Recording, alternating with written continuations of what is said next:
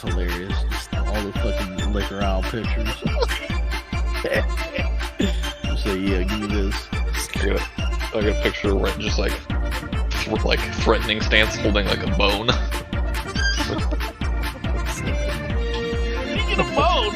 There's bones up there. Yeah, in the cow field. Remember? In the pasture. Oh, yeah, wait, no, you're right. Yeah. It's Cubone right there, then. What does Rhett, like, up in the mountains look like he's fucking hanging out in SF right now? Why has he got a buttoned up fucking...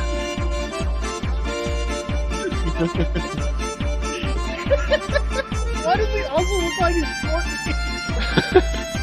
This guy's older than me, dude. Like, what the shit? Isn't it? Yeah. That's funny. He is as tall as he looks in this picture, too.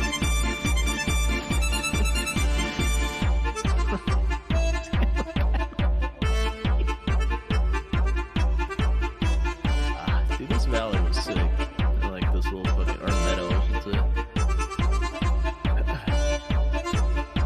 Okay.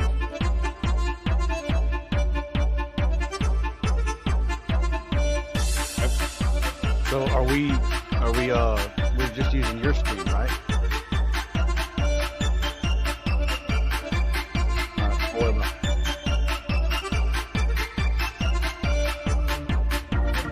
Yeah, I'm just gonna host you.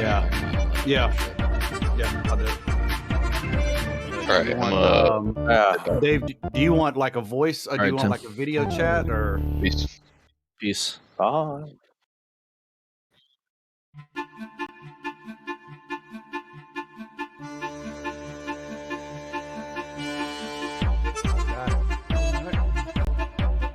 Let me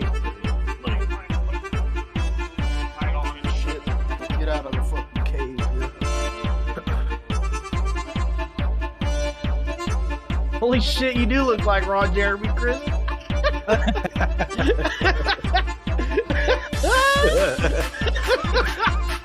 You thought he was kidding? Yeah, that big old porn star mustache, dude.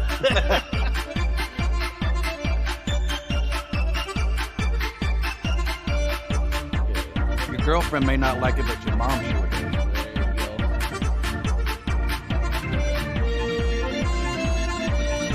Okay, so oh shit.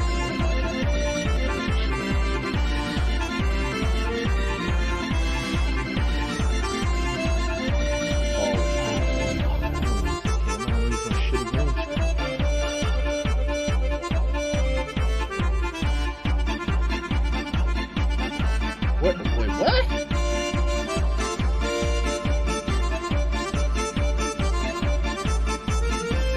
Don't say that to me. How do you do that? You're not using broadcast? I'm fucking hitting video in Discord. I think that's what you're talking about, right, Dave? No. Are you running? Are you using NVIDIA broadcast? Yeah, I'll do that right now. Let's see. So, You have to take your Discord and use your input from your camera. We gotta tell it to that to be your NVIDIA broadcast.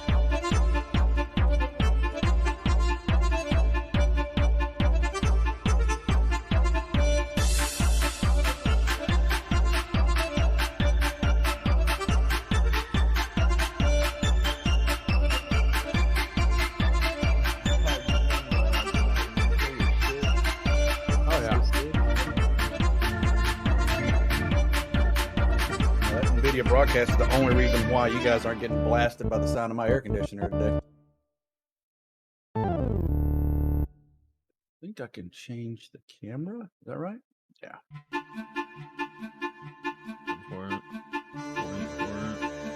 and there we go. I'm also glad of this from hell. Okay, so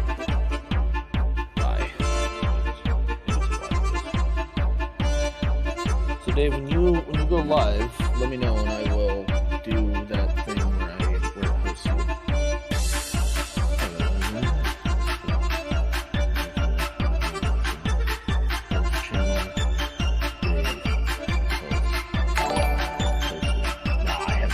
idea what happens now. Oh, as long as you're offline, it just automatically hosts on his channel. When somebody goes to yours, it'll you can set it up to where the people that you normally would watch or that you normally like. I've got mine set up for like Hogs and Dave, and so where when I'm not online and you are, it automatically streams yours through my channel. It doesn't say Edelman's online, but if somebody goes to my channel, it does what's playing on my channel. Pretty cool. I like that. I'm gonna start doing that. Hey, was it on? Holy shit. I think you had to be like live or something. I don't know what. I guess is there a different one where you do it when you're live? Oh, that's a raid when you're live. Yeah, raid is at the end of your stream. If you take your whole group and just jump into somebody else's. That's generally how you end up with a shitload of followers too, so they'll end up following you back. Yeah. Holy shit, you have a camera that is behind you? You have a chair camera? Like a camera mounted to your chair?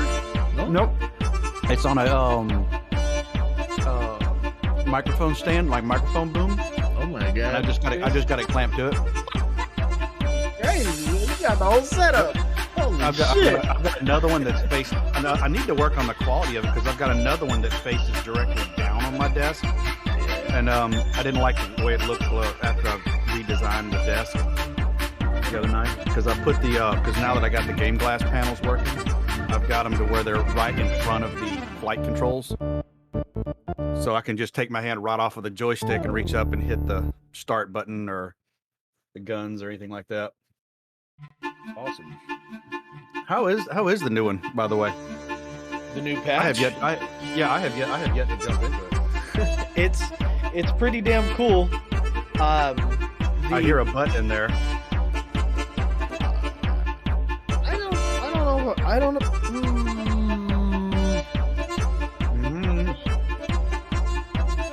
There is like always gonna. Well, I shouldn't say always, but in the live iterations of Star Citizen, there's always gonna be like awful fucking bugs, right? Yeah. So far I haven't had any bugs that are new to me, right? Yeah. So old bugs that have been there since I started playing the game, right? But all the new stuff works really fucking well. Like one of their inventory system, the brand new how you equip things, is pretty fucking seamless. It's fast too. Like before, you had to sit there.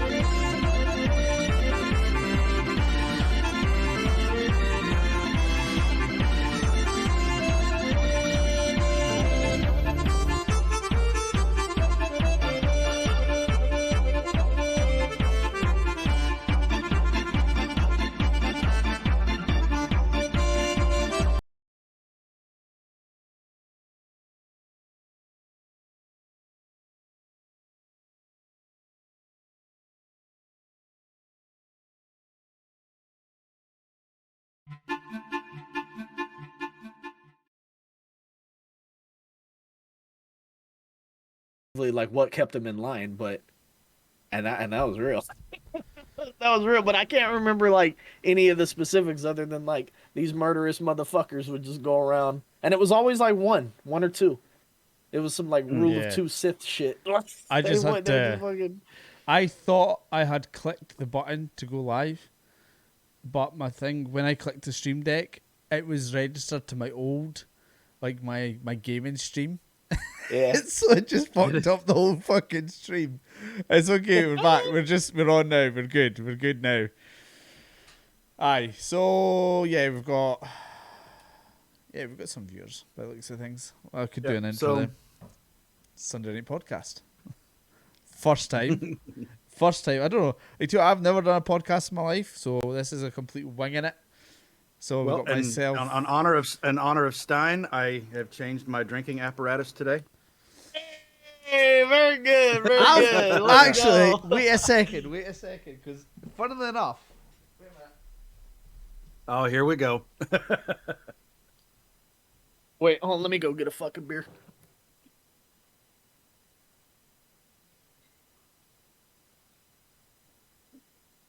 All right, so while everybody is gone,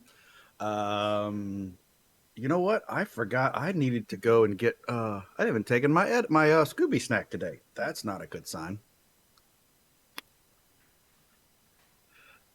All right, Stein. Now that you're back, all right. I'll wait till he puts his headset on. When you're All right. talking about that, All right. I I've got just one as well. remembered that good. Nice. All right, so I forgot. I need to go get my medicine for the day. I forgot to take my Scooby snack, so I'll be right back. Snacks. But yeah, that was quite funny because I seen that and I was like, damn, Chris has now got a flipping tankard, and I'm like, I picked up one yesterday because it came with, it was like £5, and it came with a bottle of beer and like this ginormous flipping. It's like, oh, and it's heavy as well. So I'm picking it up. I'm like, fuck, this is actually sore in my arm. But yeah, so for the people that's watching, we have got a current subject, as you can see at the bottom, urban legends from around the world. So we've got myself, Dave, we've got Stein, or Lars. Hi. How's it And going? we've got Chris, who has went to pick up his bits and bobs. What is that? Are you drinking out a bullhorn? Yeah. That is fucking awesome. Oh, you need to be drinking mead. I hope that's mead that's in it. It's I went out there to get beer. I didn't have any beer, so I got some fucking vodka and some milk. Vodka and milk. Yeah, what? I mean, like, I didn't have anything else. Oh, I'm not gonna drink nasty. straight vodka, so I put some milk in there. You know. Fucking vodka Are you, and drinking, milk. are you drinking milk? Vodka and milk out a bullhorn. Oh, okay. Oh, well, yeah. That's As props you for do. that, yeah. As you do.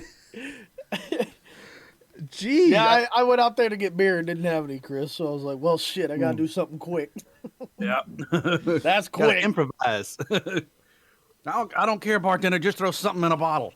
Just something in a glass. Well, I've got some rhubarb and ginger gin with some lemonade. That looks like. I'd say that looks like water, dude. It's got a slight tinge to it. Slight tinge. I was running low on the old gin supplies, so yeah. So like I said, we've got two subjects each, roughly. Obviously, we'll no doubt go on to other subjects from talking about every subject. You know what it's like when you start talking about something, you'll remember something that's happened, and yes, it's not like we have to stick to these things. Yeah, make it as organic as possible. Just start fucking talking. Wherever it goes, you know? Yeah. Yep. There's everybody staying. well, do your push-ups, Shadow Main Stain. You carried in yeah. push-ups on Dave's channel. Get shit on, dude. No, but I think. Don't you dare, because I've not got much left. Don't Alright, you I won't do do it, I won't do it. Because I'm not. No. You ran out of milk on that bit. It's getting low. Oh, geez. But maybe that's a good thing. So I'll just keep stocking up on the points. I mean, right now I think I've got enough. I think I've got close to 10,000 channel points on Stein's channel, and then I've got I think another 2,000 on the other 4 alternate accounts. So we can keep him busy for a while. Holy shit. fuck, dude. He gonna be swole. After Dave abused my channel the other night, I went ahead and upped the price of mine because You gotta got have me do like 46K 3 extra inside edibles Shadow. and yeah. Nice. So yeah, so what we'll do, you want to toss a coin? Who goes first? I'll go first. You want to go first? Okie dokie. Okay. So, I used to live in Georgia, which was moved before this one actually. So I have actually been to this lake before. It's called Lake Lanier. Yeah. And it's a ghost town. And at the bottom of the lake, Lake Lanier, there are fully intact towns, ferries, a racetrack, and multiple cemeteries. What the The fuck?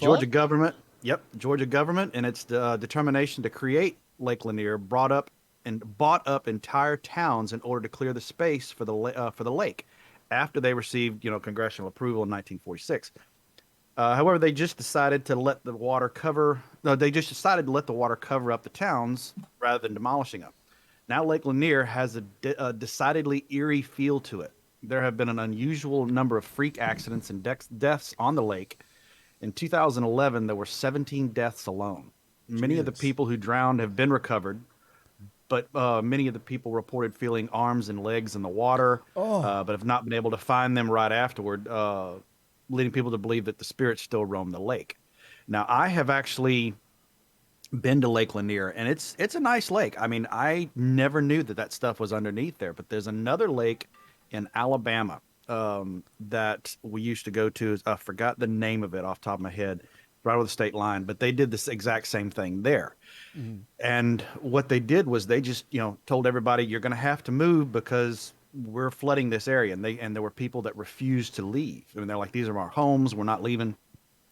And when they flooded it, they didn't open the dams and just through there. They just slowly Made the water come up. or made the water come up. Jeez. So it's made a great scuba diving area, because you go down there and you will go down and you'll have actual full houses that you can scuba dive into. Right. Okay. And in through the front door, and you'll look around and there'll still be pictures on the shelves. There'll be they had photos of the tablecloths still on the tables. Fuck. Yeah, I mean it's eerie, some of the pictures from down there, but they would just I can't remember the name of that other lake, but Lake Lanier also has that as well. Oh, that's quite creepy. Imagine going swimming though, and just all of a sudden feeling something on your feet.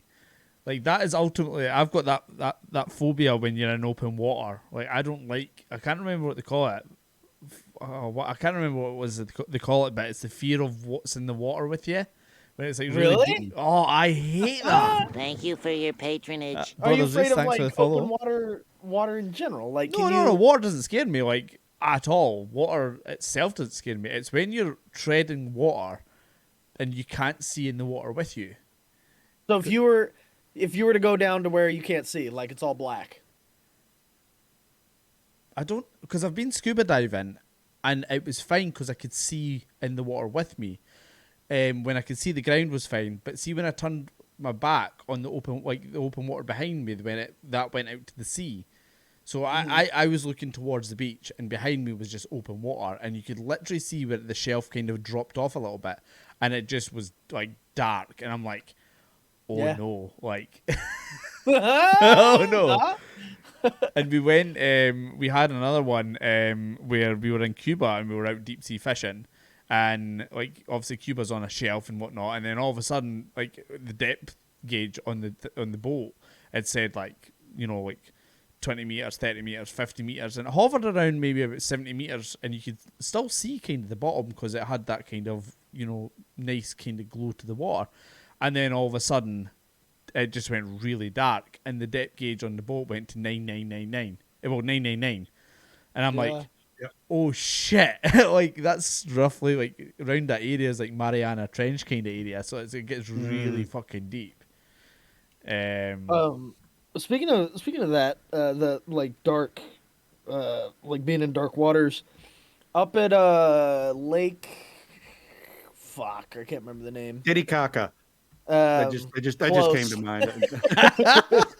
A little north of there. Mind. Yeah. Uh, uh,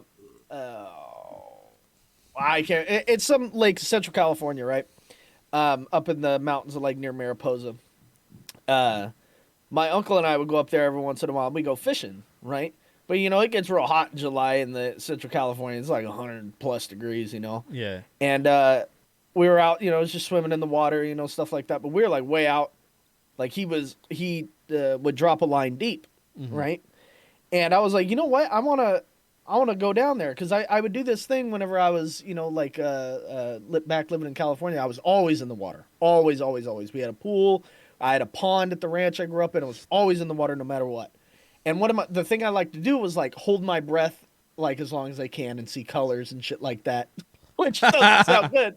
But so I prided myself of my waterworks. You know, I could basically do whatever I want in water. I felt like at home. So I told my uncle, I says, I want to ride the anchor on the boat. I want to ride it down, right? Because he said it was like, I don't remember the depth that we were at, but his anchor only went down 40 feet, right? It was just a 40-foot anchor. Yeah. So I said, okay, I want to do this. And the water was cold, you know, because it's just, you know, it's lake water, right? It's mountain runoff and shit like that. It was cold. So I was like, fuck it. I'm comfortable. Let's go. And in the lake, you know, it's not like a crystal clear blue fucking lake. It's like sedentary kind of. So it's like you stop after maybe like, you know, when you go under, the water's not blue. It's fucking green and brown. Shit. And once you go a little bit more down, then it just blacks out. And so I rode that anchor probably, it felt like after a few seconds, it was already just pitch black. And you felt like everything closed in on you. But I was like, you know what, fuck it. I got plenty of time here. This is only a few seconds. I'm going to keep going. And the anchor's not heavy, you know what I mean? So it went slow. Fuck. I was down there for a minute, and I told my uncle, I says, if the boat tugs, just, you know, start reeling it back up because I'm going to pull myself up too. You know, it's not like, this isn't crazy. This is only like, what, a regular pool's like 10 feet deep or something like that. Deepest so I've been in was about 5 meters. So that's like 15 feet. Yeah, so yeah, right about that. Right? But, you know, multiply that 3 over. So it's not so bad. And you can easily get to the top of 15. So I just rode it all the way down. And what was freaky is how cold it got and how your ears start ringing. That was a little weird. Oh yeah, like I say, I did scuba diving, and it's crazy because you get so far down, and then all of a sudden it's like goes past the normal threshold of where you would normally swim to, and then you're like going deeper, and you're like, oh, I could literally feel the cold currents coming in. I could feel like the difference in pressure. Like you always felt pressure around about 3 or 5 meters, but then when you go past that, it's a completely different sense of pressure. Like you'd feel it on your chest. You could feel it like, oh, it was weird. Yeah, it feels like you're having to make room for yourself. Yeah.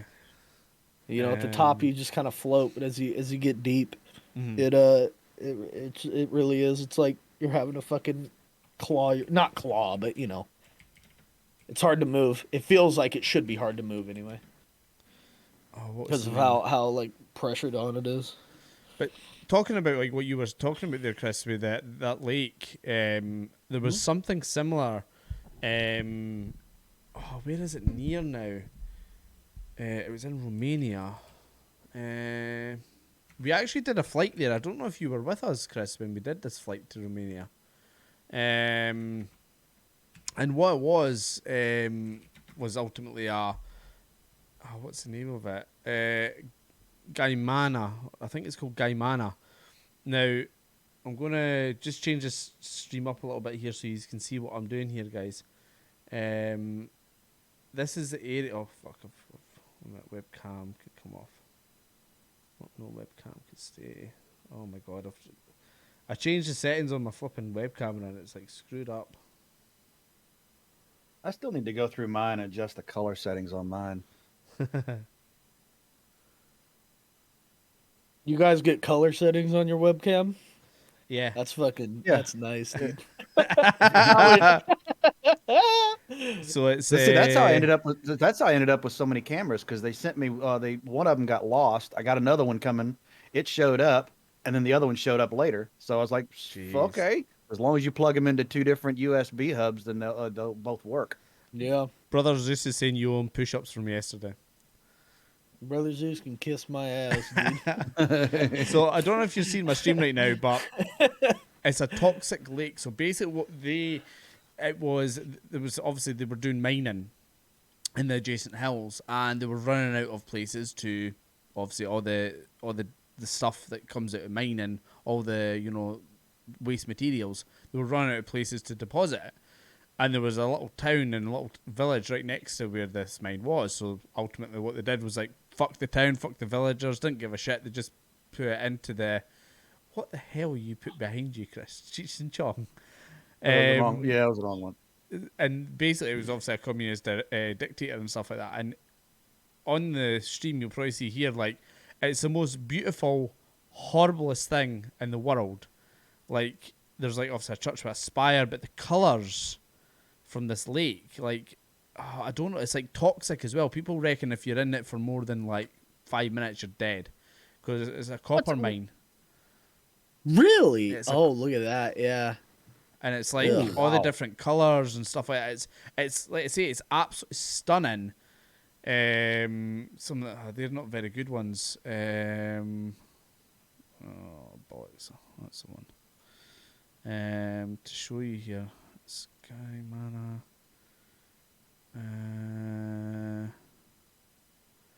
That's not really a very good thing. But like, let's say there's like cars. There's yeah, Dylan, exactly. I remember you and John try to fly there, and it's absolutely stunning. But you can't go in the water. Like you will literally die because it seems like it's like phosphorus and all these different like really harmful things to us as humans. But there's a sinking village. It's like there's like graves as well.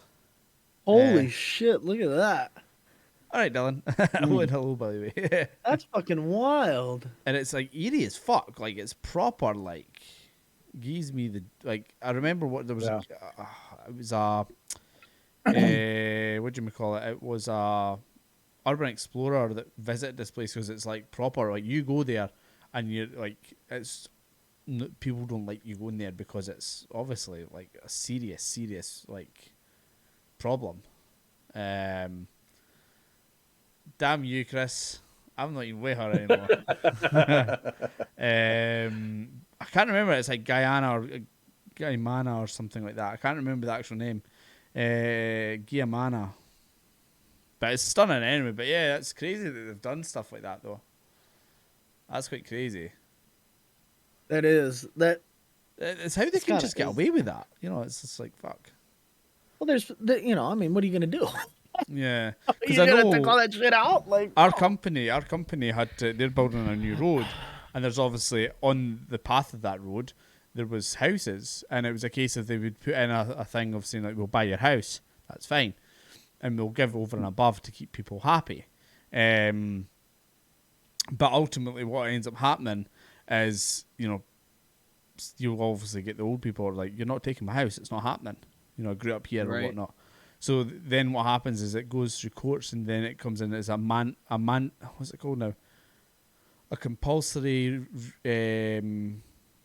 Is it compulsory relocation or compulsory eviction notice? I can't remember the actual name of them. in America, it's called eminent domain. Right. That's it. Yep. Yeah. So basically, what happens is the company, well, the government basically says, if you don't leave, then it will, we'll give you over and above more than what you should be getting because of the hassle. But if you don't, you'll get kicked out and you'll get like the bare minimum of what you're due, and that'll be it. I've just seen a Stein sitting in a fucking throne. It's not gonna work too well because my mic's all the way over there, but It actually That's pretty works cool. okay. I like that. It works not too bad. If you bring the mic a little bit towards you and point it towards you, and you have your bullhorn, it would be perfect. I don't know if I can. I'd have to like plug in a different mic. Well, I can do it. My mic's already fucked. See? You guys are gonna have to like let me know if it starts buzzing, but I can do it. That's funny. So anyway, go on. See, Sorry, Dave? I'll fix this. We'll do this live. See, Dave, it's not just me. Stein had issues with his mic. Like, yeah, he was saying Shadow Man. Yeah, he was saying he was having a couple of issues. But Discord has a few things that stops the if you have a slight buzz or anything like that. Discord's got like noise suppression things. It stops that. Another thing I thought of while I'm thinking about Dave, the more I thought about it last night, I think you're right with the community folder being the problem with FS. I've got a sneaking suspicion it probably will be. Yeah, I think I'm gonna give it one more shot, and if that doesn't do it, I'll go in and just empty the folder because Imperial was also having a 20-30 frame per second drop on his last night too. So yeah. But it could obviously be a problem with their servers as well. So we'll get on to to drop 100 frames a second. Yeah, that's more than a server issue. yeah. But there it goes. That'll work. Yeah, just there you go. he's like bearskin fucking. That's cool as fuck. It's rabbit. I have a. That was a big fucking rabbit. Well, it's a lot of it. Yeah. I have a Alaskan wolf one that cost a bunch of money. You want to see that? Anyway, so let's see. Let's see how I can like get this because this isn't very like throny, but I suppose I could just like. That's quite funny. That's quite good. That's good. All right, That's pretty good. That's awesome. Like you need your bullhorn though; it'll just look like that much better with more vodka and milk in it. Oh, that's fucking nasty. Like how? Oh, even the thought of that curdling in your stomach. Really, all it is like just what is it? Eggnog. Russian Moscow Mule. Is it Moscow Mule? Yeah, I think so. I think that's what it's not the word I'm thinking. The other word, it's called a White Russian. White Russian. There you go. I had one of them, and I've took about 2 sips and vomitroned everywhere.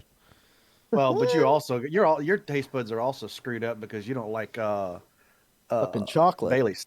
He doesn't like nasty. Bailey's. Fucking Bailey's is nasty. So Fucked nasty. in the head, Dave. Yeah, What probably. do you think about that? Nah, quite possibly. Quite possibly. You want to go next time? What with the urban legends and shit? Mm-hmm. So Did you see What? that? Did you see that direct link I sent you? yes, I did. Okay. Haggis is awesome, Shadow Man. Haggis is awesome. The a good one we have that I can like personally be involved with. This isn't so much an urban legend because like urban legends, you gotta like have old history, Yeah. right? And California, we don't really have old history. Like the oldest towns in California are like from the 50s. So like we ain't really got anything old unless it's like Indian stuff, which I don't know too much Indian lore. However, there was one. This is just a couple murderous bastards, right? In the 70s and the 80s, right? Was whenever they were caught, but they've been murdering for years. Is the massacre of Wilseyville, right? A guy named I think Leonard Lake, and I don't know some other guy whose last name is NG, right? It's an Asian last name. They did murder about 25 fucking people up in the town that has 49 people in it, and we had a cabin up there that we'd always go stay, and it was right next to where we fucking lived. Fuck. They did all this murdering. So, And what was wild is that like they would kidnap like everybody, right? Like I mean, men, women, children, shit like that. And they take them out into the woods and just fucking fuck them up, right? They kill the men, they kill the children, then just torture and rape the women. You know, it was just crazy shit, right? Fuck. But they also like stole vehicles and shit, you know, like cars and like, you know, wherever they could get the victims in. And so since, you know, a couple kids went missing, my papa always told me, he says, now boy, you know, there's a couple murderers who used to live up in these woods, you know, right outside here. And where our cabin was so far out in the middle of the fucking woods that if you were to get hurt or something, Yeah. you got like an hour drive before you can get help. Yeah. And that far out in those woods, right at the edge of our property line, is a bunch of old buses from right around that time, just like out there. Don't know how they got there. There's no roads. You ain't getting a fucking bus in there. And I'm talking school bus. Fuck. Don't know how they got it in there. And there was a little campsite down there too. There was like they built a like an outhouse kind of thing, Yeah. right? Where and there was like a little grill that they put, and there was nothing else. It's just like, and we didn't know how it got there. You know, the people who sold him the property, he said they just didn't either. I don't remember if they didn't know or like they didn't know how they got there, but they didn't include the buses in the price. He said, because that's what he was concerned about. He's like, "Well, I gotta pay for these buses." They were like, "What bus? No, you don't gotta pay for buses on land." He's like, "Okay, I'll take the property." And give a fuck about people getting murdered out there. But yeah, Jeez. I don't.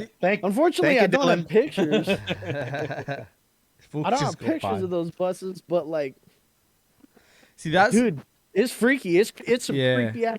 See- You go down there at night and you're like, whoa, this is from the past. well. There's a good subject about that. Was like, see, when you get places now, I believe this because I think places can then have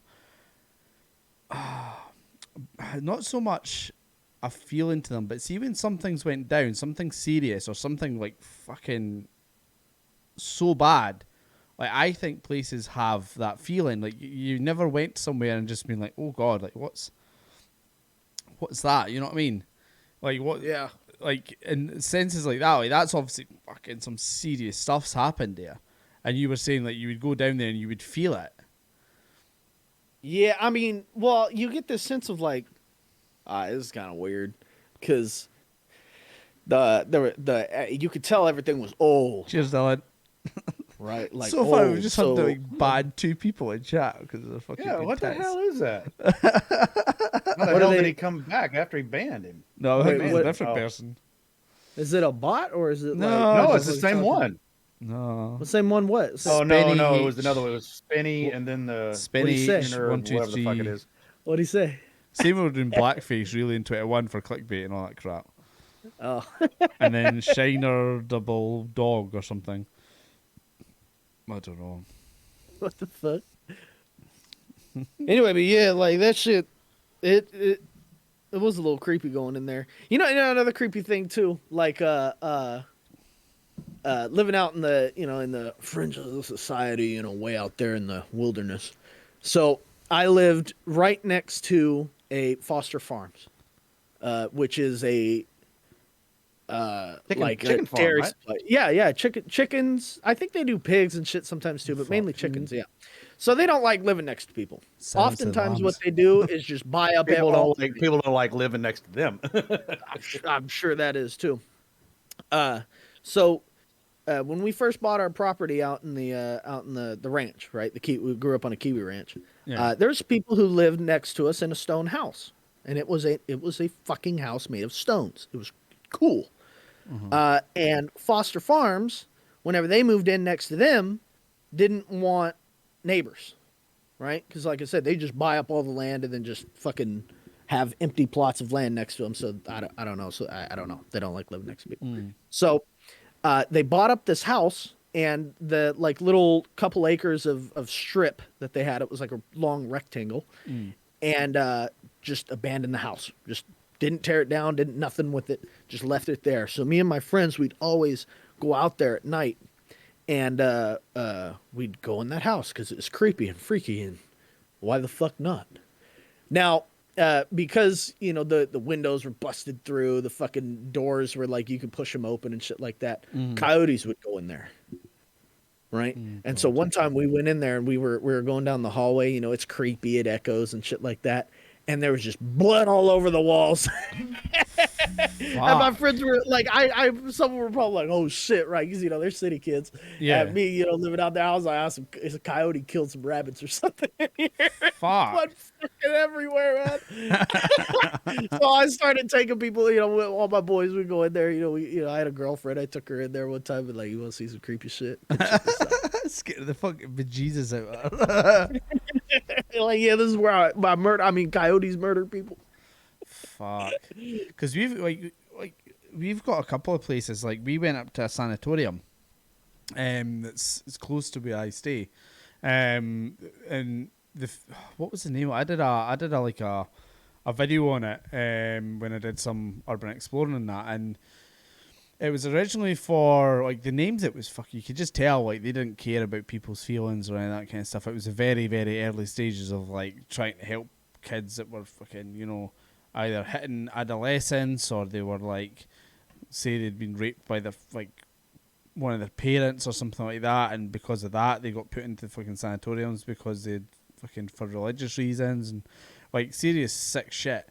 And going there now, like you're walking around the rooms and you just get that feeling of something because I've been in some fucking creepy places, and you always get that sense of like you feel like you're not like alone, or you've seen like, something's watching you or any of that kind of stuff. That's obviously sounding really fucking like the typical thing that people say, but I think if you go to certain places and whatnot, you're definitely going to get something so traumatic and like that kind of stuff. Like that, what was that house in America? Amityville Horror was, in Amityville, where the guy butchered his whole family. Like, you couldn't live. Is that real? Yeah, yeah. It was based on a true Really? story. I didn't know that shit was Yeah. real. Holy fuck! Amityville Horror was based. I think it was off of 3 families that lived there, and every one of them was doing the same thing. Of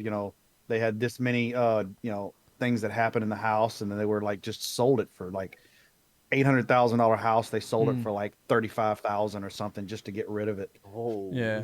fuck! The original story for Amityville, it was like what you're saying, Chris. It was a family was in there. The guy fucking lost his mind and butchered his whole family, wife, kids, the whole fucking lot. The next family that moved in got it cheap because obviously the reasons behind it. They couldn't sell it because everybody in the area knew. They bought it for a fixer-upper, and the guy started hearing voices and whatnot, seemingly. He knew, but I think the family didn't know that it was that what had happened in there. But definitely, yeah, like some fucking really creepy places. And they did actually bring that Lorraine Warren and Ed Warren in because they were obviously they were dealing with some stuff. Obviously, there, they generally did actually get sent into there to try and aid the investigation because there was paranormal stuff seemingly going on. Chris, do you recognize the name Ed Gein? I think his name was Ed Gein. Yeah, you guys know who that is? No. Yeah. Butcher of Plainview. Okay, so Haven't heard that one. that he is the basically what Psycho is based on, right? That the movie, the Hitchcock, right? And speaking of him, when you said the name Ed, Dave, that's what like it reminded me. So in my college, I did a forensics class for like cop classes, right? And they brought in from some fucking museum or I don't know, something somewhere. They had these big glass cases, right? And they brought in evidence that they had preserved from Ed Gein's house. Jesus Christ. There were belts made of like human skin Fuck. and like fucking lampshades of like also skin and like oh it was it was wild, right? And this guy like after his mom died, he fucking went crazy and he would abduct women and like dress them up like his mom and like keep them in his house and they were dead. You seen pictures of him? Yeah, He literally looks like the typical country bumpkin. he looks like he's got like murder in his eyes. He's got that man. stare Like, in his eyes. yeah, got like that guy is a wild just- motherfucker. Yeah, like what you're saying about that though, there was the thing in Scotland that happened where, well, the movie that was, what was it called now? The Hills of Eyes. You know, that was actually based off the cannibals of Scotland, where a family was basically lost their jobs, so they exiled themselves into these caves, and through time, like they bred with themselves and replicated and whatnot, and they basically what do you call that thing? You know, when when somebody's going past in one of the horse-drawn carts, and they basically would hijack them and you know, kill them and make it look like they'd, you know, fell off the cliff and died and, you know, got washed away. But Why do you think they were killing him? for food, sustenance. They Holy killed over shit. 1,000 people.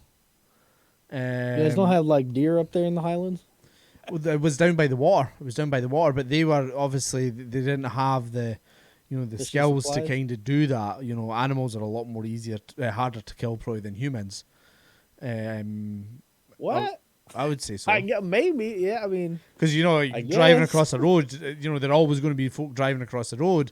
Oh, sorry, can you stop for a minute? My friend's been hurt. All right, okay, Dang. boom, you know, femur bone across the head. You know, but they would pickle people's like insides and fucking legs and heads and all that kind of stuff, and they would live off them. And they had about a 30-strong family or something. holy 30. Yeah, all inbred and all that kind of stuff, and they killed over 1,000 people, and one of them escaped. One of the people from Jesus. one of these heists escaped, and they obviously told the local constabulary, and you know, they came up to the thingies, and they obviously caught a lot of them were killed during the thingy, but yeah, that's ultimately what it was about. There was a movie called Robert Carlyle was in it, and it was kind of based a lot more on it. I can't remember the name of it. Oh, it was something to do with the. I can't remember the name of it, but Robert Carlyle did it. It was a really good movie, but it was obviously based in America and whatnot. Right. So Ed Gein was a fucked up motherfucker. Oh yeah, he was. He was no right. Like, look up the Devil's Tramping Ground. Okay, that's When that guy got caught again, the cops came into his house and he was sitting on his couch or like in one of his chairs or whatever, drinking out of the fucking skull of one of the ladies. Oh, for fuck. Just like perfectly normal. Like, what's up, cops? How's it going? But the You want a Texas drink? Chainsaw Massacre was based on something, eh? Oh, probably, maybe. Devil's You Tramping got a Grounds. lot of wild motherfuckers with chainsaws, man. That's a good way to fuck someone up, you know? Oh, You yeah. think about that? Like, all right, so what do you got here? You know, guns pretty loud. I mean, chainsaw is loud too, but like, fuck me, you know, ain't nobody gonna Jesus. look sideways at someone buying a chainsaw. Oh, Got that's some branches to cut down, you know? And you just get them in a bathroom, nice linoleum floors, got your fucking tile on the wall, easy to clean Yeah. up. You just fuck someone up with a chainsaw, easy. Jeez. Just drain them out in the bathtub. Get some like, I don't know, just take their hands off, let them drain. Take them to a butcher shop, Shit. you know? Fucking chop them up and get rid of them. That's fucking easy with a chainsaw. But I'll show you. I'm sure it's based on some shit. Oh yeah, definitely. I'll show you this. What I was talking about there. That's the wrong one because this is wrong.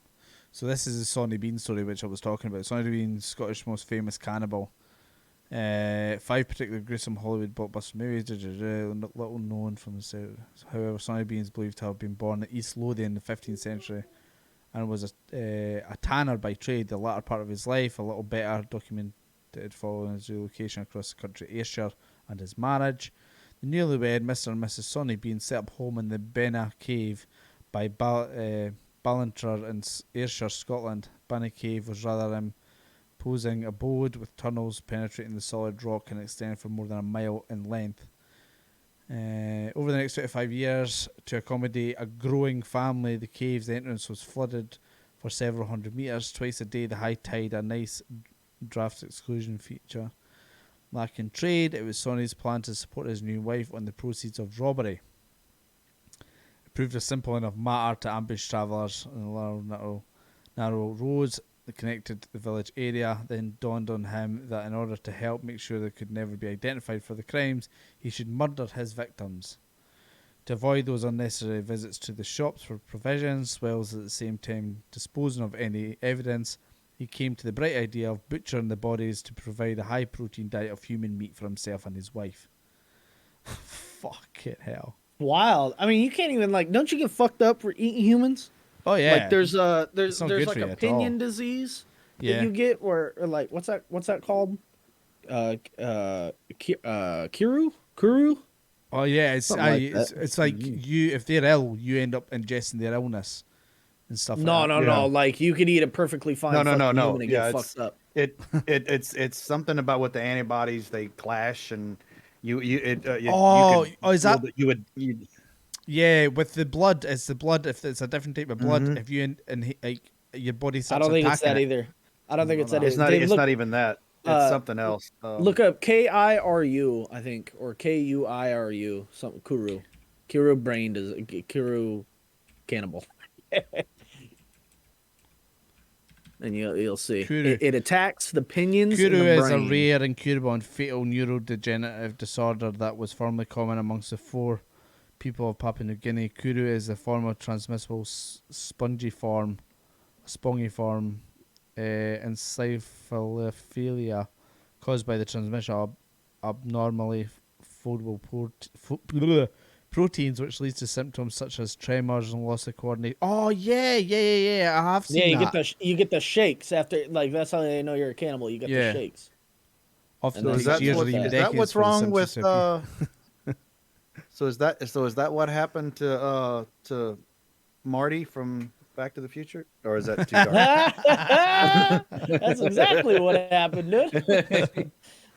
But the high protein diet seemed to have been effective as Mrs. Bean began to produce little baby beans, 14 little beanie babies in total, each with a very unhealthy appetite for human flesh. 14? Oh yes, for human flesh, as the beanie babies grew up and in turn through incest produced beanie babies of their own, and their cooking pots increased in size dramatically over 2 decades. What the fuck? Generations of beanie babies grew up in benign cave, refining their skills of murder and cannibal cuisine, including the now lost art of salting and pickling the flesh. Finds of curious preserved but decaying body parts were discovered washed up on surrounding beaches in the area. Local authorities by now established what must have been, and what must still be to this date, the longest missing persons list ever produced. Although mass searches of the area carried out in order to locate the missing people or their murderers, nobody ever thought to search the depths of Benan Cave. I mean, I'd just fucking dig a big ass hole, right? Yeah. Have a trash hole, and then just fucking fill that hole in. Yeah. Anything ever it's happens, mental. just like have a crypt, like dig fucking deep, dude. Oh, If you got all those people and all that time, just dig fucking deep. You got murder people, keep them way out there. Remember, in California, all I got to do is what they say: just make sure that you plant an indigenous plant over the top of them. Yeah. That way, it's illegal to ever dig it up. I bet you there's some. You know, I mean, the amount of hoops that we have to go through here to like just remove a tree yeah. is stupid. You know, I mean, it's like, okay, yeah, you can remove that tree out there, but what are you going to replace it with? I don't want to replace it with it. I want it gone to where I don't end up shit dropping on my car all the time. Yeah. Well, you got to replace it with something and almost the same size.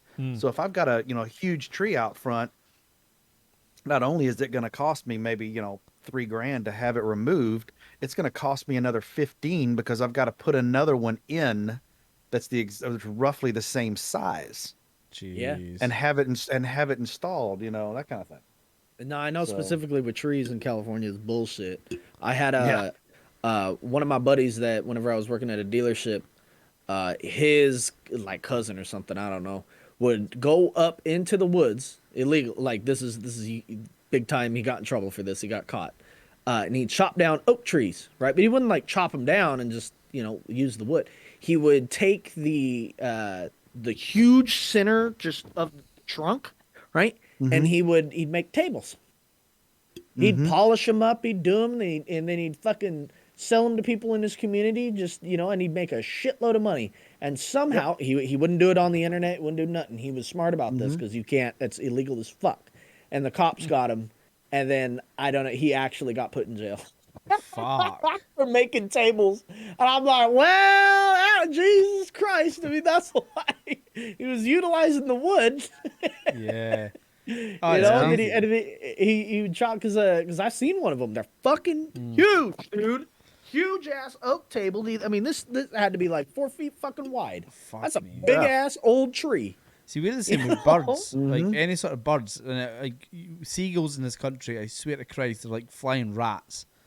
They're so bad, like for the community. They shit everywhere. Oh yeah. They fucking, if they're nesting, holy fuck, they attack everybody going near them. We used to get pissed off at people in Florida when they come down there and they would feed the fuckers. Feed It's 'em. like, no, we're trying to get rid of them. Yeah. Well, that's the No. thing. There's seemingly, and now I swear to Christ, there's millions of the fuckers in this country, but Yeah. they're protected, so you can't kill them.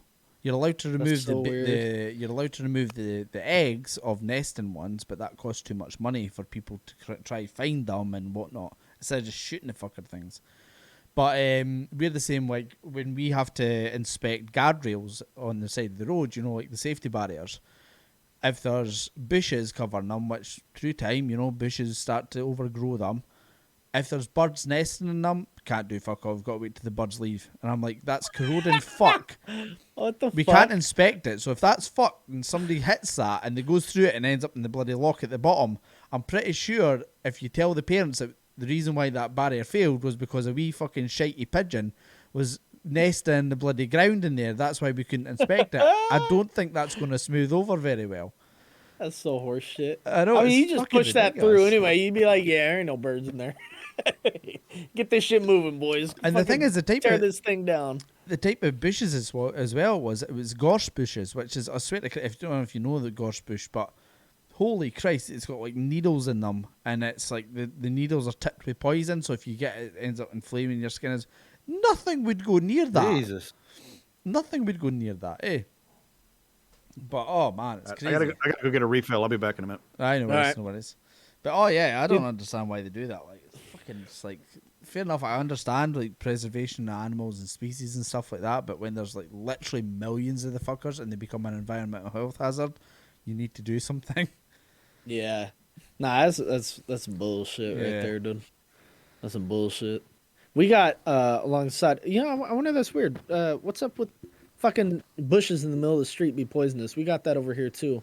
I think Yeah. on our freeways, on our highways, at least in California anyway, they're oleanders, which I think that's what they are. But it's like wild poisonous, like Oh, crazy, like up there, like with Yeah. cyanide and shit.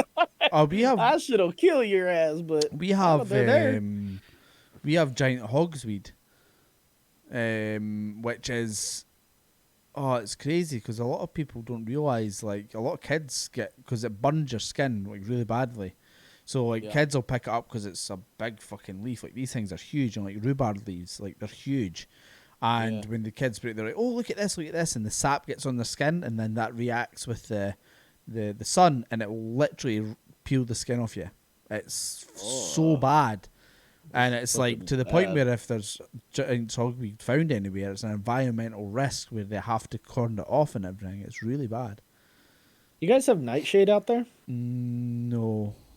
Do you know what it is? I know that it's they used to call it the deadly nightshade, and they would slip it in people's drink because it would be untransmittable and it would kill you. And I don't think I it think shows it was up. the same. Is it the same as Wolfsbane? I think it is. Yeah, Wolfsbane's the same thing. Like, It looks like a tomato plant, but like a small tomato plant, but it has blackberries on it. We used to get that shit growing like wild out at our farm, Yeah. and the fucking goats we had out there would eat it, and they'd just be dead. It was bad. It sucked so bad because we had goats as pets, right? Like my mom loves animals, so we always Yeah. had shitloads of them. And you just go out there and there'd be a bloated goat just laying down. We're like, oh motherfuck, there it goes again. It's back. The Nightshade's back. Yeah. So we got to go in there and fucking rip out everything fucking green. Oh fuck. We have But something yeah, like that that's- in North Carolina. It's transplanted from somewhere else. It probably will be. I don't think it's. It's local to our country. Like I think there's a lot of stuff. We've got like, Himalayan gypsum. We've got loads of stuff in our country that shouldn't be here. But yeah, it's because I'm trying to think now. See, we have a lot of wild goats and wild sheep and stuff like that, and I swear to fuck, they're the most stupidest animals known to man. Like, I was watching a video the other day there, and it's literally fucking, like, so, like, this, was it a cow or a sheep? It was a sheep, and this sheep was on the side of the hill, right?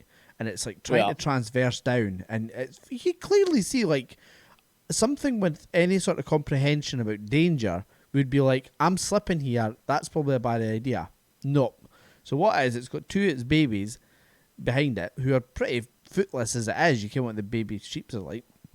And this fucking sheep takes a misstep and it just fucking cartwheels for about 300 feet down this fucking mountain. Probably breaking every fucking bone in its body and dies. Right? And it's just fucking lying in a heap at the bottom of the thing. And the videographer's like, don't do it, you fucking stupid sheep. You stupid fucker, like that. Just shouting it while it's like fucking dying, like fucking as it's catapulting down the thing, mate. And what do you think the baby sheep do? Fucking follow it. And they fucking go down with it as well. And there was oh man, holy shit, there was a video of I hate watching these kind of things, but I seen it. There was a video of a deer on this waterfall, and holy shit, this thing slips, and it slips all the way down this thing, this waterfall, and hits this rock, and just explodes. And oh man, Jesus. I don't know if I'll be allowed to show this on Twitch, but you know what? Fuck it. It's on YouTube, so it should be fine. I need to show you this. Honestly, if you don't like watching stuff like that, it's not nice, but it's just, it just totally blew me away. I was like, holy fuck. I watch shit like that a lot. One of my favorite types of videos is animals eating other animals. I love man. it. I love like, I don't know, it unlocks something primal in me where I'm like, yeah, I wish I was that bear fucking up that deer. Yeah. No, eating that shit, like, damn. Bears are fucking like, I've seen pictures of what the aftermath of a bear interaction with a human is, and it's fucking gruesome, like. Yeah, you can get pretty fucked up by those things. This guy Especially didn't way have up a there in face Alaska. left. There was the dude. I don't know if it was Alaska, but this dude had a fucking altercation with a brown bear, and he didn't have a face left. He survived, but he literally didn't have a face left. Yeah, that's giant probably somewhere up hogweed is there a plant in here, north Carolina. like Canada, fucking Alaska. Because I don't think there's any brown bears left in like mainland America. I think we killed them all. Right, here's this video, guys. Now, like I say, if you don't like watching this kind of stuff, just turn me off for a minute. It's on for 2 minutes. Like, And all of the viewers go down. but it's just because I seen it and I was like, holy shit! Like, Oh, that's an elk. so yeah, that's obviously like an elk, right? This thing's struggling. Now I thought it was going to be this that fell, but it's not. It's another one, and this thing, fucking like, holy shit! So you can see it's slipping like fuck. At what point would you be like, right, this is bad? Like, so it slips, it falls a little bit, and it's good. It survives, right? Yeah. And I was like, oh, that wasn't too All bad. right. And the guy must turn his camera off and put it on again, and there's another one. I don't know where it is. A minute. We'll show. I was just out there hiding behind some ferns, dude. Just checking this shit out. Well, it's a female. Dude, I'd blast Oh, that thing so there's quick. Be eating good. Oh, there was not much left of it. I mean, you still pick that Oh, shit here you up go. and get your fucking good leg.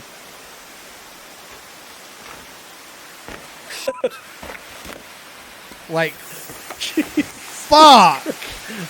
Holy fuck. And the guy is literally just watching. He's like, "Oh my god, dude! I just fucking watched that thing fall down that cliff." And Dude, that's a score right there, dude. You got Like- yourself some fucking deer. that thing got fucked up. Like, holy shit! But then you get those what do you call them? Like the mountain goat things that like they're hanging on by like the vertical cliffs, and they're hanging on by these tiny little fucking hoofs. Yeah. You seen that video? The goat climbing there was like 2 or 3 of them. They climbed this dam, and just to yeah. lick on the salt. Yeah. Yeah, you talk about motherfuckers dying. If they didn't fall, but if they did, that they would probably be in pieces. At least they'd probably lose a leg. That shit was high up. That's a lot of fucking velocity. Fucking hit that ground, boom, baby, done. No, yeah, that's way up there. Yeah, I got a gruesome ass story. Speaking about fucking deers. So it was one of my years hunting. Right, it was one of my. I think it might have been my first year actually, going up with a whole bunch of my buddy's like parents and his friends. Right, we went up there and we was out. It was like 6 at night. We were done. We were getting ready to come home. We didn't see shit all day, and there's a big ass buck just goes sprinting past these fucking hills, and we were right close to him. You know, we were in our car. We were just driving at way out there. We called it. And it was like some valley. I probably could pull up pictures. It's really, really pretty. But there wasn't a lot of trees, and it was just these hills because a lot of it had burned down, right? So he's just fucking running it by, and I see him, and I'm like, all right, fuck it. So, and I'm sitting in the back of the truck, and I just stand up. Now, they say you're supposed to get out of the truck, blah, blah, blah. Whatever, dude. Fucking boom, 12-gauge buckshot. I'm sorry, 12 slug. Hit him right in the fucking, right on the part of his neck, the vertebrae, spine. Yeah. Blew it out, and his fucking head just dropped, and his horns caught on the ground, and his body kept going, and he just decapitated himself. Oh, and I had pictures with the head. Oh, Jesus Christ. It was the craziest thing. My friend was like, I ain't never seen that in all my years. I was like, yeah, probably shouldn't be shooting a fucking deer with a 70mm slug. Fuck. Have you seen that one where the ostrich has obviously got his head caught in like some sort of wire cowling? And it's like fucking there, and it just fucking yeets its fucking neck and just rips its head clean off its neck, and it starts fucking running about. Oh, it's fucking metal. That's a dumbass bird, man. Yeah, animals are fucking stupid when it comes to saving their own lives. Oh, I'm scared. I'll just rip my fucking head off because that's going to work. Jesus Lord. Oh God. But man, honestly, man, I was like, when I seen that, I'm quite fucking thingy when it comes to animals. Like, I love animals, and like, I just seen that, and I was just like, holy fuck, like, just blew itself to bits. That's some wild shit, man. But right, I'll go on to the next one. That's Shadow saying giant hogweed is the plant in cold North Carolina. Yeah, that's what I'm saying. It's not for this country. Like, it's came from abroad somewhere, and it's fucking lethal, absolutely lethal. Wait, Shadowmane knows a hogsweed too? Yeah, it's in North Carolina. Oh shit! Oh, it's fucking. Hey, Chris, you know those when you're driving along the highways up there, like, the 680 and shit, 580. You know those big ass in the middle of the highway? There's those giant green bushes that were called those oleanders, I think. Oleanders? Yeah, something like that. Yep. Have you heard those are wildly poisonous? Yeah, they're like up there with cyanide. Are they really? Yeah, I was half expecting everywhere. I was half expecting Chris to say, "Fuck, that's shit I cut my fucking weed with." Yeah, no way, dude. That shit's fucking wild. By the way, Dave, I picked up the stuff today for the cake mix. Cake mix? So I get to try that this week. Yeah, I decided to try the my machine with can of butter. Machine? My machine What machine? that infuses my infusion machine. So now I've infused a half an ounce into Fuck. butter. Oh my god! So, So, you're gonna have fucking high ham sandwiches? Yeah, Nice. You got a you can have surprise for them. a... You can do it for like put toast on it, stuff like that. Oh fuck! You got a surprise for our plane, Roberto. Oh, interesting. Interesting. I like how there's a massive fucking like cool ass fucking Uh-oh. milk stein. Fuck me. He's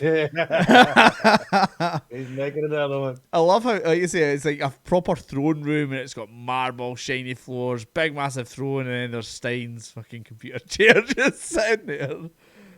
Weed on toast. Oh, come on. It's fucking American still in. Like, fuck.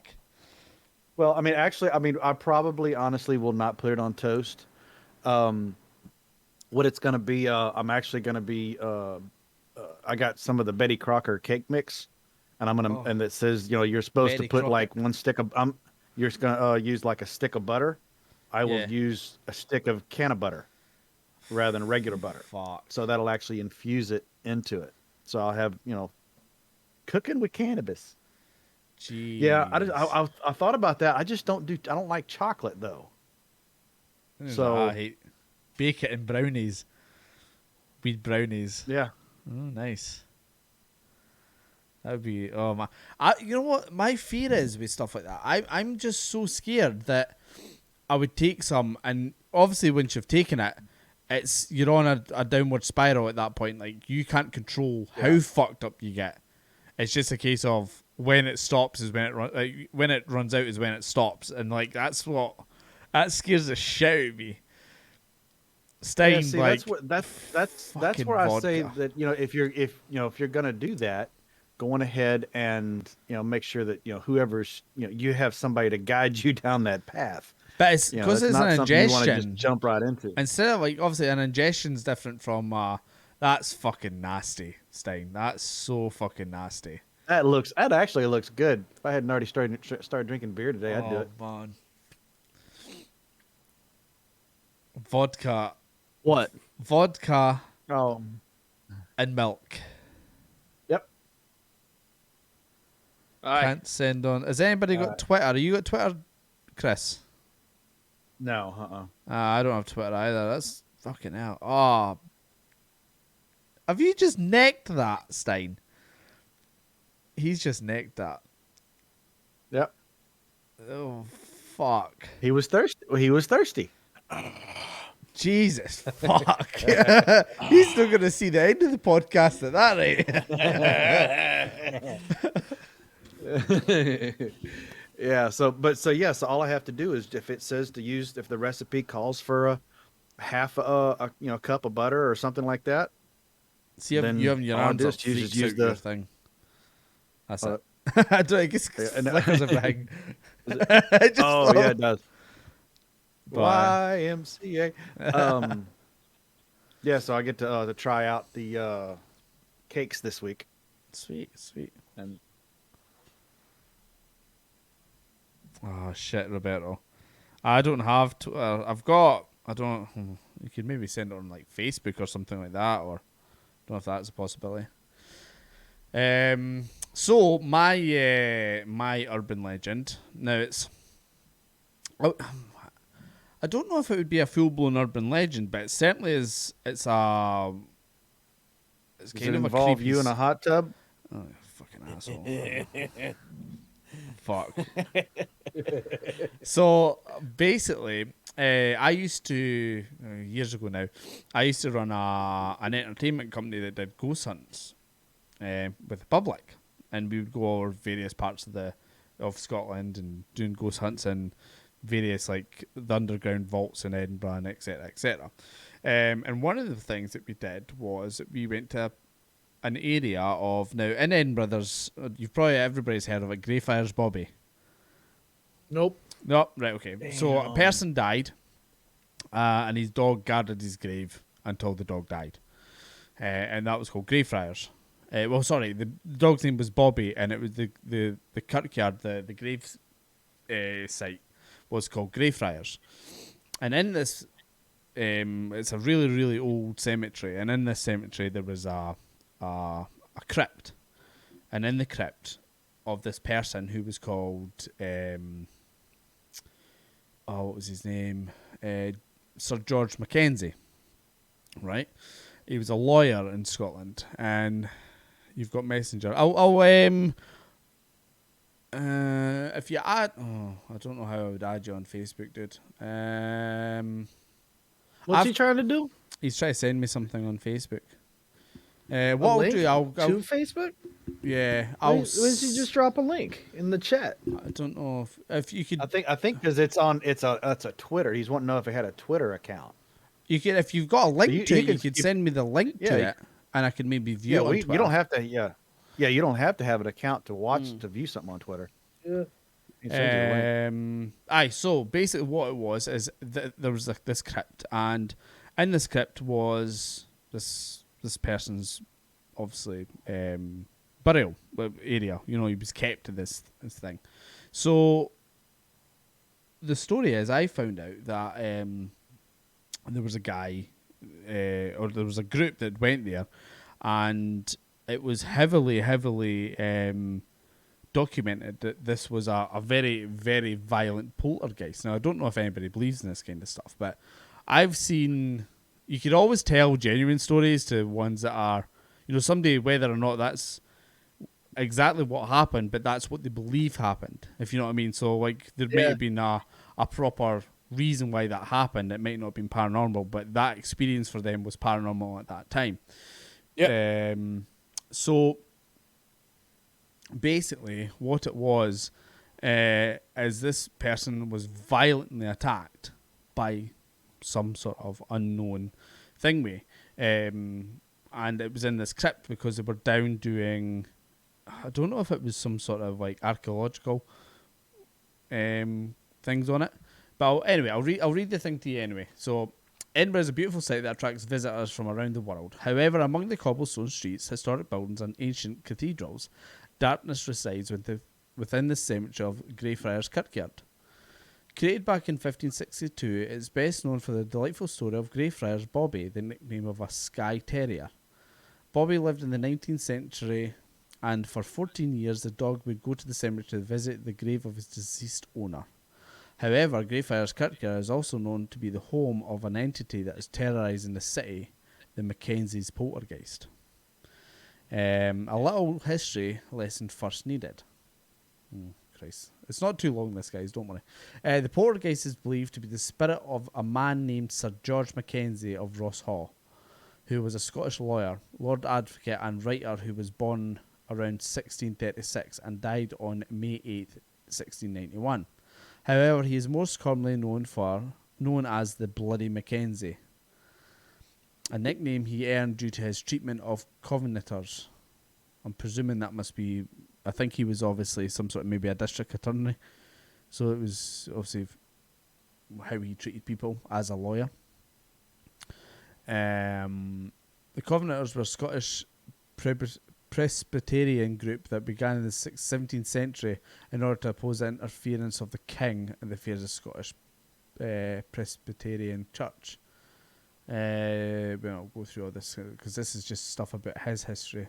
I'll get to the actual bit here. Why do you think they called it a poltergeist specifically? Do you think that I mean, that's obviously given. Like what's the difference between a poltergeist and just a regular guy? Fucking murderous ghost. Yeah. So what you've got is because we had a few people who had done a lot of research that joined our ghost hunts and stuff like that, and I'd asked the same thing. And what we were told was you've got your normal kind of hauntings of ghosts, which are just, you know, you've got residual, which is stuff that, for example, a woman hung herself, and from that day on, everybody's seen a woman walk into the banister to hang herself. To do, you know, it's like a tape recording of that event. You know, that's what they call residual haunting. Then they went on to a ghost, which is something that isn't in a playback. It's more of it's it's got a thought process. You know, it might do different things. It might move things. Well, not so much move things, but it might do things, or you might feel something, or hear something, or you know, that's just a ghost. And then you've got poltergeist, which seemingly can physically pick up things, or move things, or scratch you, or hurt you. So I think it's a poltergeist, from what I believe, or what I was told, is Directly? Like directly hurt you, or like hit you with shit? Like if well, yeah, it can interact with its environment. damn. Well, like I say, I have seen something when I was very young. That's why I had a bit of an interest in that kind of stuff. But out of the 7 years I did paranormal ghost hunts, I've maybe had a couple instances where I was like, "What the fuck was that?" kind of thing. Yeah. And we were doing them every 2 to 3 weeks. We were doing something. So yeah, like if there is that thing out there, like I do believe there's something, but I think it's definitely not as widespread as what people think it is. If there is something, I think it's obviously there's a reason why, or there's usually a very strong personality, or I don't know. Like I say, I don't think there's an exact science to it or that. So I don't know. Yeah. I don't think I've ever. Chris, you ever had like anything you couldn't explain, like something like that? I've never had like a We paranormal thing. when we lived in the house in Georgia, it was haunted. We don't talk about it a lot, you know, because of obvious reasons. But I mean, and they weren't mean ghosts. We're convinced that they were the original builder and his wife.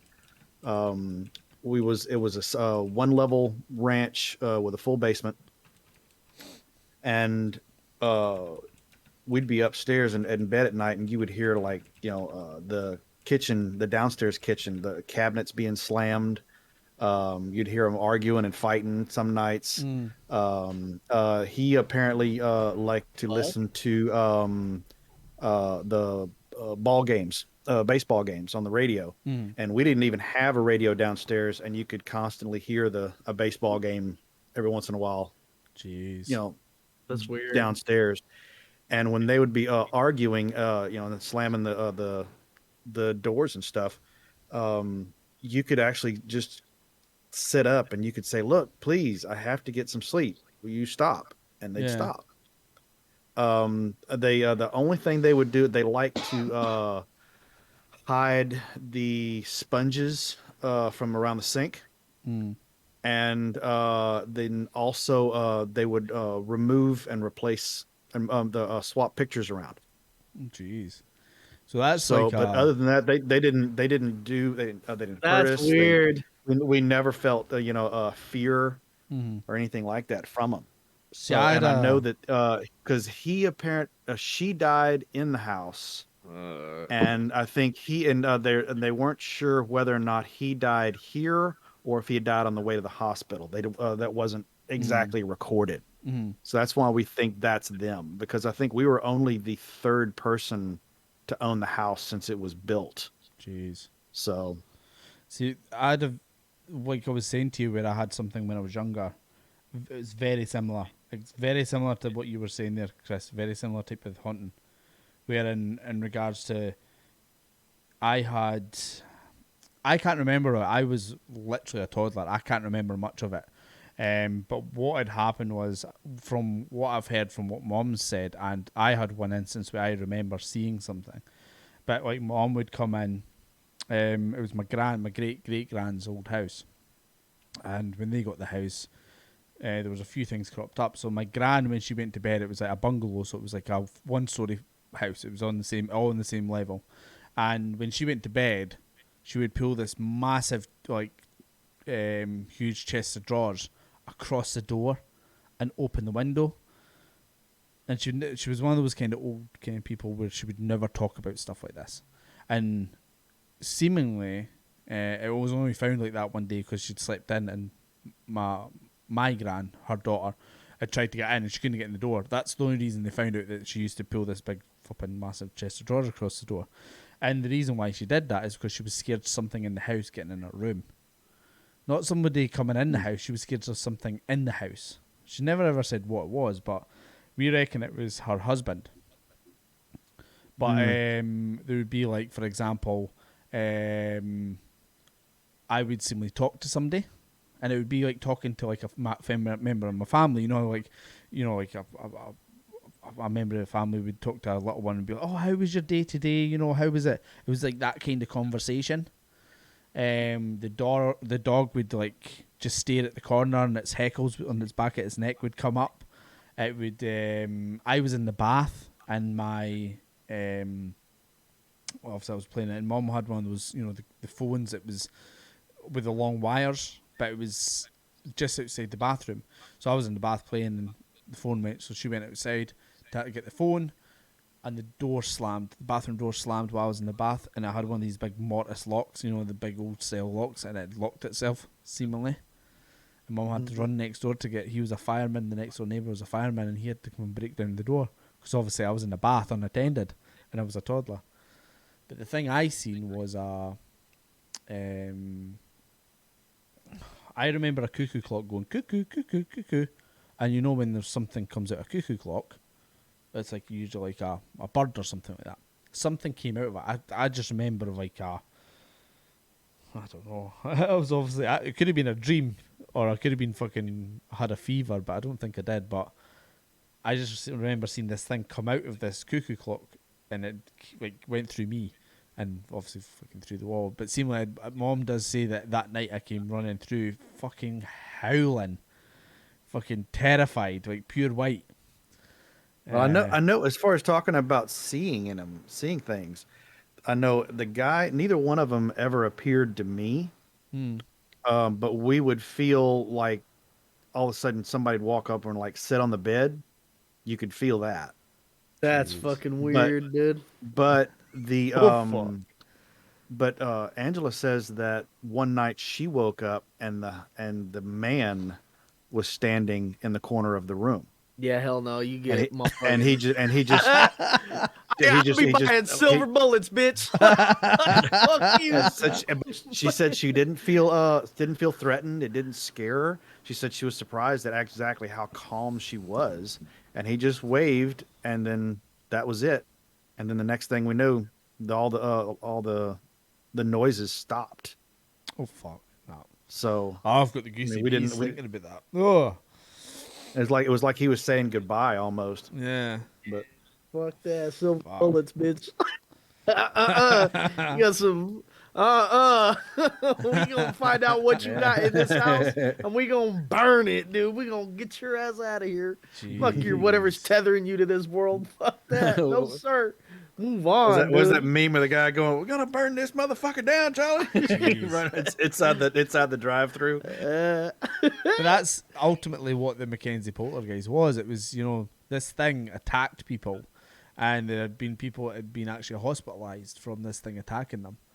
And to this day they don't know what the fuck it is, but it has had documented cases where people would go in and there would be scratches, like three fingered scratches right down their back, and I'm not talking just like a wee red mark. I'm like skin, blood drawn kind of scratches. Yeah. It would kick around footballs. There was it was mental, like proper documented stuff. And there was another one where the Enfield poltergeist. There was another one that terrorized a family. It was actually the Conjuring 2 was based on it. The movie The Conjuring 2 was based on it, and same thing, flipping poltergeists. But oh no, like that kind of shit. Like I'm not any sort of fucking religious or that kind of stuff, but when it comes to fucking, that gives me the jitters. Like, because there was a stone. I mean, circle. there's definitely shit out there like that we can't fucking perceive. Like seeing shit beyond. Yeah. Like whatever. You know what's wild is like you guys know DMT. Right? Oh yeah. That show. Oh yeah, you've all seen Joe Rogan. You know what I mean? But like, there was my former brother-in-law's son. He went to New York and did it.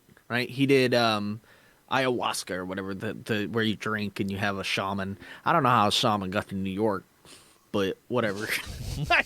Not New York City, but just like Yeah, the upstate, state, you know, yeah. in the woods and shit. And he did it. And I told him, he told me before he was gonna go. I was like, "Holy fuck, what have you read about this?" Sherman. Because I had read a lot about this. And he said, "Not a lot. I just know that it's a super potent." Because he's like, "I'd done DMT before with, with our painter." I was like, "Yeah." That's usually how but- DMT stories start, like that. What I wanted to know, like a guided fucking thing. Like I told him, I says, "I want you to tell me everything you see." And I asked him, I says, have you researched it? Have you read what people see? He's like, not really. He's like, I know the whole thing with the machine elves, but like he didn't The what? like machine elves, or entities that people see while on DMT. It's like a consensual thing. A lot of people see something like refresh this. my mind on the DMT. Refresh my mind on that stuff. Dimethyltryptamine. I don't remember. It's naturally produced. Dimethyltryptamine or something. It's It rings a bell whenever you say that, but I'm trying to remember what exactly it was. It's the most potent hallucinogen known to man, and it is naturally produced in our brains. Yeah, okay. And DMT, how do we tap into that? When you die. Dimethyltryptamine is a hallucinogenic tryptamine drug that occurs naturally in many plants and animals. It's also referred to as a spirit molecule due to intense psychedelic experience. It's like crystals, isn't it? I have no idea. I've actually never seen it. But right before you die, some part of your brain releases a shitload of it, and people hallucinate like crazy. And that's like, you see, when they do autopsies, that you can find that. But anyway, when there's the ayahuasca is a bit different. It's like, it's ingestible, right? Because DMT, I don't think you ingest it normally. It doesn't work. If it hits your stomach, it's gone. So I think you have to smoke DMT. I don't know.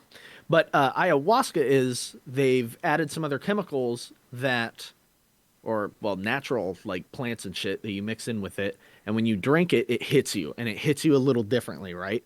And so my brother-in-law's son, whenever he came back, he told me, I said, "What'd you see?"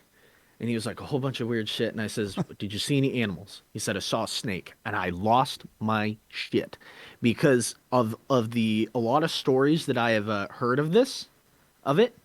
Everyone sees like a large snake, like some people have called it like a mother snake or like shit like that. And that makes me think like how, if we've had ayahuasca forever, exactly. Everybody's got a world serpent. And when I say everybody, I mean like all like ancient civilizations. We all got a world serpent. Everyone does. And so that shit right there, and it's like, they're seeing things beyond like what's actually there. Yeah. Right? They're seeing entities that are like, why does everyone see a world serpent? Why does everyone see these like figures, like they call them the machine elves or whatever? Like why? And then now, we start talking about ghosts and shit. Ghosts and I think that's like more of a meme, the machine elves, but it is tied to something real, but I'm not sure exactly what. I would lose my fucking shit if I seen anything that resembles what I'm just looking at. Hold it on screen. I've actually never seen what it's supposed to look like. Oh man, no, I would lose my fucking mind if I seen something like this. Well, it also does something to your mind where you don't like. Interesting. Like, fuck. Interesting. Yeah, well, that's kind of interesting. You know what would be a good one, right?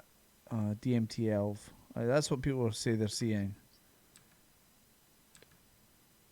Oh no, I would lose my fucking shit. They just recently found out that the ancient Greeks, who right around the time that modern Christianity came around, were using hallucinogens to talk to the gods, to talk to God himself and stuff like that. Well, and so they're relating that like maybe religion came from the use of psychedelics. Yeah, and it's looking more and more likely. Just sick as shit Yeah, because it allows you to see things that you wouldn't normally see, and like that's why I'm thinking like ghosts and shit. Like maybe they're yeah. there, we just can't fucking see them, and they've might have found a way to push through to our side to where we can see them. You know. Mm. It's cool Well, if as you fuck. think about it, animals fucking have a lot more. So basically, senses think than about us. it. I mean, there could be a ghost right next to you, humping your leg right now, and you'd never know it. Yeah. That's You fucked get that up. ghost number, dude. See, I think my mind, like any sort of drugs or that, like my mind would play against me. I think because of the thought of becoming too fucked up. Horny ghosts, exactly, Dylan. There's Dylan. Dylan's back. You know, like not so much getting too fucked up, but like something it would take. Like, see if I started seeing shit like that, I wouldn't think I was coming back, and that would scare the shit out of me. Because you have at that point you have no control. You know, when you're in that kind of a state where you start hallucinating, like does it get like? Because I'm presuming when it starts coming to that point, there is no sense of time. Mm-hmm. Like, if Well, I mean, Chris, have you that's- been that fucked up like before that? Like, you then lose the ability to have a sense of time, or like to think, Oh, am absolutely. I coming back for this? Absolutely. Oh, see, I couldn't do Absolutely. that. That would scare the fucking bejesus out of me. Oh, that happened. That I've had that happen on a regular basis. You know, like, because don't Yeah, get me that's- wrong, that's like the- I have tried a couple of things, and I remember the last time I did try something, it was a very, very long time ago. I remember it was such a bad experience where I was lying there and I was thinking, am I coming back from this? Is this real life? You know, that the number of times that I have thought to myself, so this is how it's going to end, huh? I've lost count. oh nah. Like, I mean, but then coming back from that, thinking I'm never getting back to that point. I think mine was just such a bad experience that I have never went near anything ever again, and I probably would never. I'd maybe obviously have a wee flipping hit of a joint or something like that, because that's a bit different, because you can kind of moderate it a little bit. But if you ingest something, you don't know how potent that's going to take on your system, because it's gone, it's in there. Right. And that's why it's regulated so heavily out here, to where if the package says that is a 3 milligram edible, it has exactly 3 milligrams in that. So every one of them is the amount of testing they have to do to get all that correct. Yeah. It's just so over the top. So here, that's why you'd be able to say, okay, I only want 3 milligrams. I don't want to take a cookie that, oh yeah, I put some stuff in it and it's maybe got 40 or 50 or maybe 5, who knows, in it. So they're highly regulated, which is why I like making my own, because that way I know how much is in it. And I can tell, okay, I want to make these really strong, or these are just going to be the chill ones, that kind of thing. So, What's that one, Shadow Man? A co-worker once told me about Salvia divornium. Salvia. What is that? I think that's a thing that's kind of prevalent in the EU. Contains which is active opioid receptor in the brain. However, unlike most other psychedelics, salvinorium has an effect on the kappa-1 opioid receptor. So fuck. So what, do you just get fucked up? Yeah. It comes from. Yeah, it like you know, a video of these two kids who like smoke it or something, and they like go fucking nuts. It looks like they're like you ever seen a kid like have a temper tantrum where he's just shit. fucking flailing around everywhere? It's like that, and then they like fall over and start like throwing up on themselves. And the father came out like, "What are you idiots doing? Oh my god! Like get him help." And So shit. I've got just seen something there that says saliva effects, right? Salvia. Salvia effects, right? Heightened senses such as hearing colors or seeing tastes. And that's why they freak out. And have yeah. Oh, I've- inability I to have control gotten to that body point. movements, feeling as though you're flying or floating. Nah, see that would fuck me up. Like it really would just Oh, fucking yeah. nah. And it said effects of salvia divornium prepare for a heavy trip! Exclamation mark. Like, no. I would. Yeah. Nah. Onset is 20 to 60 seconds. Coming up 1 to 2 minutes. Peak 2 minutes. Holy fuck. What? Wow. That sounds awesome. The onset is 20 to 60 seconds. Like, So it's fuck. a quick hick, and it lasts for what? 2 hours? You said? 2 minutes. And it lasts for 2 Wait, minutes. wait, hold on here. So, onset is 20 to 60 seconds, coming up 1 to 2 minutes, peak at 2 minutes, plateau 5 to 8 minutes, coming down 15 to 30 minutes, after effects 15 to 20 minutes. Wow. So basically, you take one of those. Fuck, you are and you through the can roof in mentally- seconds, and then you're fucking fucked. and that's for 30 minutes, and then it comes back. Oh, that's awesome. I've got to get me some of that shit. It was used by the Aztecs and Mayans. Oh, interesting. Okay, so how So do they- I get that shit again? Send me that link. That sounds like you would have a real. That See, sounds this is the thing. These kind of things I think would be not too bad if they were the proper thing. You know, something that isn't, you know, like Jerry down the fucking lane is fucking spliced with other shit. And that's Stepped on. yeah. And that's the thing, like, it was used probably in the purest form and back in the day, whereas nowadays, obviously, fucking every Tom, Dick, and Harry's put something in. And I think that's one of the reasons why, like, weed and all that kind of stuff being legalised is probably the best thing for it, because then it's not getting cut with shit and all, you know, it's proper stuff. Yeah. Salvia extract 60% for sale. It's for sale. Oh, you could buy it. 100 milligrams of the strongest salvia extract on sale right now. 3 grams for $100. It's called. It's How like much I beans. need. Wonder how much I'd need. It isn't illegal. Oh, it's not illegal. Really? It's not? Holy shit. No way. That's got to be illegal. No. It's like an incense. There's some weird things around there that aren't illegal. So there's a question, guys. Right? DVT. If you got a chance to take it, would you take it? Yep. Oh, wait. I'd Oh, that probably was for other wait people? till. Sorry. I'd probably wait till I'd be like in the right state of mind, like comfortable. See, Because that's if you take the most Oh, potent that's- psychedelic known to man, and you're not mentally Talking prepared about- for that. yeah, you talk Yeah, about getting no, fucking exactly. fucked up. Well, I mean, that's with anything, you know. I mean, my edibles that I make, it takes them. You know, you have to have some kind of self aware, you know, to know how long it's going to hit, how long, Yeah. you know, and when it's going to hit you and how hard. So that way I can decide, you know what, I'm about to go to work. I don't need to take one of these right now. Well, you could. It'd be You a really know. interesting shift. For everybody involved. I did by accident one morning. When at my last job, but that was definitely a fun day.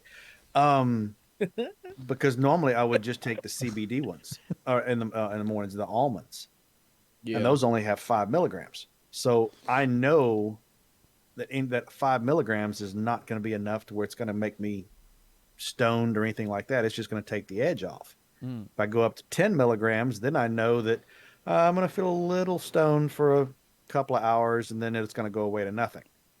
But if I want to really kick it up, you know, like a Friday night or something like that, that's whenever I take one of the ones that I made. And those are like probably closer to 30 milligrams. Jesus Christ, you So, almost triple it. Fuck. yeah. Yeah. Yeah. Like, Damn. So, I used to get fucking high off a fucking cigarette. Like, that's how much my tolerance is when it comes to shit like that.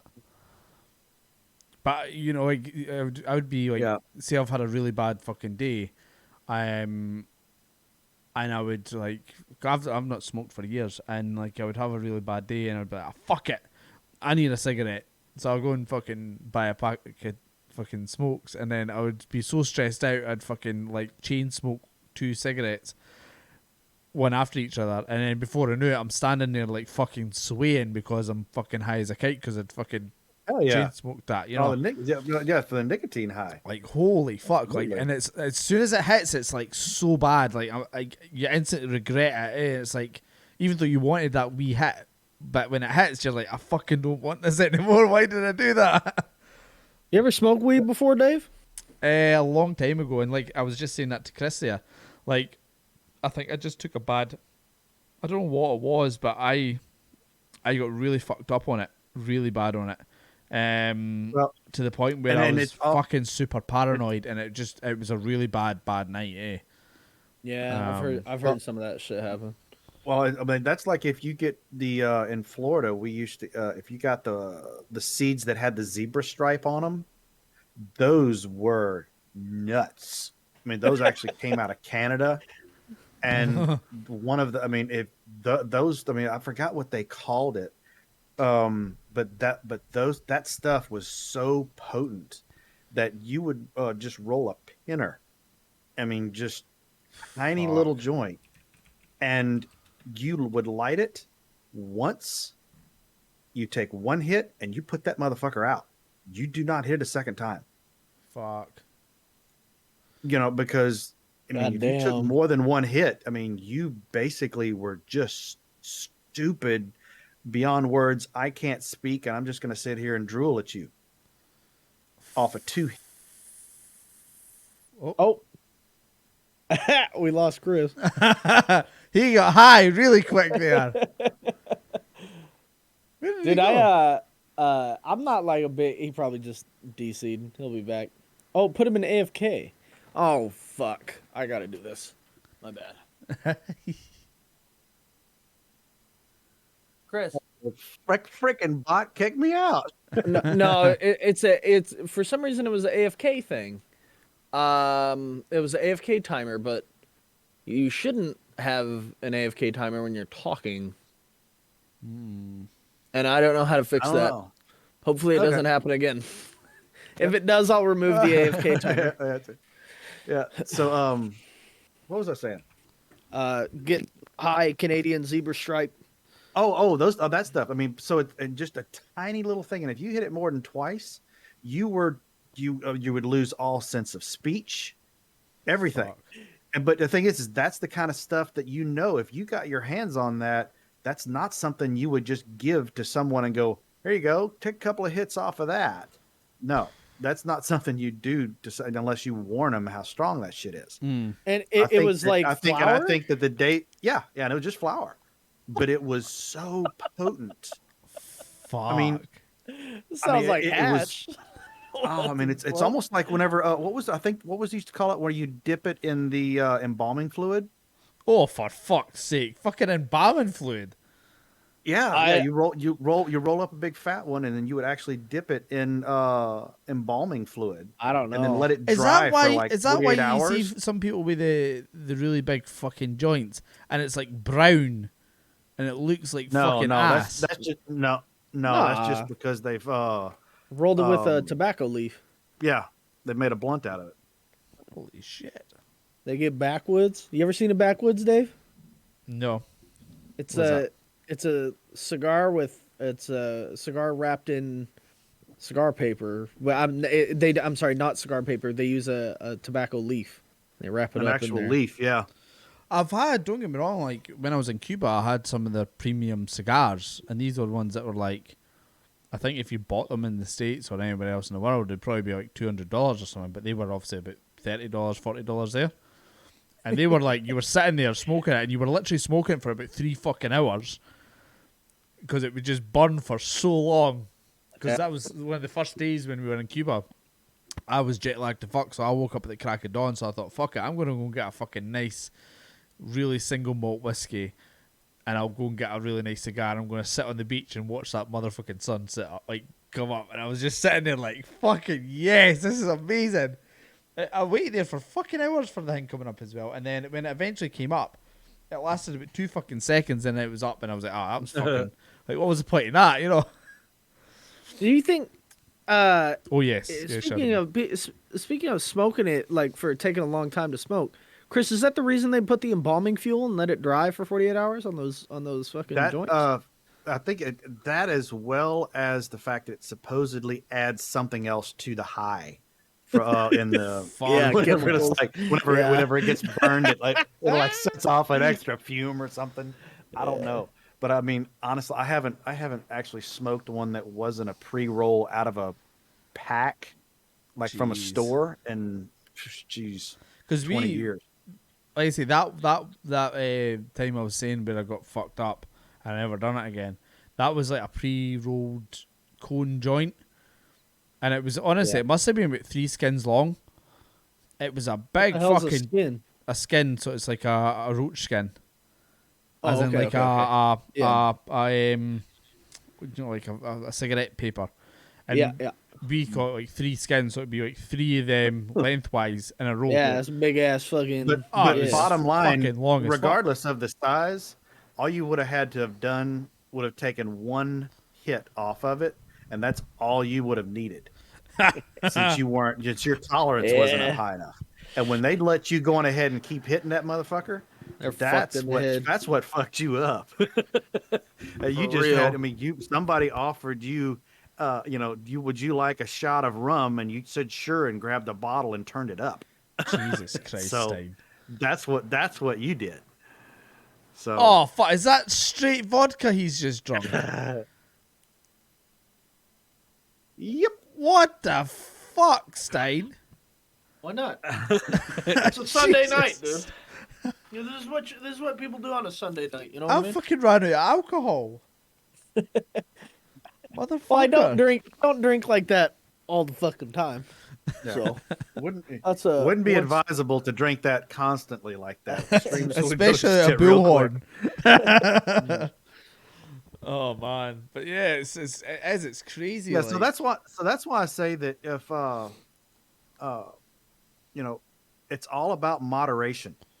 It really is. I mean, if you treat it as just something to take the edge off, then you'll never have those bad trips because you'll know I'm not going to take down a whole bottle of tequila. I'm just going to have half a shot mixed in with my orange juice. Well, you seen the state of me after a fucking whole bottle of gin the other night. Yeah. Which by the way, you are lucky.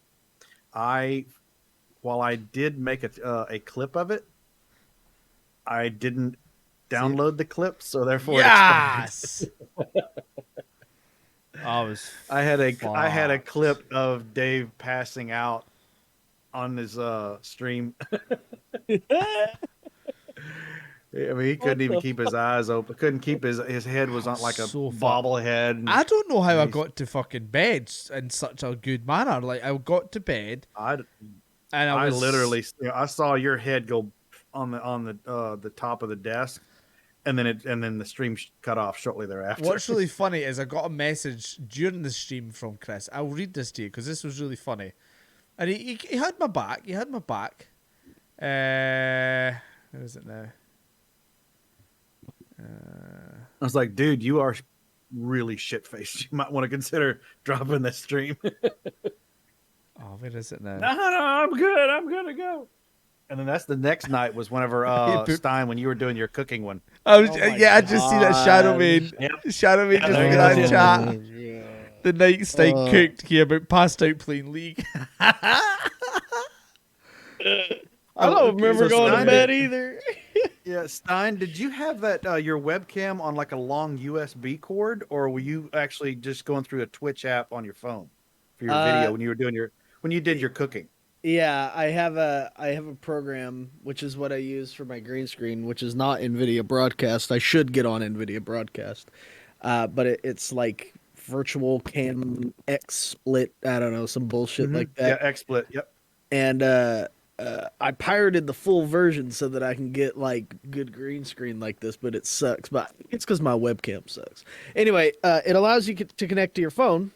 So I just took my phone out there. I didn't like I had to like go get my phone and like fucking tab out to read chat and shit like that. But like I just drug my mic out there, kind of like what I'm doing now. I have a long ass cord, and I was just had it on my fucking cell phone.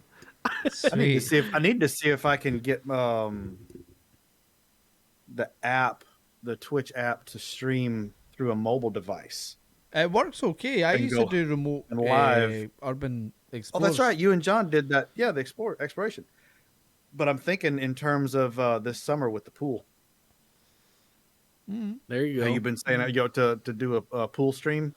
Yeah. So I swear to Christ, see if you come out wearing budgie smugglers, that'd be so funny. bungee smugglers. Budgie smugglers. I don't know what Speedos. that is. Speedos. Oh, Speedo. Oh, I do have a set of Speedos Oh, that say sweet USA, fucking Jeezy. USA across the ass. What the fuck? A proper animal hot top stream. Exactly, Dylan, exactly. Yeah. So I just found That that would thing. be my version of it. I just found I found that thing that Chris sent me, right? So he sent me, this was while I was fucking shit faced, right? He's like, just a heads up, dude, you're looking pretty shit faced on stream. Don't know how far you want to take it. LOL. And I'm like, all the way. Jesus Yeah. Christ, Dave. And he's like, this sappy love songs, I would be surprised if Lacey shows up. That was my ex-girlfriend. I was like, I just Oh realized man, that. I mean, I had the stream up while you and I've got it running through my work computer because I'm watching it at work. Yeah. And I've got it Bluetooth. So the my Bluetooth headsets linked to my desk, so I can walk around the department and still hear it, and just minimize the window. And then I started hearing all the songs. And I was like, what is it? Let's go, what I think, would I refer to it? Something about the sappy Sappy like, love songs. sappy love songs or something like It was that. power ballads. 70s, It was actually fucking 80s power ballads. 70s. No, it was not It power fucking ballads. was. It was. 70s. Although the 70s. I've got to admit, I lost my baby, to a flower. it was. I've got to admit, fucking Sinead O'Connor came on saying nothing compares to you and all that kind of shit. That Yeah, I did was come on, but it was a good fucking. So I was fucking mortal, man. I basically drunk a whole bottle of gin to myself in the space of maybe Jesus 3 hours. Christ. 3 hours gone. Like I was Holy God, fucked. Dave. Like the measures, it started off as I mean, pink gin, and then it ended up just being just pure pink. There was no. He had a hot tub up that had, and he started taking random. Or did Stein? Did you see I've the seen hot it. tub? Yeah. I saw Yeah. he had a Oh, the still of characters. it, a still picture. Yeah. Yeah. Of all the That was characters. so fucking funny. Fucking Trump was in the Because I'm background. listening, and I'm Donkey. listening on my headset, and I hear, "Oh yeah, this one's for Edelman." And I was like, "Oh shit!" And sure enough, I walk in. Yep, there's Ron Jeremy. That was fucking brilliant, man. It was so good. Like, I did it the other night. Was it last night? Was it last night? I did another. I ended up in the fucking hot tub again. But I wasn't was as night shit before faced. It was just more of a just chatting stream. But I ended up adding more people. Oh, who the fuck was it? Oh man, I don't even know if I've got the. I don't even know if I've still got the things. So I've got Mr. Bean, Billy Connolly, Bob Ross, Chucky, Donkey, I've got Homer Simpson, I've got Grumpy Cat, Man Bear Pig. That was it. Man Bear Pig, MC Hammer, Michael Jackson. I've got a monkey. I've got the Nun. I've got Napoleon Dynamite. I've got the Pope. I've got Randy Marsh on the red wine shit face with his pants around his ankles. And then I had a little TV at the bottom of the hot tub in which I put YouTube videos on. Yep, I did like the TV was a nice touch. I like that. You were running what was it? Miami Vice videos. Yeah. That's fucking funny. Yeah, What the hell, and dude? had the Miami Vice theme song playing in the background. I was Yeah. like, okay, all right, now that's I'm showing my age. You got to turn that shit off. Oh man, it's just I literally do them because like there's people out there that literally try to do them just to be fucking shrills and just make money off them and because showing off their tits and ass, And I usually put in the title, or Dylan puts in the title, Ginger Scotsman with. Thing. I don't have a problem That's with it. Bad thing. Like, why? Why do people get mad at that? I don't know. I think because I would probably say 80% of people with the hot tub streams are literally doing it as a piss take, but then you will literally have people who will just wear nothing in a hot tub, and then try and make money. And it kind of just fucking, I don't know. Like I don't know what. Now it here's is. here's the question. Now if I do one from my pool, am I gonna have to make sure I'm wearing a top? No, Well, it's no, different you- for men. that- Doesn't matter ah. for men. No, it doesn't matter for men. Is it I know okay? that 100%. Doesn't matter. Ask your But- neighbor. You can't sexualize it. You know what you So can't don't do rub your either nipples. is don't rub your nipples and like don't hold your feet up to the cam. Like don't like kick back like and have your foot up there. And that's it. I like you could be like cuz a man's bathing suit doesn't include a top. Right. What if? And I what if? women know now, that. band. see, I thought it got changed because then women were saying that they were transgender, even though they had boobs. They were Yeah, identified as men. I was just about to throw that in there. I was wondering that's the way that they can get around it. I don't know. I mean, like, what's that one guy on TikTok? What are you supposed to say to that? It's like I like how they just gave up there. I don't fucking know. You know what they should do? If you've got bigger than 8 cups, man, and you claim you can't fucking do it. You're a Well, fat I've got guy. at Put a least- shirt on. At least I swear I've got about well, C you cups. remember the guy. Well, remember there's a doctor out there that has implants put in. He's not gay, but he had them put in because he lost a bet, and he kept them in. And now he will. He's on TikTok, and he will put like tape over his nipples, and be just dancing around because he's like, I'm a guy. I'm telling you right now, he's I'm a proud of guy, that. and he can He's and he proud can of get away with that. He's I was fucking proud as "Son of a shit. bitch." I mean, yeah, they zoomed in on his face first, and and this looked like a normal. Or normal is not that's the wrong word to use, but the typical white male picket fence, Yeah. person, and then and then the camera zooms back out, and they're like, "Oh, he's wearing a stuffed bra." No, that isn't stuffed. He's actually wearing a bra, and they're full. So you can't tell me that like this motherfucker was like, yeah, I lost a bet. It's on my honor to abide by the bet and go fucking Actually, implant. it was- He fucking bullshit. loves He it. wants them. He Actually, wants it. He apparently that was the uber rich doctors, and that's who the bet was through. And between him and his other doctor buddies, and they were running out of things to spend their money on, and because this back in the 90s they were making so much money, so they're like, we've got to figure out what are we going to do with this. Like, all right, let's start betting.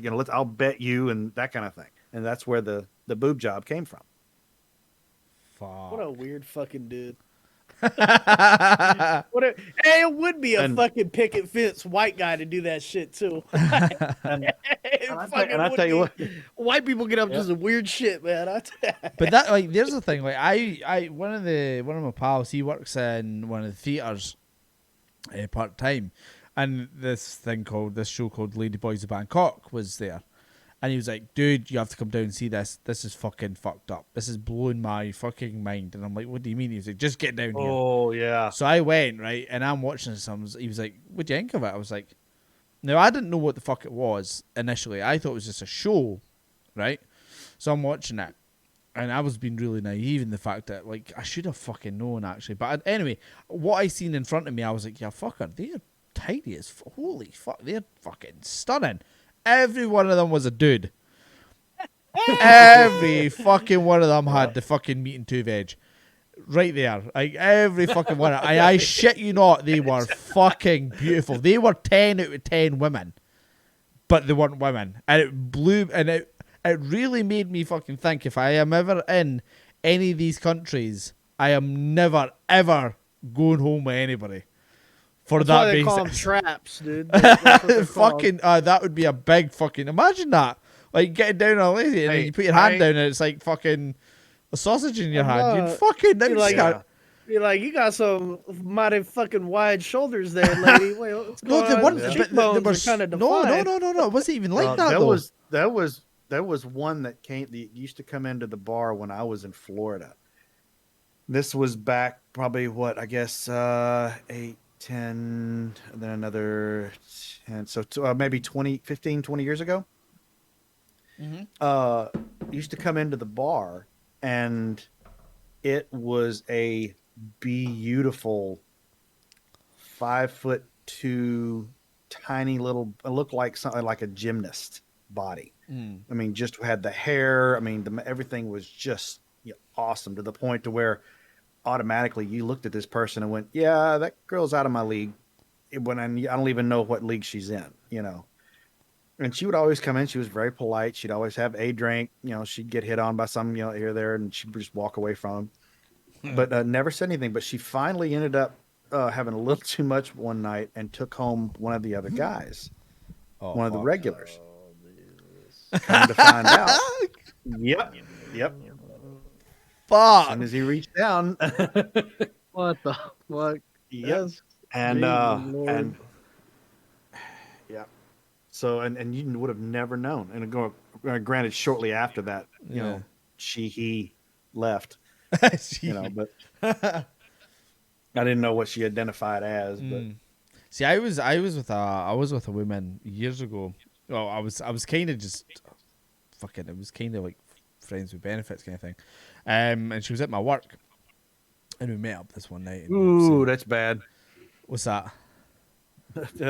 At your work. Well, she was one of the lassies at my work. Now I was younger, and it was like fucking. It was just one of those things. So I'd met up with her, and we went out for a walk. One thing led to another. I was kissing her and whatnot, and obviously I put my hands up her top, right? And I was like, "Whoa, what the fuck is that?" And she kind of freaked out a little bit, and she got really self-conscious. And I was like, "Whoa, that felt really weird. What the fuck?" She'd actually, one of her boobs didn't fucking grow when she was younger. So like when I touched the left one, it was fine, but the right one was like fucking. I was holding like, I don't know, like it was fucking horrible. No, it's what they give the women who have had a mastectomy done. Yeah, but and that where was they'll lose one, and it's literally actually a bra that matches the other one. Well, no. That wasn't. She'd actually had a breast implant. Oh, okay. So it was. What if I'm trying to think what I could think? I think of a plastic bag that has. It's not filled to the brim in the bag. Mm-hmm. It's just a little bit less in the brim. At the top. Yeah, and it's got that squidginess, but it's like squidged to solid feeling, and it felt fucking alien as fuck. And that caught me off guard. But you wouldn't have known. You wouldn't have known. You wouldn't have known, like, but she was really quite skinny as well. So it kind of I think that probably gave it a little bit more of a, there wasn't much meat around that area anyway. Well, she didn't have any meat around that area because it didn't grow. But you know what I mean? Yeah. Until the D. That's when the meat came out. But that was fucking weird. Like, that was a bit weird. But no, that Ladyboys of Bangkok, that fucked me up. Like, that really fucked me up. And like you were saying, White Shoulder Stein, they weren't. They were women to look at, and obviously you read the thing is, and not one of them had sex changes, or they were literally all men.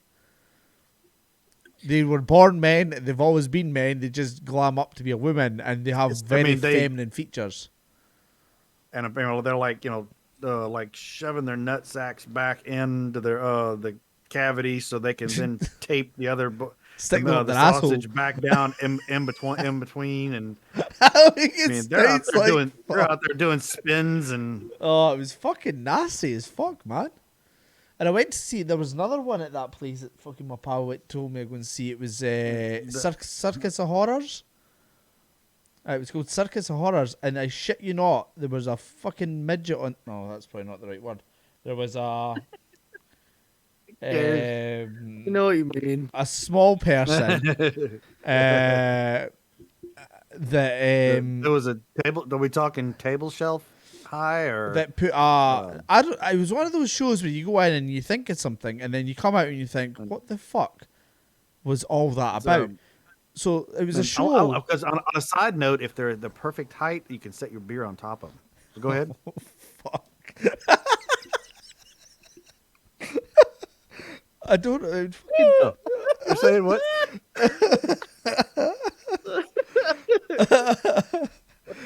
Oh man! But the this smaller person Just of make sure to stature- pick up the beer before they start moving their head back and forth.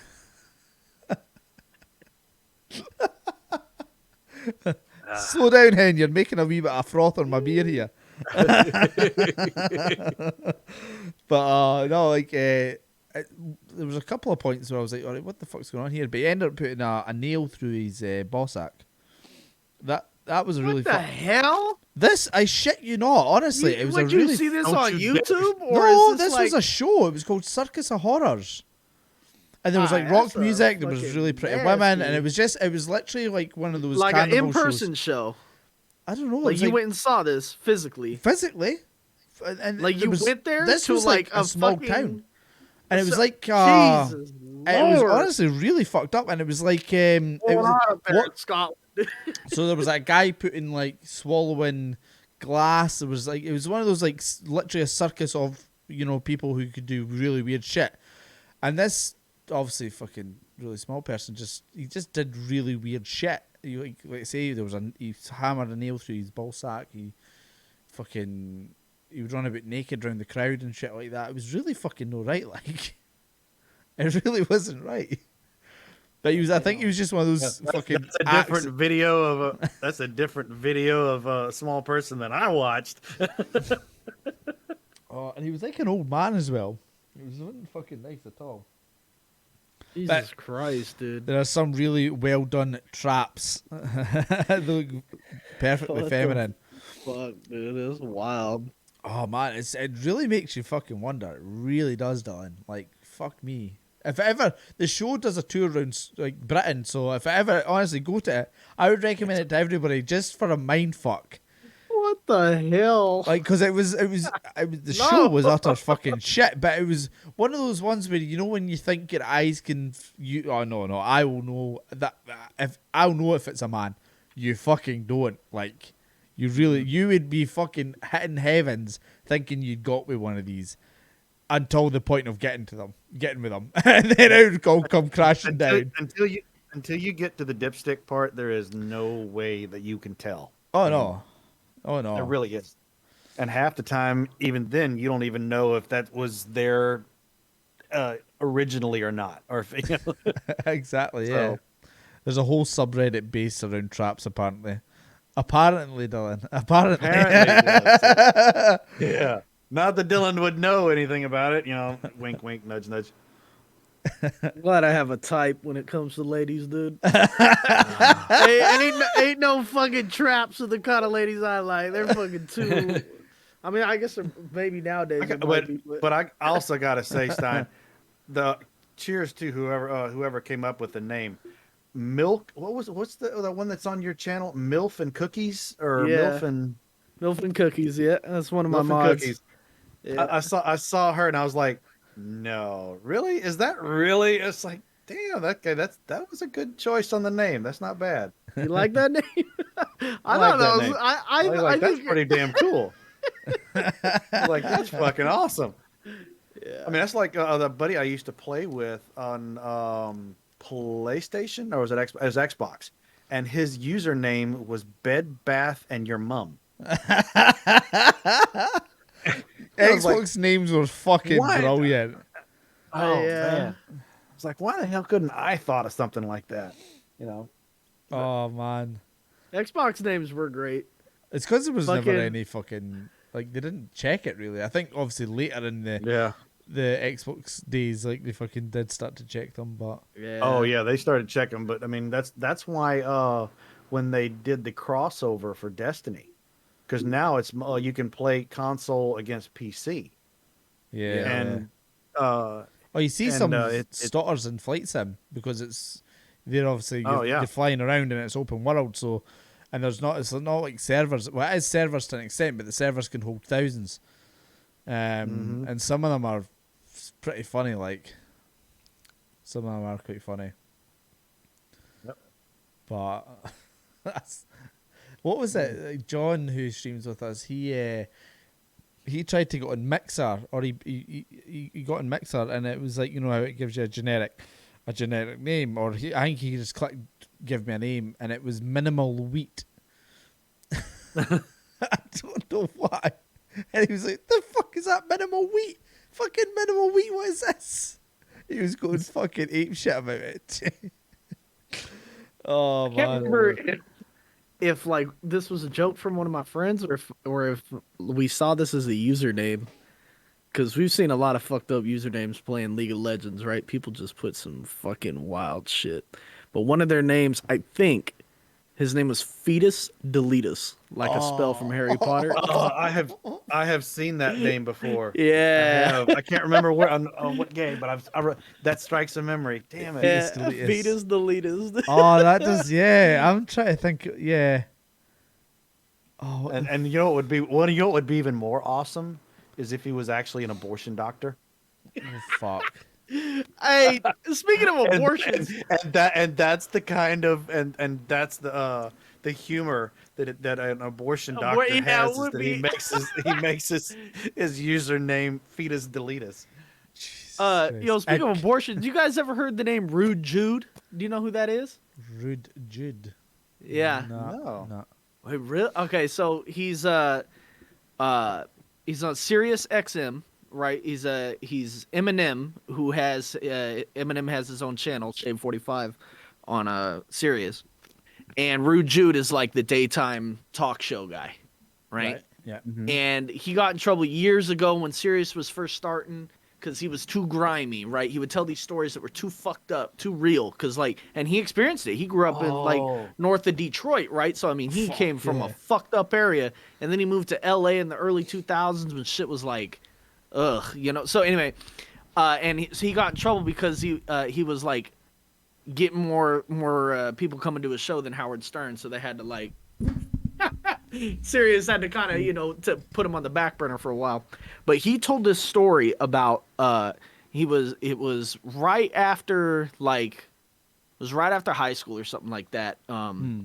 He was going out with this chick, and he took her home, and he said he started eating her out, and he was like, something was wrong. Uh-oh. He was like, it tastes like death and or no, like pennies and sadness. Right? That's how he described it. And he was like, something's just like not right here. And then so he started talking to her, and he's like, yo, what the fuck? God. Like what like you gotta get this checked out. Like something ain't right. And so they went to the doctor and found out she had literally just miscarried. And so Jude was like, damn, I was eating a baby right there. Oh, now that's true determination for atheism, right there. I mean, I need to recruit that guy for my thoughts of it. My Facebook page. Yeah, Rude Jude's awesome, man. That guy's the best. Fuck. He's got some fucked up Well, that's stories, that's like that radio station. There was a guy in the radio station in Atlanta that they had I think it was a serial killer that was killing black kids around Atlanta. Do you remember that, Stein? No. I think it was I guess it was maybe 80s or something like that. But there was a serial killer that was killing specifically black children that were between the ages of like 3 and 5 or 7 or something like that. Damn. And Fucked up. he got in trouble because I mean people talk about how the media is just blowing up the racism thing. It's not that bad. This guy lost his job. Grant, he did lose his job, but one of the popular morning radio hosts lost his job because he played Another One Bites the Dust after one of the last kids got hit.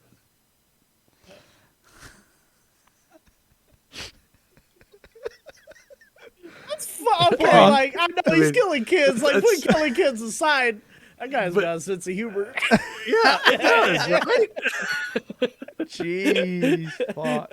I mean, it's like one of those dark humors. I mean, that's the kind of humor that you're like, oh, that's awful, but Hell yeah, God, it's fucking good. Damn, like, That's fucking. That's funny. jeez, like, fuck. See, like, it's very cancel culture across here. Like, you think it's bad across here. Like, we're really bad. We're really bad. Like, they fucking, what was it they showed? Like, during, like, the referendum, like, they fucking showed Braveheart. a lot. Mm-hmm. Just to entice people to go like fucking because fucking what happened in the movie like, like the English fucking us over and that.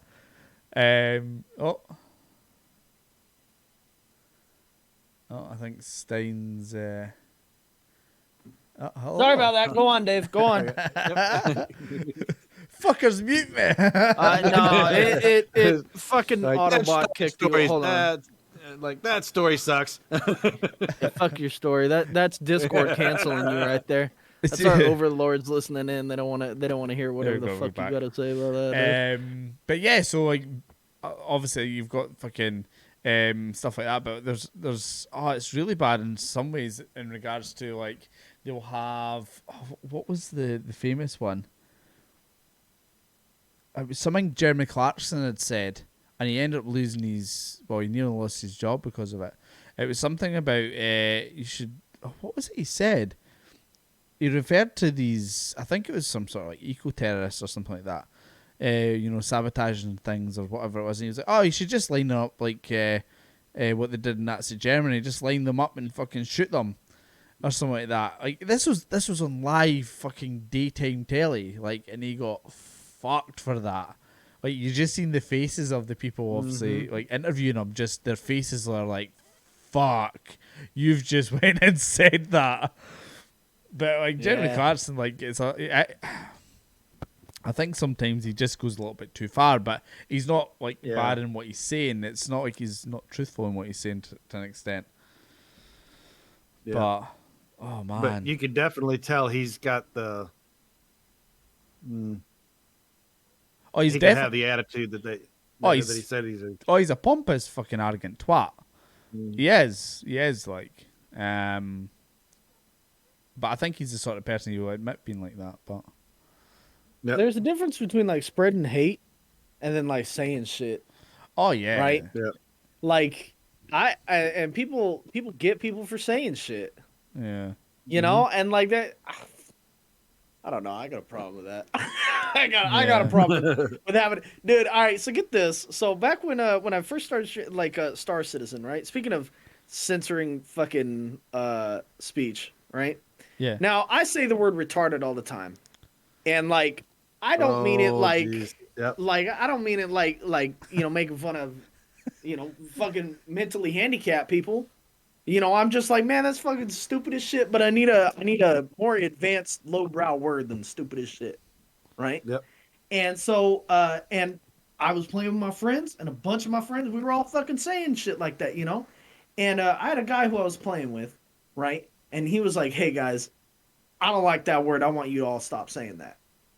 And I'm like, I was kind of, I don't know. It like took me by surprise. I was like, do I tell all my friends who I've been playing video games with and been friends with in real life for fucking 15 years to censor themselves around this guy just because he doesn't want to hear it? Or should I tell this guy, you don't like it, you don't know us, this is your first few hours hanging out with us, maybe we're not the people for you. Mm-hmm. Yeah. And I told him that. I told him, I was like, I'm not going to tell my friends to censor themselves for your ass. Like, you don't like it, you can dip the fuck out. Right? Yeah. And he did. He I never saw him again. But like, I don't, it's not like I'm like, oh, you're retarded. What do you fucking like? Yeah. What do you turn around and retarded or attack something? him for it? No, He didn't I turn around and wasn't attack attacking him. anybody. In fact, I was saying how like the server's 30K all the fucking time is pretty retarded, and he was like, I don't like that. I'm like, I don't know what to tell you, guy. Like, yeah, I know what you mean. it comes out like I'm not. I don't know. No, I get what you I don't mean. like the censorship. I don't like censorship. I mean, I get it. Like you don't want to be racist. You don't want to hurt. Like you're not gonna go attack. Like Chris said, you're not gonna go attack that person, right? You're not gonna get ammo and fire it at that guy. You're not gonna be like, oh, this guy doesn't like when we use sensitive words. Let's use it around him and like piss him off and like make fun of him. Nah, it's just like it's your if it's in your vocabulary, and like I get it. Some people don't like it. Once you got like an audience, you kind of gotta relax a little bit. Yeah. But like, fuck me, dude. If you say some shit sometimes, like, fuck off. It's just what he's saying. Like, do you like the guy and then one fucking thing that he does or says ruins all the good because it seems to. Nope. it fucking people seem to I mean, it's like fucking be like I mean, that. I'll get a Facebook request, and I'll if I look over in their bio and they have a Bible verse in it, I'm like, okay, but you're not going to be here long. Yeah. See, that's I mean, I've got a atheist page that I run on Facebook. That's got, I think I'm up to about 1,500 followers or something like that. I'm like, I just didn't realize how how fast that would take off. And I'll put a post up on it, and I'll just happen to check it a few, maybe half hour later, and it's like, you have reached 90 followers or 90 people in the last 20 minutes with this. I'm like, shit, that's fast. Mm-hmm.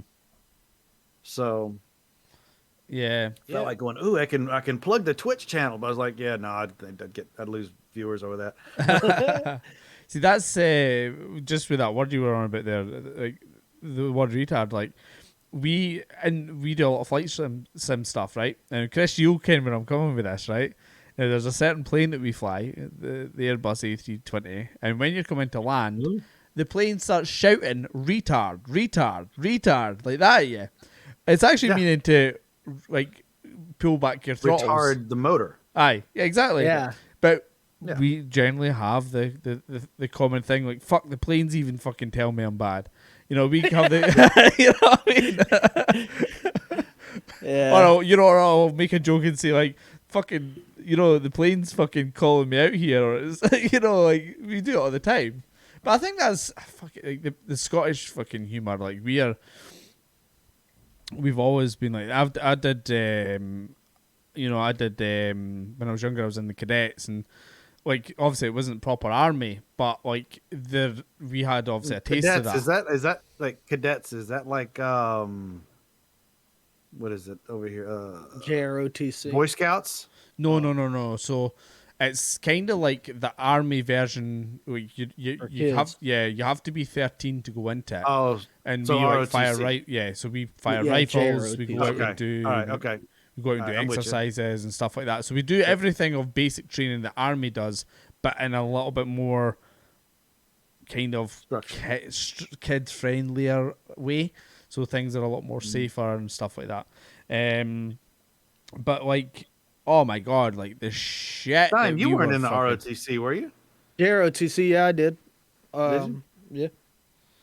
But we like you'll probably know then, like there is like the army mentality with some stuff. Like it's a lot of people, and see in this country, like people hate people that's in the army because their mentality and how they deal with things and how they joke around with things, and it's you have to be like that. And it's the same. Yeah, you gotta break people down to build them back up. Yeah, exactly. It turns them into better people. Strong, yeah. Like it hardens you up. Mm-hmm. You live your whole life like bitch made and like getting whatever you want. You're gonna end up having a bunch of followers singing on your porch, crying about how you can't go fucking see people, right? And then like if you toughen up, you see people in the fucking military. They're a little. You get a little tougher. Yeah. Like I tell you what, when I was speaking, Chris asked me if I was doing the JROTC thing. I did. And whenever I was a hellion as a fucking teenager, man. Moved. Did they make you wear the uniforms at school? Fuck yeah. Well, yeah. So I went to a junior military academy, right? And I went there kind of sort of on my own choice. Like it was like I had just been arrested. Like for shooting cars outside my outside, like abandoned cars. Nah, people be driving by on the road, and me and my buddies would go out there and shoot them with BB guns. Oh, right? okay. I thought you meant like fucking 45s or something. Okay. No, we're not fucking No. crazy. I used to shoot the little. I used to pop the little kid down the street with a BB gun through my fence after times after it pissed me off. Yeah, because it was like the neighborhood bully. Yeah. And so and we were on a street corner, so I would actually found a way that I could stick. I had one of those like Daisy pump rifles. Yeah. I'd only pump it once, and I was just enough, and I had actually got a scope for it, and I'd actually fucking cut out zeroed a in on the hole, bully's head. zeroed in on him to where whenever he would, I would see him out in the neighborhood, I'd pop his ass. fuck. See, it's harmless, right? Which is like, that's what we would be doing as teenagers. We'd be shooting cars as they drove by. Just kids being kids. I love how Stein got And so arrested for shooting cars and fucking. Oh well, okay, and it was a little fucking bit. It was a little Edelman's here different. shooting kids with him, and he didn't get one. We weren't taken in or anything. We got put back with a cop car and released, but like it was a little different. There was across the street from where we were on one of the ranches. There was the owners out there rented out one of their properties to a guy who was actually a felon, right? And so then after a while, people keep running the stop sign because you don't stop your car on this road because at night you get shot with BB guns on the weekends.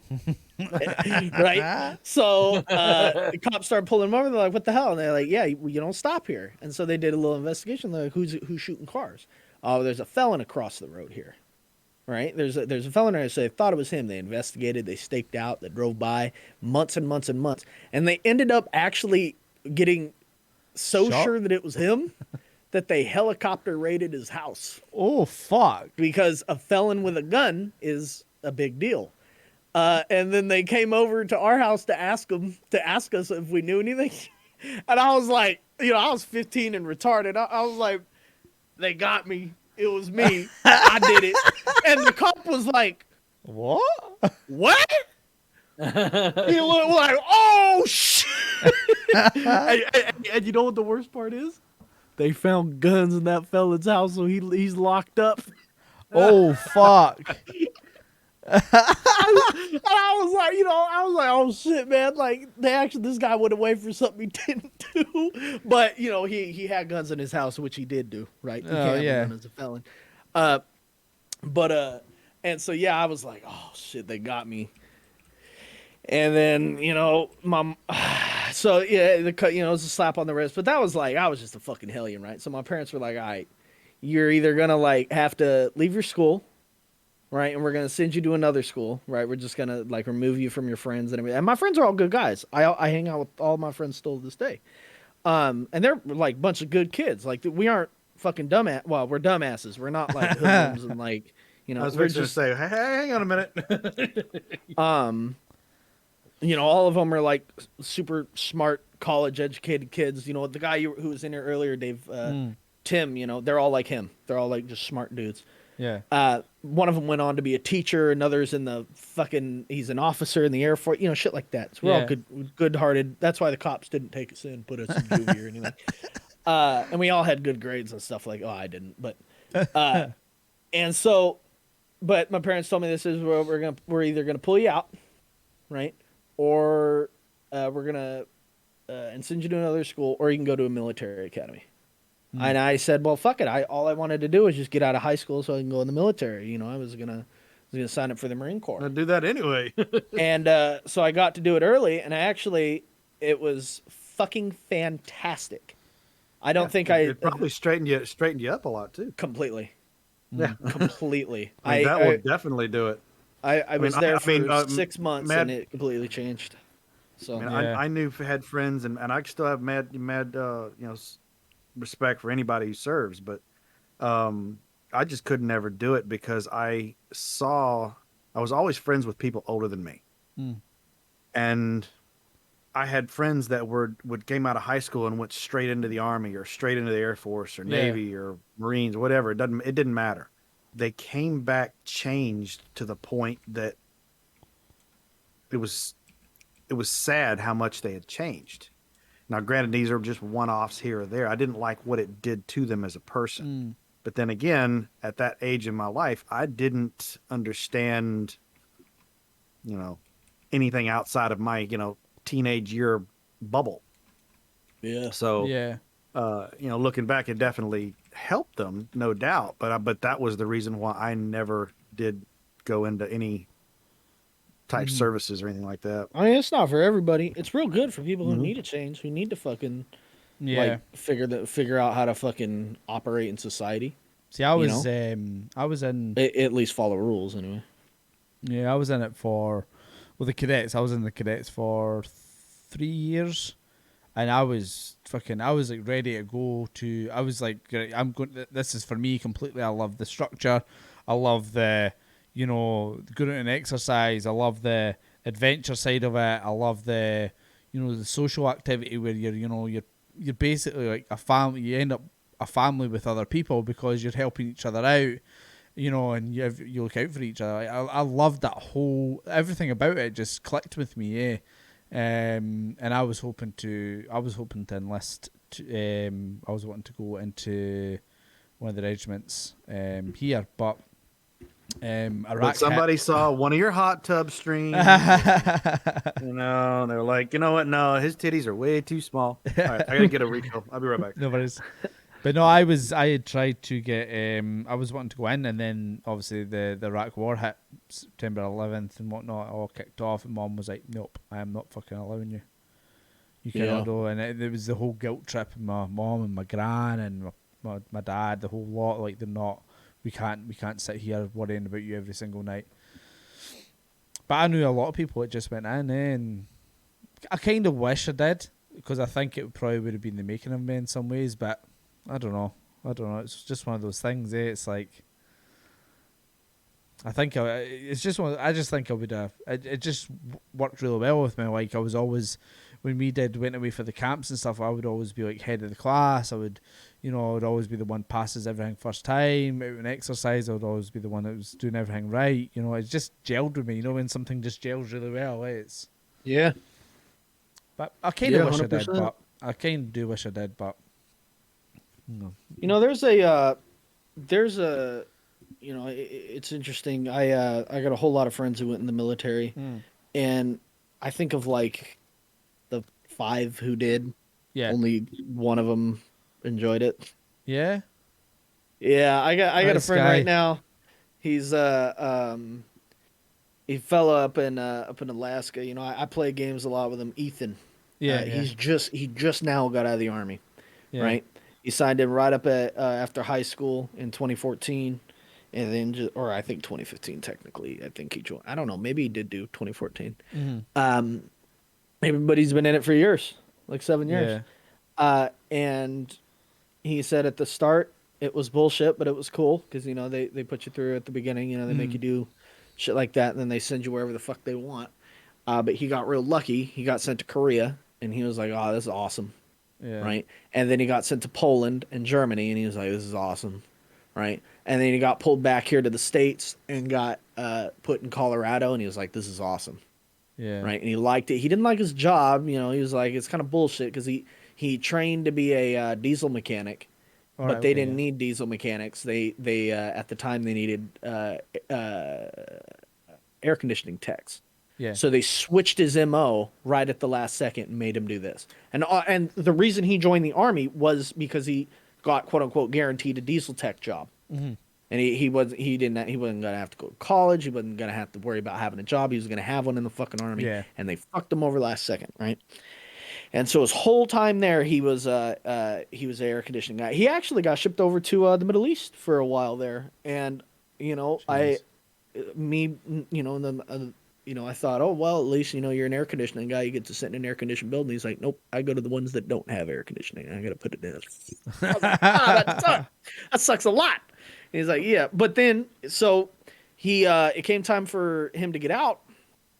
And because he was stationed in Germany and he was in Colorado. And they told him that he was going to be sent back over to Europe if he re-enlists or something like that. He was going to be sent somewhere that he wanted to go. Yeah. He was like, okay, I'll re-enlist. And then they shipped his ass up to Alaska in the middle of fucking nowhere where there's no sun. And my buddy Ethan loves sun. He's one of those guys. He can just sit outside in the heat all day and just enjoy it. Mm-hmm. And they shipped his ass up in the middle of the fucking just tundra. And he's been stuck with him for a year, and he absolutely hates it. He hates his time in the Army. And then I hear that over and over again from my other buddies. One of my friends just out of nowhere didn't tell anybody, disappeared and went in the infantry. He came back like, fuck that. I was like, no shit, dude. What do you... I think it could definitely be any sort of armed forces. Like, they've put so much time and effort and money and research into like breaking people down and building them back up. But sometimes I think certain people just can't be broke down to that point, and it ends Yeah. up just being fucking hell for them. Well, you seen like a perfect example that was in that fucking movie. Oh fuck, what was it called? You know, where the guy just got to break down too much and he ends up fucking shooting himself. What the fuck was- Full Metal Jacket. yeah, perfect No. example of it. Gomer Pyle. That's his. Private Pile, yeah. Yeah. But that was a perfect Yeah. example of it. You know, it's I think some people it just isn't for them. Yeah. Yeah, no, it's not for everybody. And you know, one of the things I have a problem with the military. You know what? I got a 28-year-old friend, right? Mhm. He's a mechanic his whole life here in over on the East Coast, and he just signed up for the Navy at 28.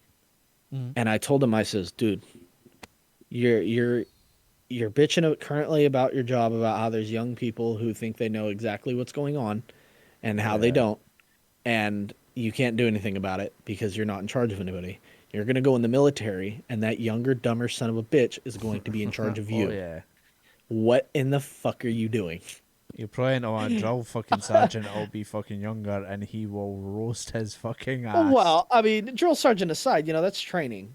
But once you Yeah. get out in your actual job, and there's someone in charge of you who is only in charge because he went to college, Mhm. right? Then you got a problem, Yeah. right? And that's where he's running into that situation right now. And what you just hear that all the time. Like it's just a shitty experience because the Yeah. people, it works really well, like as a whole entire like cohesive unit as an army. Yeah. But it doesn't work on the small scale. I mean, it pisses people off, but you have to conform and do it because chain of command. I don't know. I couldn't do it anymore. I thought, as maybe a 18-year-old, I can do it. Yeah. But nowadays, I don't even like telling people what to do. So why the fuck would I want to be told what to do? See, I think know. that's what I always noticed. Like within, because we were always trained by proper officers. You know, they weren't cadet officers. They weren't people. They were actual proper officers. Yeah. And you could always tell the difference with an officer. You know, they weren't stupid. Like, they would fucking rim you, and they would always have an answer.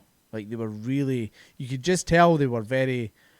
They'd done it all before. Oh yeah, like, you could just Whatever tell. dumb shit coming out of your mouth ain't the first time you Oh heard yeah. it. Like, there was a boy, I remember we were all, oh man, I felt bad for this boy as well. We were all kind of standing on the parade square, and it was like it was a mass kind of fucking equipment check. Well, like you address down to make sure that fucking everything was perfect. And this boy, and now his name got him in trouble. Well, I say he got him in trouble. His name brought attention to him, which ended up fucking up his day really badly. So his name was Paul Ness, and they always shouted your name, first letter of your first name, and then so it was like P Ness, like that. So everybody's fucking starts sniggering, right? Then he fucking gets the attention of the drill, the sergeant major, right? Now, sergeant majors in the British Army are fucking badasses. Like, they are, I don't know what it is with them, but every one of them's the same. They fucking only know how to speak in one tone, and that's direct and at the top of their voice. And they just are fucking so scary types of people. I don't know what it is. But this guy comes over and he's like fucking very stand up strut with his pace stick, fucking walking over, fucking immaculate. And he comes over, and this boy thought it would be a smart idea to put a desert rat on his jacket thing, right? Yeah. Now, desert rat was obviously for people who had fought in the Gulf War. Yeah. He'd clearly not fought in the Gulf War, and he was wearing it. And fuck me, that sergeant major went through him, and I swear to Christ, that boy's fucking ancestors felt the butt hurt he got. Like, fuck me. Like, he was reamed. He was left with nothing. Like, I thought he was going to burst out crying. It went that far. And this boy was like 15, 16-year-old, and he was quite a kind of a very kind of butchly kind of guy, yeah, he was quite a hard guy. You could just tell, but fuck me, he was left with nothing. And I was like, holy shit. But I think that's the thing with the British Army, like when it came to like officers, I don't think so much the officers, the people above appointed, leaders. It was more so that the leaders would emerge out the groups, and they would be made up, and whatnot. Right.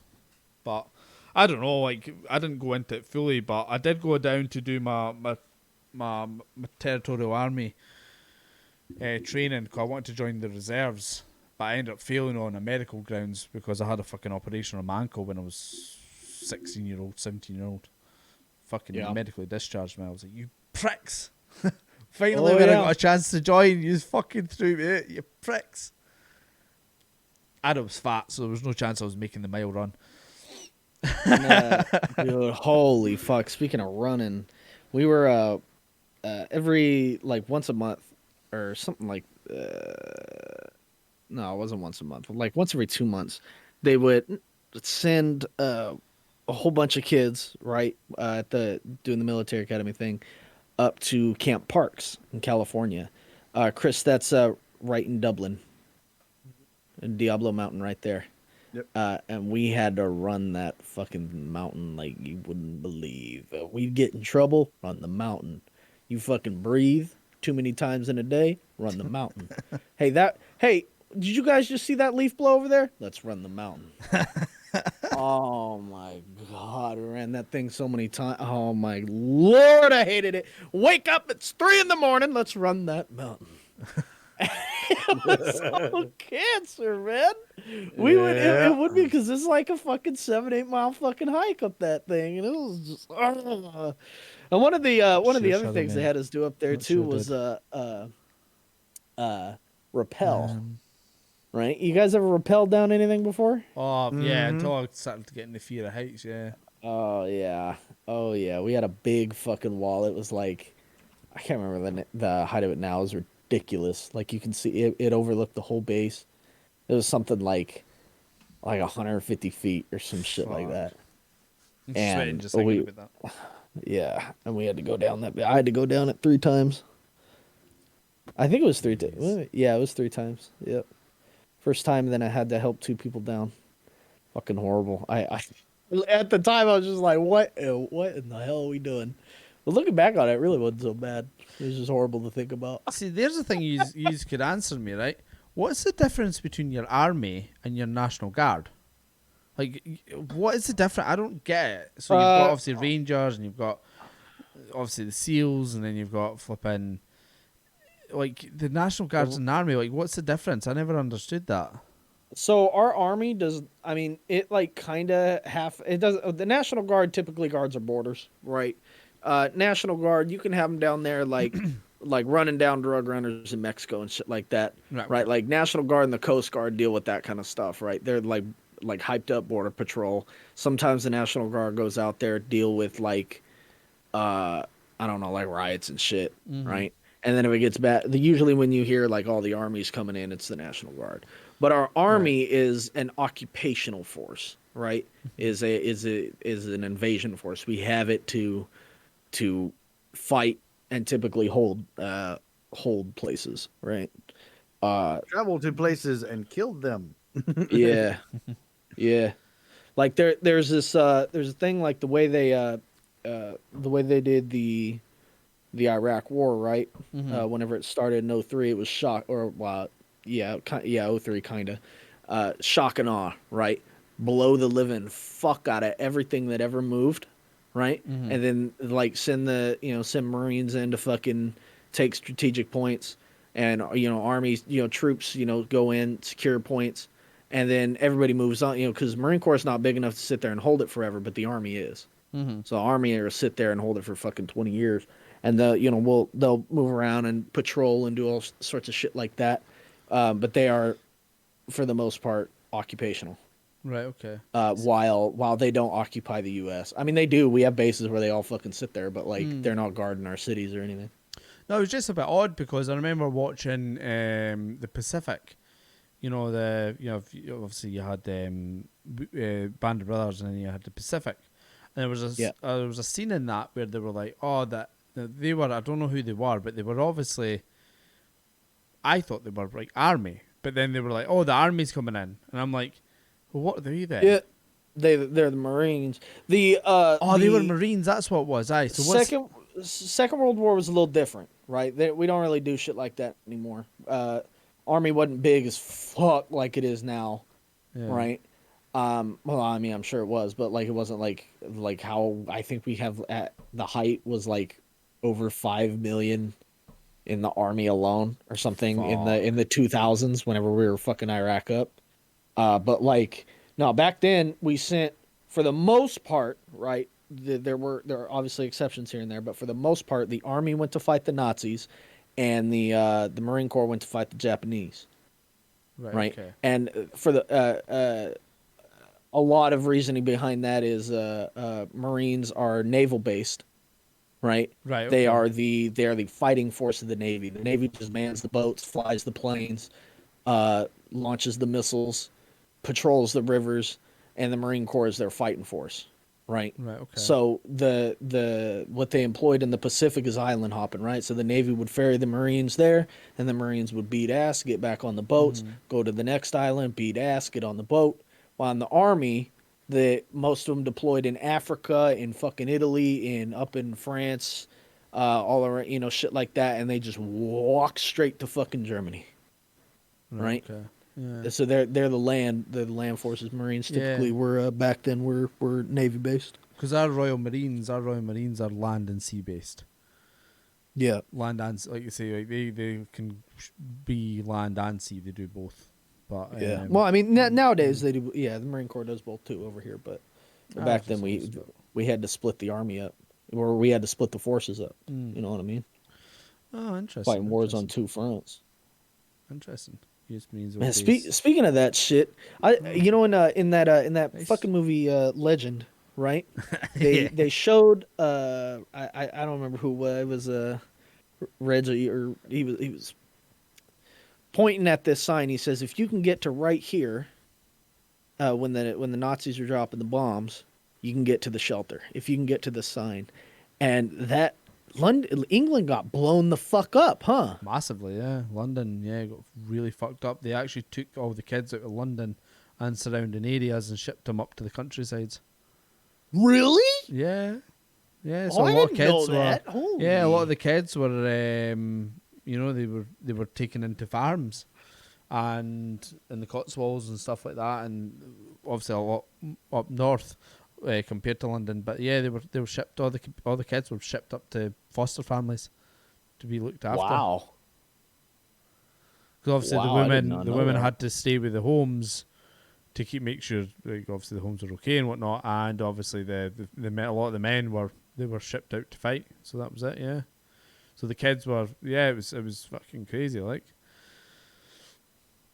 But where I live, they had lookers. Now lookers was one of the main refueling areas for a lot of the DC-3s coming across from Canada, with a lot of the troops. Yeah. And so Germany was trying their fucking hardest to bomb lookers, which is literally just along the road from me. And they couldn't find it. It was the only air base they could not find. They couldn't find it because it was just in amongst the trees. It was hidden really, really well. And to this day, you can see all the fuel reserves are actually underground, and they're big, obviously big towers. Well, they're big mounds in the ground, but they're covered in grass. So from above, you can't see that they're actually a structure. Yeah. And a lot of the tree areas and the forested areas are actually cut and planted in certain ways that only the British pilots could navigate using these, land. From the air, you can see that there's shapes Yeah. to an extent and stuff like that, which is quite cool. That's sick. That's fucking sick. But it was quite crazy, like. But they've just recently changed it to an army base now. It's not fucking an air base anymore. So we've only got one. That's the kind of destination we need to do for our flights. I think one of the destinations like that, or the Or that one earlier. What's the one you did? Oh, we were talking about earlier. Where you were showing pictures. I know what you're on. But yeah, we tried to find Yeah. it, but it's fucking out in the middle of nowhere, and you're literally having to try and look at a map and then look at the fucking in game, and you're trying to figure out, right, we go up this river, and you could probably. That's what they do is start add that as a add-on pack. Yeah. Download Yeah. interesting places and like in Google Earth type thing. I've been trying to convince Stein into getting Microsoft Flight Sim to try and go and see some places. Yeah, I tell you, It's fucking crazy. It is incredible. It really is incredible. To be able to the immersion and just forget where you are and say, you know what, I want to fly off the coast of Florida, on a Tuesday afternoon in the middle of the summer with clear skies. And because I remember what that area was like. And when you fly over it in the game and it looks like you're going through like using Google Earth. Yeah. That's or even like Google Maps, even. Yeah. Some of those. It's that clear on some of these packs that we put in. Holy I mean moly, man. that when's that one that we put in for the it wasn't for the Alps, Switzerland. The Switzerland mesh app. I mean, it's makes the it mountains looks look identical. just like it makes it look just like you are flying, like you would you're watching a movie where there's a chase plane. That's exactly what it looks like. It's cool. Like But we there's did nothing recently, about it looks cartoonish. Nothing. because we did our Halloween. John flew to a place I know we completely went to the wrong place. That was my fuck up in the navigation. But we at Halloween there we did a flight up that scene from The Shining where Jack's driving his car up the mountains, and it looks absolutely spectacular. Well, we flew up that, and it was fucking spectacular. It's so cool, and you can see the road that goes up the mountain, and you could obviously see the. You can see all it's like a valley that goes up, and it's just absolutely stunning. And that's the thing, like there's some places in the world we'll never ever see. I'll never see the world. It's impossible. Here's an idea. Stein, you're in the northeast of the U.S., correct? Yep. All right. What about they've done pretty good overlays on the northeast, I think. I'm trying to think of somewhere that he would know that has had a mesh overlay done for it. Even if it's I don't know. You know what I'm I don't thinking? even like. I mean, if I were to say, okay, we're flying over your hometown, Yeah. and where if your hometown just happened to be one of these ones that they have done an overlay patch for, this mesh overlay we're talking about, it'd be pretty impressive to look out the side window of the plane and see exactly something that you remember. Yeah, I mean that would be interesting. you could find your I think house. Dave, you you- could literally Dave- find your house in it. That's fucking sick as shit. But even That, without the mesh and stuff one like of the that, other- you don't have to have the My mesh. problem is I don't know how much of it I would recognize because I say I've been here for 3 years, but 2 of the fucking years I've been like just in this apartment, right? Yeah. So I'd right. probably recognize bits of Boston, Yeah. flying up here, because I've flown over Boston quite a bit. Stink, So- don't get out much.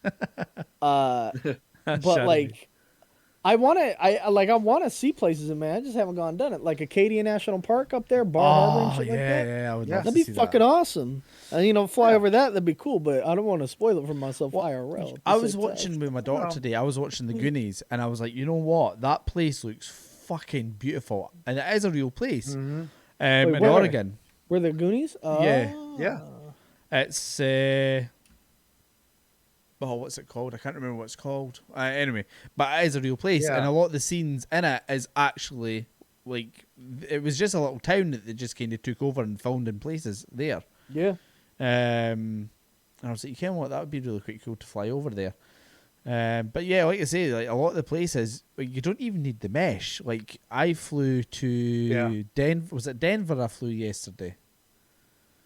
Was it Denver? Yeah, I'm that's sure yeah. they got the huge cities in there. Yeah. Well, that was the thing. I was flying into the Well, city, no, and it was looked fucking identical. Well, I've never been to Denver, but it looked. Denver Airport has been redone, but the Denver area would be an extra overlay. Yeah, but yeah, like I say, I got I could fly over Edinburgh, and I could tell you, like, I went to the rugby last weekend, and I could be like, oh, there's the stadium I was in, there's the park I was in, getting, you know, having a few drinks and stuff like that. There's the, you know, it's so accurate. It's kind of scary, like it really is. You know, speaking, you mentioned the Denver airport.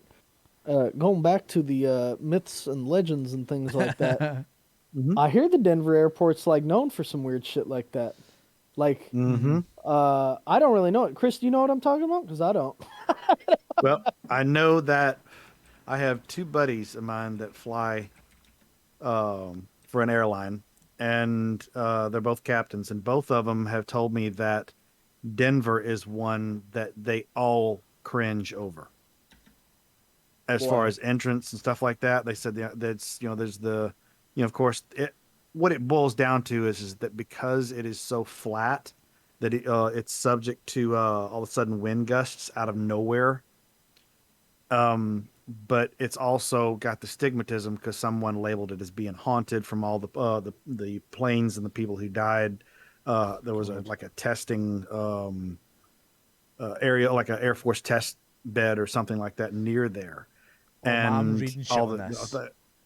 You got it? Yeah, they got I've there's got like stuff, yeah. Illuminati shit on the walls. Oh, like yeah, they like, broke down walls, and yeah. there was like drawings So or like there is giant murals. There's a creepy statue, a possessed Mustang, as in like obviously a horse. An eerie mural depicts. So the artist behind the hellish steed, Louise Jimenez, was commissioned to create it back in 1992. It didn't get erected until 2008. Oh, and it killed its creator. So the fucking thing killed itself. The airport is shaped like the swastika. Yeah. Yeah. Oh, I do remember that. Yeah. There's a painting. Oh fuck, that's fucked up. Hold that on screen. Can I see that painting, or is it too fucked up? No, I can put that up. Because that painting is like Illuminati shit, I think. So I think for next there's week, the Dave, we need that's to work. the We need to fucking give you horse. Like, that's fucked Yeah. up. That's creepy as fuck. That's cool. That's fucking That cool. fell on its creator and killed him. There's a swastika on the airport. Yeah. That's one of the murals inside the airport. Now that's fucked up. Illuminati shit. Denver Airport. There's obviously the stonemason symbol. Yeah. Evil eyes that follow you. Oh fucking hell! That's fucking creepy.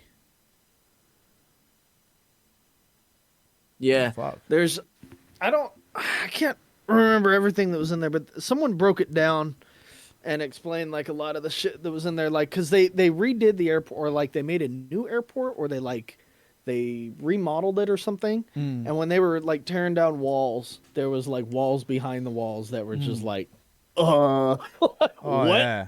Who put this here? Like, what are we looking at? Like, you know, shit like that. It was just wild, fucking weird shit, right, like weird here's the symbolism thing. shit. The people that live across the street from us, their house is the sister house of what we've got. The builder built that one at the same time he built ours, and originally it was the exact same. Yeah. Well, they bought the house, and for like 2 generations of owners, I guess, or 1 generation or something like that in between, they apparently forgot, or if it was sold because that person passed away, they don't know, but for whatever reason, that everything just kind of forgot and left it off of the selling form that there was a bunker in the front yard. Oh fuck. What the fuck? And Just saying, I mean, just like, totally, guys. Yep. I mean, actual pick up the door, go down the stairs. What the You know, hell? Yeah. How'd they leave that out? What was it? Grass growing over it or something? Growing Yeah. over the I mean, lid? they had, full bushes were over the top of it. And it just so happened that somebody happened to come up and walk was walking by one day, say on when an elderly person, and were walking by and they, they said something about how the nice house, and I remember this house way back when, blah blah blah, and then she also then apparently the old lady turned around and said, yeah, have you what'd you do with the bomb shelter? And they're like, what? Like, and then they're looking at this. Oh, this old lady going, oh, it's an old lady. She don't know what she's talking about. Oh yeah, and they start kind of laughing it off, going, ha ha ha. Yeah, we'll turn it into a wine cellar. Yeah, okay. You have a nice day, ma'am. And you walked off. And the more they got to thinking about it, like, yeah, yeah, and they started teasing about how there's a bomb shelter in the front yard. Fuck. And come to find out, they went and cleared off an area of bushes, and sure enough, there was a metal trap door. And you open that, that door almost like it looked like something out of, Like a submarine? but like no, like you'd see in Kansas, that like tornado shelters, Yeah. like under the house. That's what it looked like, but it was just heavy duty steel, and it had seals and all this kind of stuff. And it just goes down. You like go down maybe about 5 feet, maybe 7 feet of stairs, and then you walk into just a pod that's down there. And apparently, the original owner of it was paranoid and wanted a bomb shelter. And Shit. then the next owner just never used it, so they just let stuff get overgrown over the top of it. They passed Wow. away or whatever. The next person that bought it, didn't know anything about it. And all they knew is, well, yeah, there's a bush over in that corner. They didn't realize that underneath the bush was a trap door to go to and when they found it, they went ahead and it was completely cleaned out. Nothing was in there at all, which was a real bummer. But so they took everything out of it, put shelves in it, and now they've got an underground wine cellar in their front yard. How fucking cool. Shit. And I was like, wait a minute. And that's the sister house of mine? Yeah. And I start looking around the front yard, and I'm like, hey. And Angela looked at me. She goes, "Don't you fucking do it." She goes, "I can see your mind. You're gonna be out here with a damn shovel pulling up, pavers." Stereoecho style. Oh man, No, I can already see the wheels turning. see. We've I would got imagine that's moderately common out there on the on like really like around the SF area. You had to have bomb shelters Well, in the fucking when you 50s get and around, when you get 60s. into, especially if you get out into Fairfax, Yeah, you get up north. Fairfax, that's starting to get into the true hippie areas. Yeah. Back up through there, and that was the affluent hippies through there. Yeah. And those are the ones. I mean, when I was a VIP troubleshooter for Comcast back 8 years ago for this area, and and Stein, I live in Marin County, You're right. so it's pretty much the uber rich, Wealthy ass motherfuckers. primarily, Yeah. yeah. And so when I got escalated to the point where all I handled were VIPs. So I mean, I'd go to their house, and sometimes it'd be a fake name on the account, so you wouldn't even know who it was. Yeah. Or it was I was dealing with a house manager, because we don't deal with the lower people on the earth type attitude. Yeah. But so I was in, I have been in some of the best, most badass houses in Marin County, which is Dave, is one of the more expensive places on the freaking earth Yeah. for houses. So out here, you Dave. literally, Did you see Yeah, the he's place is telling called you. Dave? All right, I No, thought no, you no, mean no, the I was place is saying- I called said Dave. Dave. I was like, No, they no, called I was it saying- after me. He's saying, "Listen up, fucker." because the some of these houses have just been insane. And when you Fuck. start walking through some of these houses, especially when you get into Fairfax, I did one to where the phone didn't work in this guy's office. His guy's office was in a bunker that was on the side of it's buried into the side of a hill on a mountainside that he lived on. His house was smaller than the bunker, and it was accessed through a hidden door that led down from the pantry in the kitchen. That actual false door you opened. Oh, fuck. It went into like that. All of a sudden, the house got like a 20-year upgrade. And how it looked, how well it looked. To walk down this hallway to go through a pod to then this area that he had built inside the side of a mountain. Jeez. I mean, he had air pumped in from vents on the top. It definitely wasn't a nuclear shelter, but you could definitely hide in there. But I think he probably grew weed in it, back in the 70s. Yeah. But, See, so, we've got. he's like, yeah. He starts teasing, and he said, "Yeah, we never knew this was down there." I was like, "Yeah, you're full of shit." Yeah. We've actually got a nuclear bunker, a government nuclear bunker. It's probably maybe about 15 miles away from me. And that was for, let me think. That was for all the kind of top military personnel and all these kind of things. That was at Lookers and any sort of dignitaries that worked in that area as well. And it's fucking huge. Like it's got a chapel. It's got living quarters for I think about maybe 50 to 60 people. Air filtration, water filtration, air recirculators, carbon monoxide recirculators, with the scrubbers and stuff like that. Yeah. And the door, now I shit you not, the door looks like something like a fucking vault. And it's all lead lined and it's 100 feet underground. And it's concrete and lead lined with obviously reinforced rubber and all that kind of stuff through it. It's like fucking mental. And you can just go in it and it's got like the proper, the war room, where all the big top dogs are around the top and they're looking down on the big maps and stuff like that with the control room, and you've got all the, it's crazy. And that was obviously there. When was it now? So obviously the height of the Cold War, but it was used complete hidden, complete secrecy. Nobody knew it was there. So obviously when it got declassified after 50 years, that they sold it, and it was then sold to a private person. It was a Polish family lives in it now, and they use it as a kind of, they live and kind of no rent out, but they have like people can go in and visit and stuff like that. But it was quite funny. Damn. There was a guy from one of the local towns who fucking went batshit crazy one day. Had a rifle and went and fucking up to the fucking up to the bunker, and fucking there was a big massive standoff for about 4 days. Because there was fuck all they could do. They couldn't access it, could they? Because it was fucking lead lined. There was no way they were getting in. Right. So it was mental, like. It was crazy. It had hostages and all that kind of stuff. There was there's this guy on YouTube. He's pretty big over in the EU, I guess. When we were talking about this the other couple weeks ago, Dave. Yeah. A lot of guys in chat knew him. Shai is his name. Just real quick, you guys don't hear an echo or anything, right?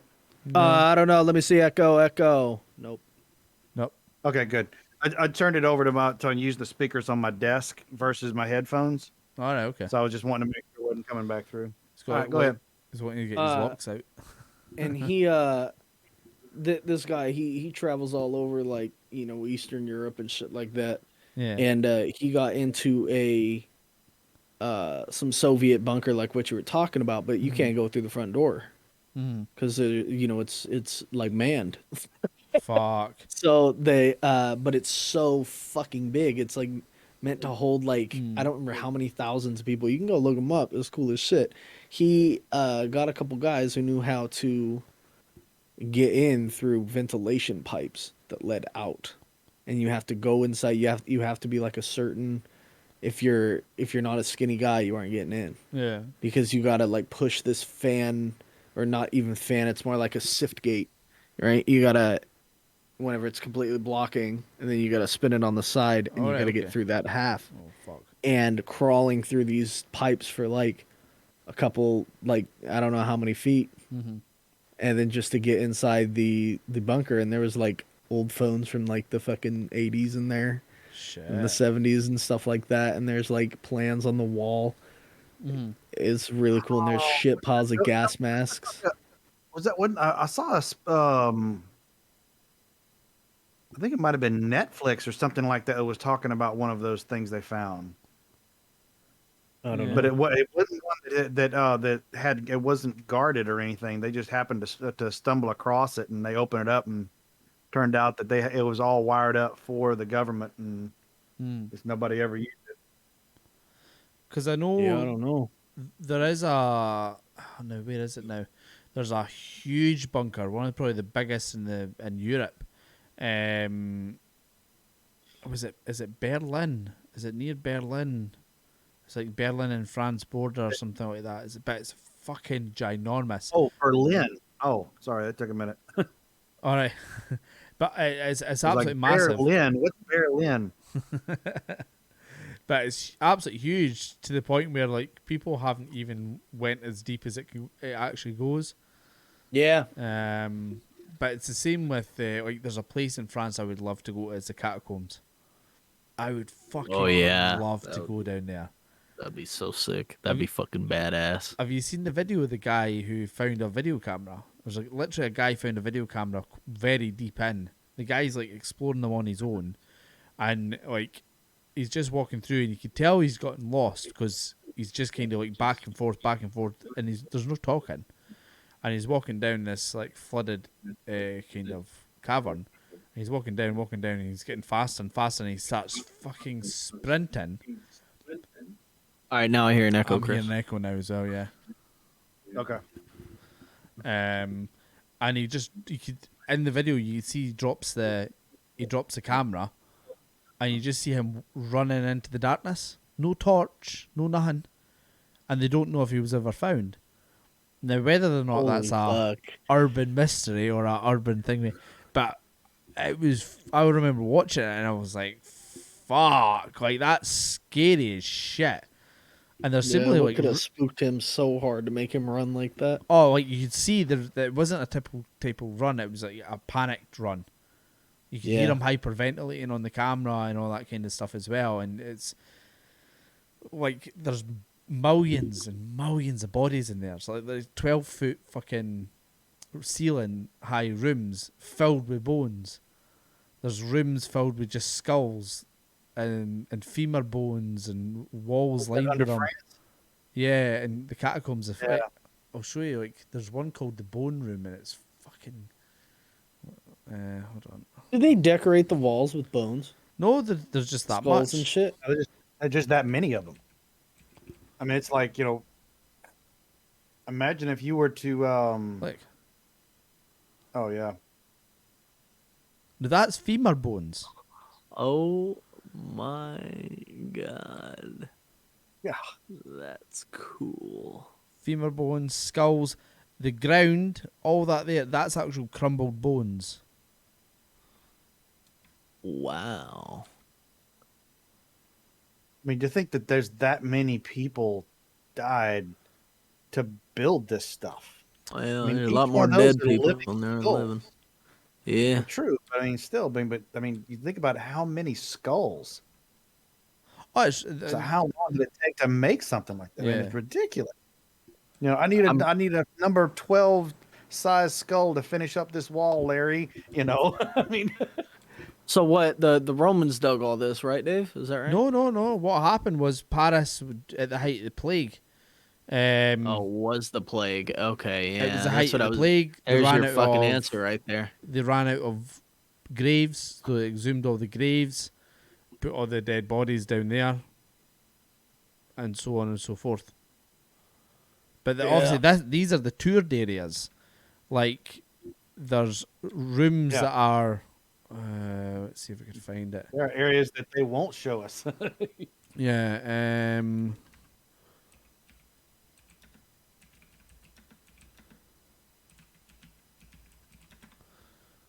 Like, there is literally rooms that.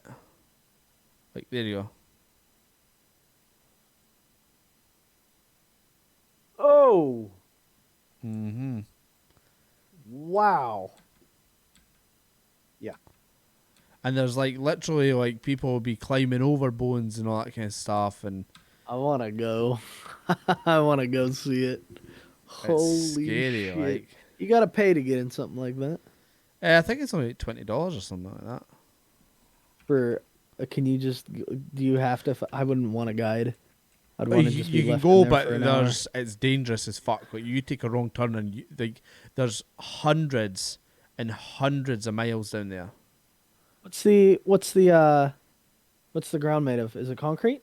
No, It's dirt. No, it's ground up bones. Fucking follow your footprints. How are people getting lost in here? oh no, dude, like fuck. Hold on. You're talking about a labyrinth, dude. Yeah, but I mean, you have footprints. Aye, but it's Yeah, underground. find your way These back are up. But other people have coming through there too. yeah. So basically, like the thing is with the Paris catacombs as well is like there's one of the rooms. That's like somebody's made that model. That's like kind of a model. Let me see. Try to find. Wait, that's kind of what some of the rooms are like.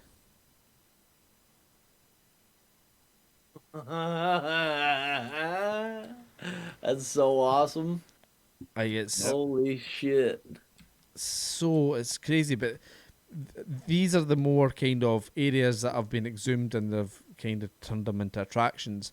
But the actual offbeat Paris catacombs, like no one knows how deep they go because, wait a minute, let's see if there's a map of this. Like, if you think of the entirety of Paris, like look at There that. you go, Matt. There you go. But that's obviously a kind of a hand-drawn map. There's probably rooms that have collapsed and they can't get in and whatnot. And they reckon the height, like, how far these go on, like, is ridiculous. Like, it covers the whole of Paris because, well, it was, it's crazy. And I think the way that they do them is, like, when you're... Wait a minute. Go back. There was one of them that actually came up with a map overlay of the actual Paris catacomb map. Oh, there you go, right in the middle. Paris catacombs, right there in the middle. Nope, Yeah. Go back. There you go. One with the orange in it. Yeah, so that's kind of without a tour, orange, add-ons of the Paris guy. So these are like, so that's like not the proper one. There's probably the best option of it. Like, look how many intricacies are of these kind of places. And it's still, there's parts of the catacombs that's not even been, mapped. Mm-hmm. That's kind of what it's like there. That's the offbeat ones. So that's the abandoned. Wait a minute. Yeah. Paris. Because there's like a cinema room. They had cinema rooms and all that kind of stuff as well. Right, so this is the proper kind of Paris catacombs of what you don't see. So as you can see, like rooms filled with bones. These are like 12-foot rooms. Bits are flooded. And see these numbers, 19L 1854. That's like street names. So you have to go by the street names. And it's like a numerical system. Holy shit. Mm. And that's like a model. Somebody's actually like carved that out of the sandstone. That's so sick. You see the number again, J1847.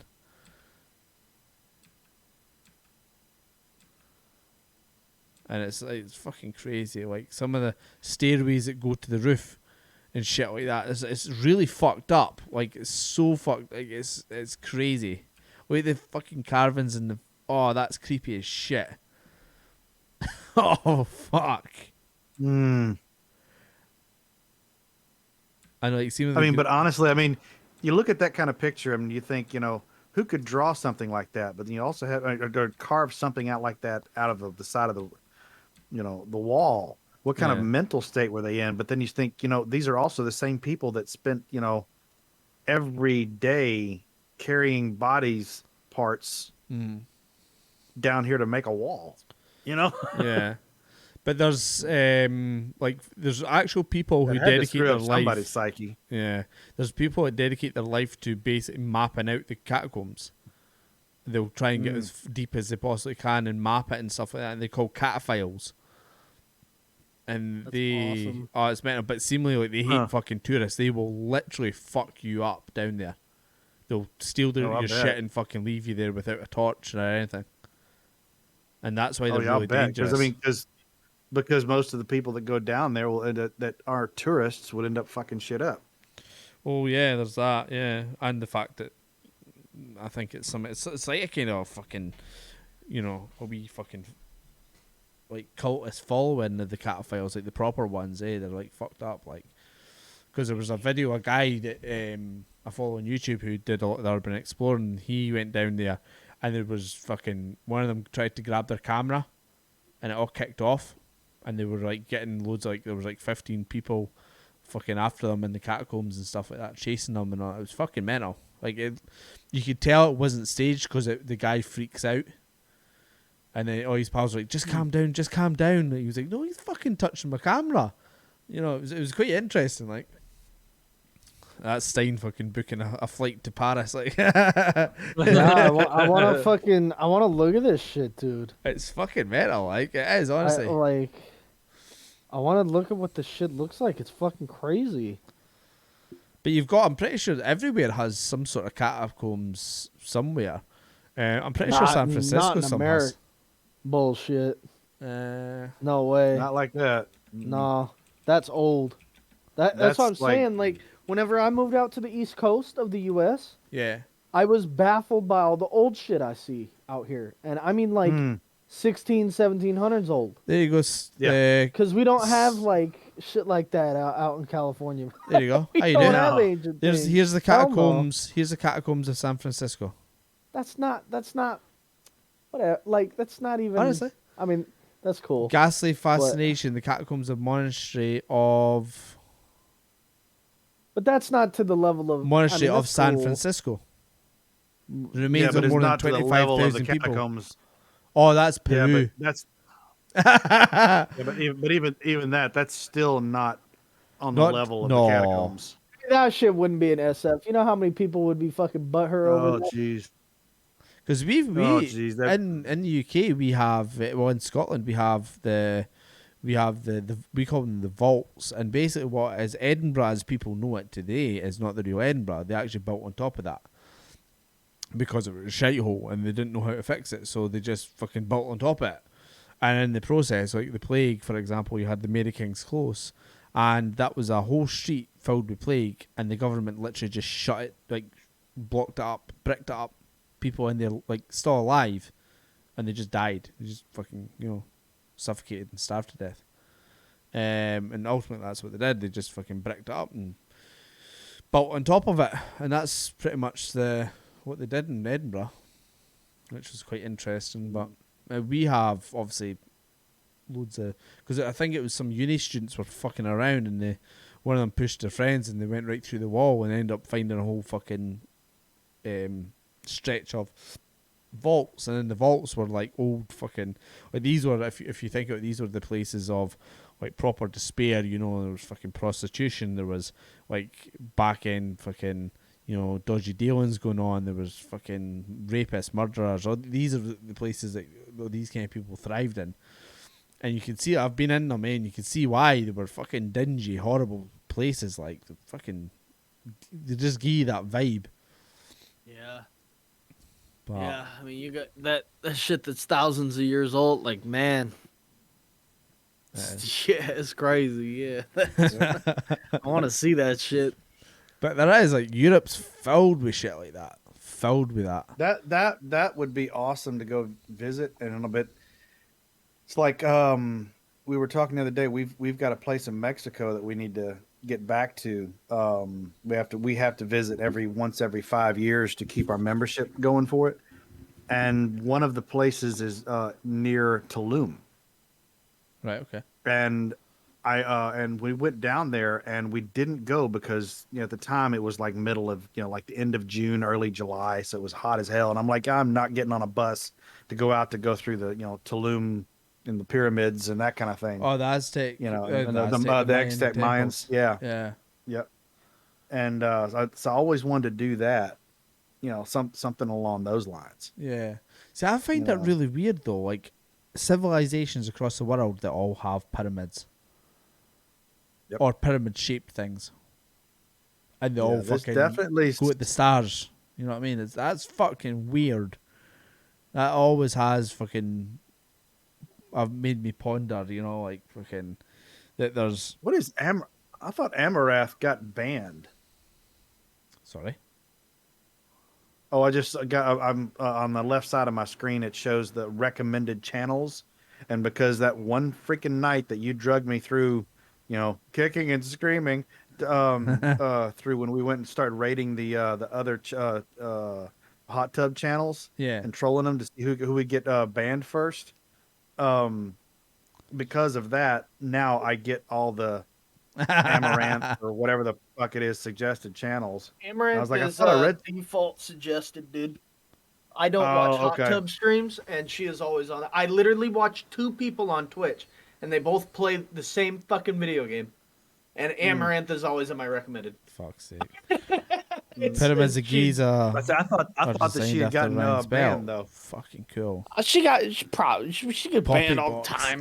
She's the number one female on Twitch. They're not going to shut her down for good. I'm Dylan still still getting gets Poppy fucking Mix. Poppy box. That's brilliant. Like Poppy box was Stein. What we used to do is after our flights, we would pick a channel to go and raid, and we would find one of these chicks that was doing a hot tub stream, and we would go in and start trolling them to see who would get banned first. And Poppy Box was one that we went in, and I went in like for the throat, and I got banned. I was the only one out of the entire raid on her channel that came from us that got banned, and she would She not fucking lift the hated ban. I mean, oh, she hated me. Oh, I went off. I was. What was? I know. I remember she was Asian, and that she was. you could yeah, tell she was wearing the blow up inflatable like for a pool. Yeah, thing she wasn't around even her a. waist. Yeah, And she wasn't even in a pool, and she was Not just even a like fake sitting on one. a chair and had that. Yeah, and Just and sat in she a wasn't chair even with sitting in a fake rubber one. ring, and then she had the like sparkle door drape things behind her. That was it. Yeah. That was it. I called her out on it. She fucking. So She was good though. Like, she handled the trolls really well. Like, oh, that's give her right. the- That's right. I forgot about that, Dylan. She wasn't in a pool because she was scared of water, and I went off on her. And it's something asked. I kept saying something about, "Let me see your titties," and shit like that, But Oh fuck! I I just minded her. was like, "Oh wait, you don't have any," because you're Asian. I mean, I was going for the throat. I really was. There was another one. There was a dude in the hot tub, and he was literally just streaming him in his bathtub, right? Yep. Is that the guy that had that puts on the green mask? No. This is another guy, right? This is So- he puts on a green face mask that the women use to take off their makeup, and he's a really big fat guy, and he'll actually sits there like Stein's doing right now, holding the mic in an actual hot tub. No, And it was a he pad. That will was the paddling pool. scream. That was the paddling pool. Lizard guy. Oh, I can't remember what his name was. Yeah, it was like his Purple icon lizard or something like that. Yeah. Yeah, and that's the guy that would scream at people, and he actually gave them an actual phone number to call in, and he treated it like a talk show, and they would call him in with life problems, and he would just fucking are you fucking idiot? Are you really? You're that fucking stupid. I mean, just so it's a radio show that he could do whatever the hell he wanted to and never get banned because it's on a Twitch channel. Yeah, I mean, that's it was hilarious. it was hilarious to watch because I mean there was no holds barred, anything was coming out of this guy's Yeah. mouth. But There was no fear whatsoever, and he'd have 15,000 people watching him. Yeah. Oh at my once. lord. Oh yeah, I mean so much that his chat was kept under control. He had some good mods in there to keep his chat under control, so it wasn't like just spamming out of Yeah. control. But he had some good moderators in there. But I mean, it was a constant such and such donated, such and such sub, such and such sub. I mean, he might get 100. And he'd 200 get subs in a calls coming stream. through his PC as well, which was quite good. So he'd use Yeah. his mic still which was quite cool. But no, the one I was talking about was the one where the boy was sitting in a bathtub, and he was going on about whatever, and Dylan popped in, and the boy was like, "Oh, Dylan, have you got a new Twitch channel?" And it was like, boom, right, he thinks we're somebody. So we got him to think that he was his brother, and then he said that he got somebody pregnant. I forgot about that dude. Oh, I forgot about that dude. And the guy was like, "Oh man, I'm gonna be an uncle again." Yes, fucking, he was going fucking mental. And then obviously his mum, the dude's mum came in the chat, and was it his mum? I think it was he his starts mum. laying into the mom because, Mom, why didn't you tell me? I had to find out through a Twitch stream. Yeah, and she starts coming back going, "No, she's not pregnant. No, where are you getting this from? I'm talking to such and such, our cousin or whoever. Was it his cousin that Dylan had him thinking he was? No, it was his brother. It was his brother. He thought it was his brother. Oh, that's right. Yeah, he thought then, that Dylan man in our chat, our moderator, we thought that he thought that Dylan was his brother in chat.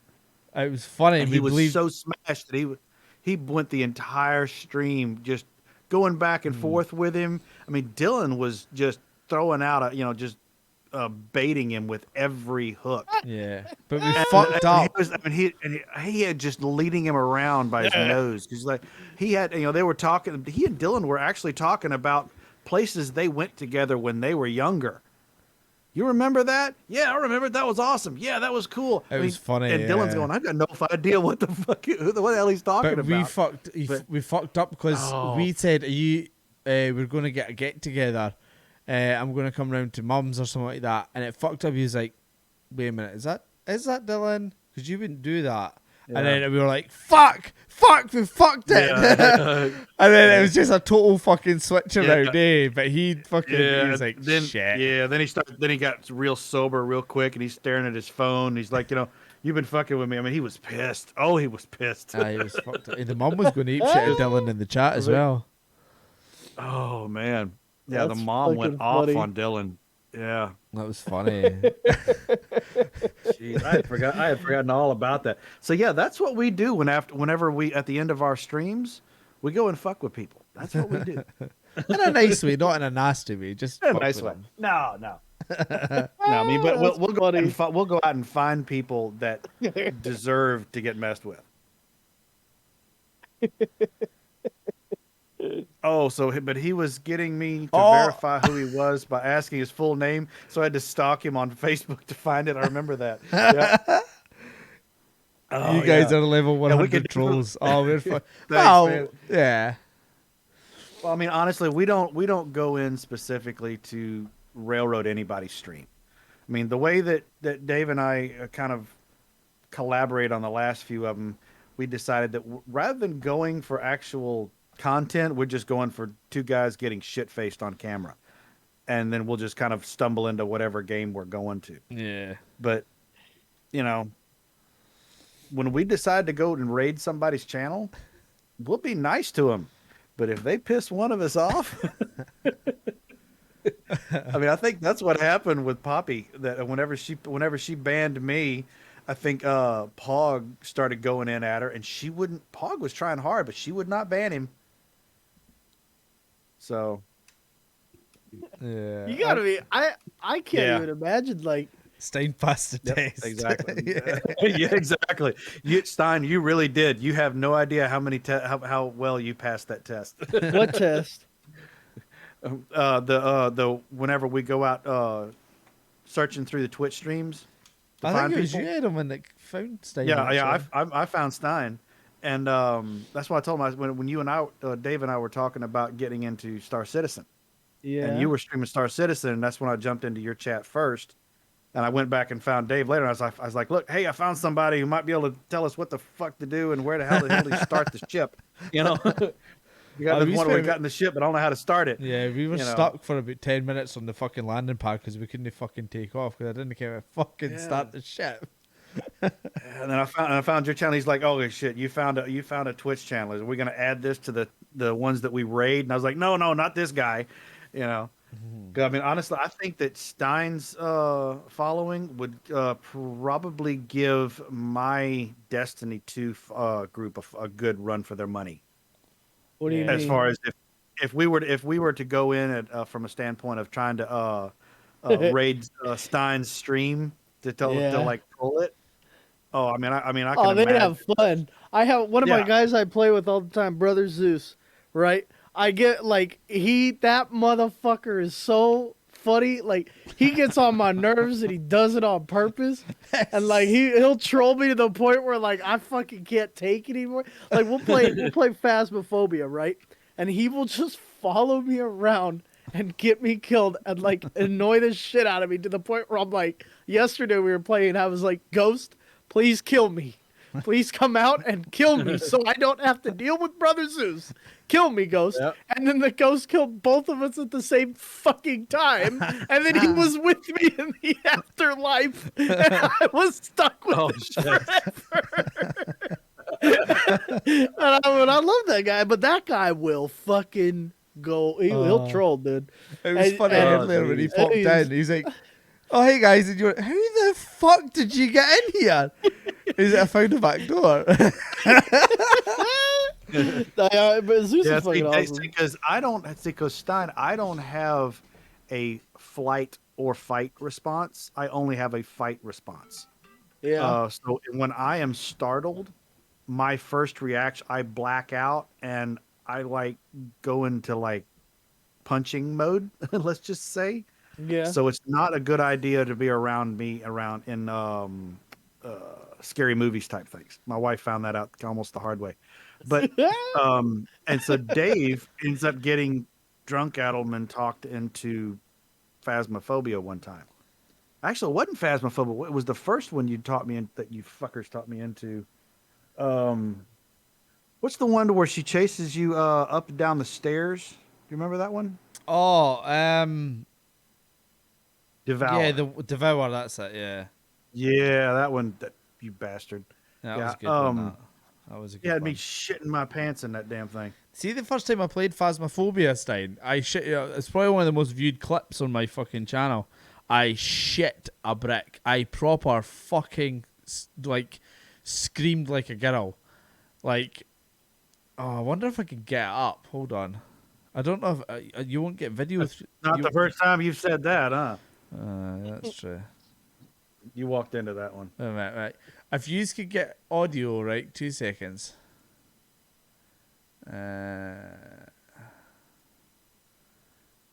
So 2 seconds. I'll just pop this off the channel now. So we've got Twitch. So basically, I don't know if you hear the audio Dave, of this. I have a complaint. Your scare me alerts are not working. No, because I'm on a different stream. Yep, you need to get on that. All right, go ahead. You fucker. Channel. Yep, you need to get on that. All right. I don't know if I'll be able to see this because I'm obviously on live now. Oh, motherfucker. But you played Alien Isolation, Dave? Fucking love that game. All right. That whole franchise is probably my favorite franchise of all time. Isolation? Alien Isolation. Yeah. Have you played there's a that game it is the most stressful heart attack inducing game. Oh, they got it perfect. They got it absolutely perfect. Absolutely perfect. That is the best horror game that game is cancer. Ever will be. That game will give you cancer from all the stress. And what kind of game is it? It's imagine you're Ripley on a fucking station and there's Alien on there. That's what that game is. Right. And so fast-paced first-person shooter, but no, jump down out of the ceiling and you don't get to shoot it. Nope, not Aliens. Alien, where there's like nothing you can do, and you're not a Marine, you're an engineer, and like you play as Ripley's daughter. You play as like a young chick who's like she can't. Amanda. What's she gonna do? Like, you're. You're not like a cyber enhanced Marine with a machine gun. You're running about with a wee fucking. Oh, it's brilliant. That is brilliant. So, oh my god! Backstory on this clip. Kid. Very first time I played Phasmophobia. Very first time the ghost actually came after me. So I didn't know. I hadn't watched any videos of the game. I never knew nothing about it. I just heard it was really good, and this was the very first time the thing fucking got me. Right? Okay.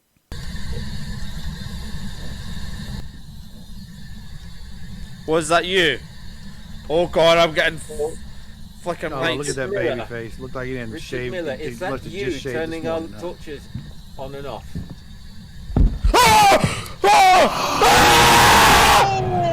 Jesus God! Why is your flashlight popping on and off? Oh, that's why. You didn't even get to see it. You just heard the heartbeat. And Oh, it you was fucking flipped the fucking fuck out. awful, man. That was honestly so fucking bad. Oh, it was honestly. I'm trying to think. I don't have any other ones, do I? No. But oh, that got me so bad. You know what?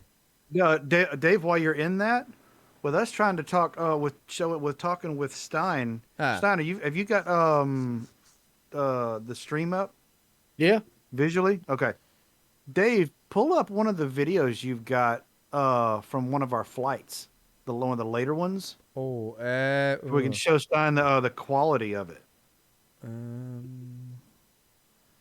I don't think I've. Okay, wait a minute. Video producer. Or just go to your Twitch page from the one last night, because you did the Junker one last night, yeah, I right? could do that. Yeah. Stein, I think you get into the planes like he's got, the Junker ones, the older German ones. Yeah. Dave, did you ever figure out why it had the German on the dash? Yeah. Oh, I you fixed just had that. to reboot it. I fixed that. I mean, seriously, Stein, how good does that look? Pretty fucking dope. Okay, And that's remember what now, I was that's- wondering. How low you can get? Oh, It's you pretty can. fucking low. Oh yeah, you can get proper low. Yeah, I keep telling him that we need to do get to the ultralights, the little planes that do like 50, 60 miles an hour, So and then this- fly this through is- like San Francisco, but only do a maximum of like 100 feet off the ground. Yeah. So this So is you have actually to, like, taken fly in off. between the buildings. This is actually taken off from outside my house. Like I'm literally about to go over my house right now. But yeah, that's a fucking. That's so funny. It's just like you're streaming where you live. You're like, hey guys, this is my house. Fuck.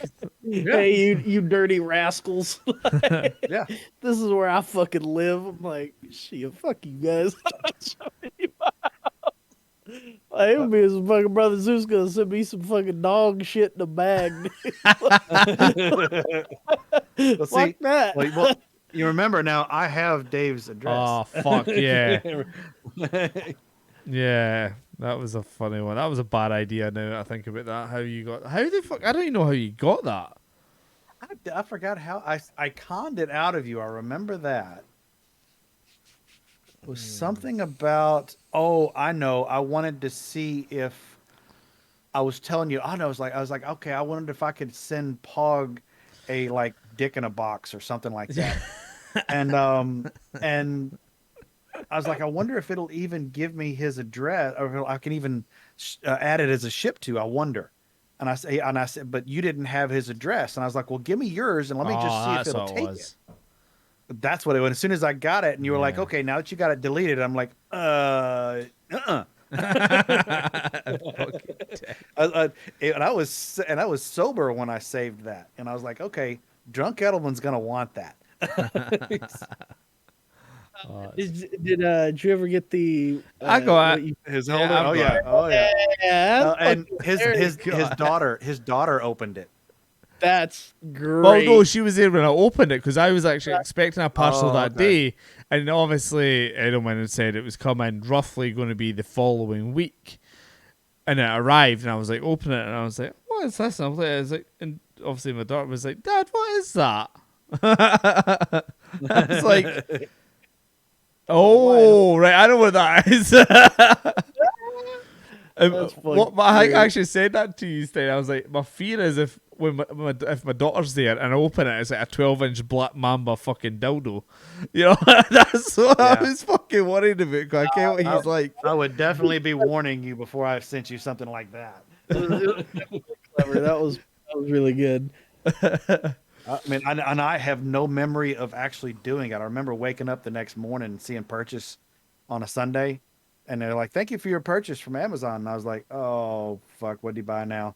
And I opened it up, and I was like, "Wait, it's what is that?" And I said, "It's being shipped where?" And as soon as I saw where it was being shipped, I thought, "No, I'm leaving that. I'm leaving that. That's good."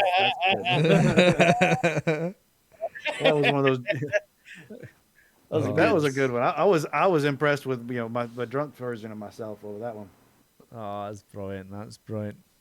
That's fucking great. That's funnier than hell. That blew my mind. I was like, oh my god, that is fucking perfect. Yeah. That's why I was like, See, the thing, I mean, he's lucky he's not in the U.S. because I mean, I think it's like I think it's $15 or $18 for shipping. Fuck. When you go overseas, Jesus. on fucking top of Christ. whatever it was, and I'm like, damn it, that's too bad. I was like, because if he was in the U.S., I mean, I had a buddy of mine down in Mississippi that I would get shit faced and drop ship stuff to him. That he'd wake up in the morning and he'd open it up and he'd call me and say, "What the fuck is this?" And I'm like, "I have no idea." But at the time, it seemed like a good idea to send you one. Oh, I mean, so you being in the UK saves you from getting a lot of stupid shit in the mail. Oh God. I mean, I did almost after. I'll tell you what, though, I do remember Baked Edelman deciding one night that it wasn't in the best interest to send you the boobs for your hot tub. Yeah. You're going to send me a pair of fake boobs, eh? Yeah. Mm-hmm. Yes, Shadow. He is in the U.S. If I ever got his address, I'd probably dropping him shit in the mail too. He's just sitting there shaking his Send head. it to me. Send it to me. Stein, send me his address. Or Shadow, send me his address. Shadow ain't done that address. Yeah. All right, Shadow Man, we're gonna you work on getting his address for me, and that way he can open it on stream, and it'd be like a 50 million exploding little rubber dicks that came out of a box. You do get like them. those You can actually... like that. I was thinking about opening up a PO box because a couple of my viewers wanted to send me we were talking about food the other day, and they were like, "Yo, let me send you some snacks," and I was like, "I guess." Yeah, I don't know if I'd do that. Why? I don't know. Like, what you think? But the fact that they might know where you stream from. Oh, I tell you, they would need your physical address. No, I'd get a PO box and have them send food to your PO box. Oh, I thought you meant like DoorDash. No.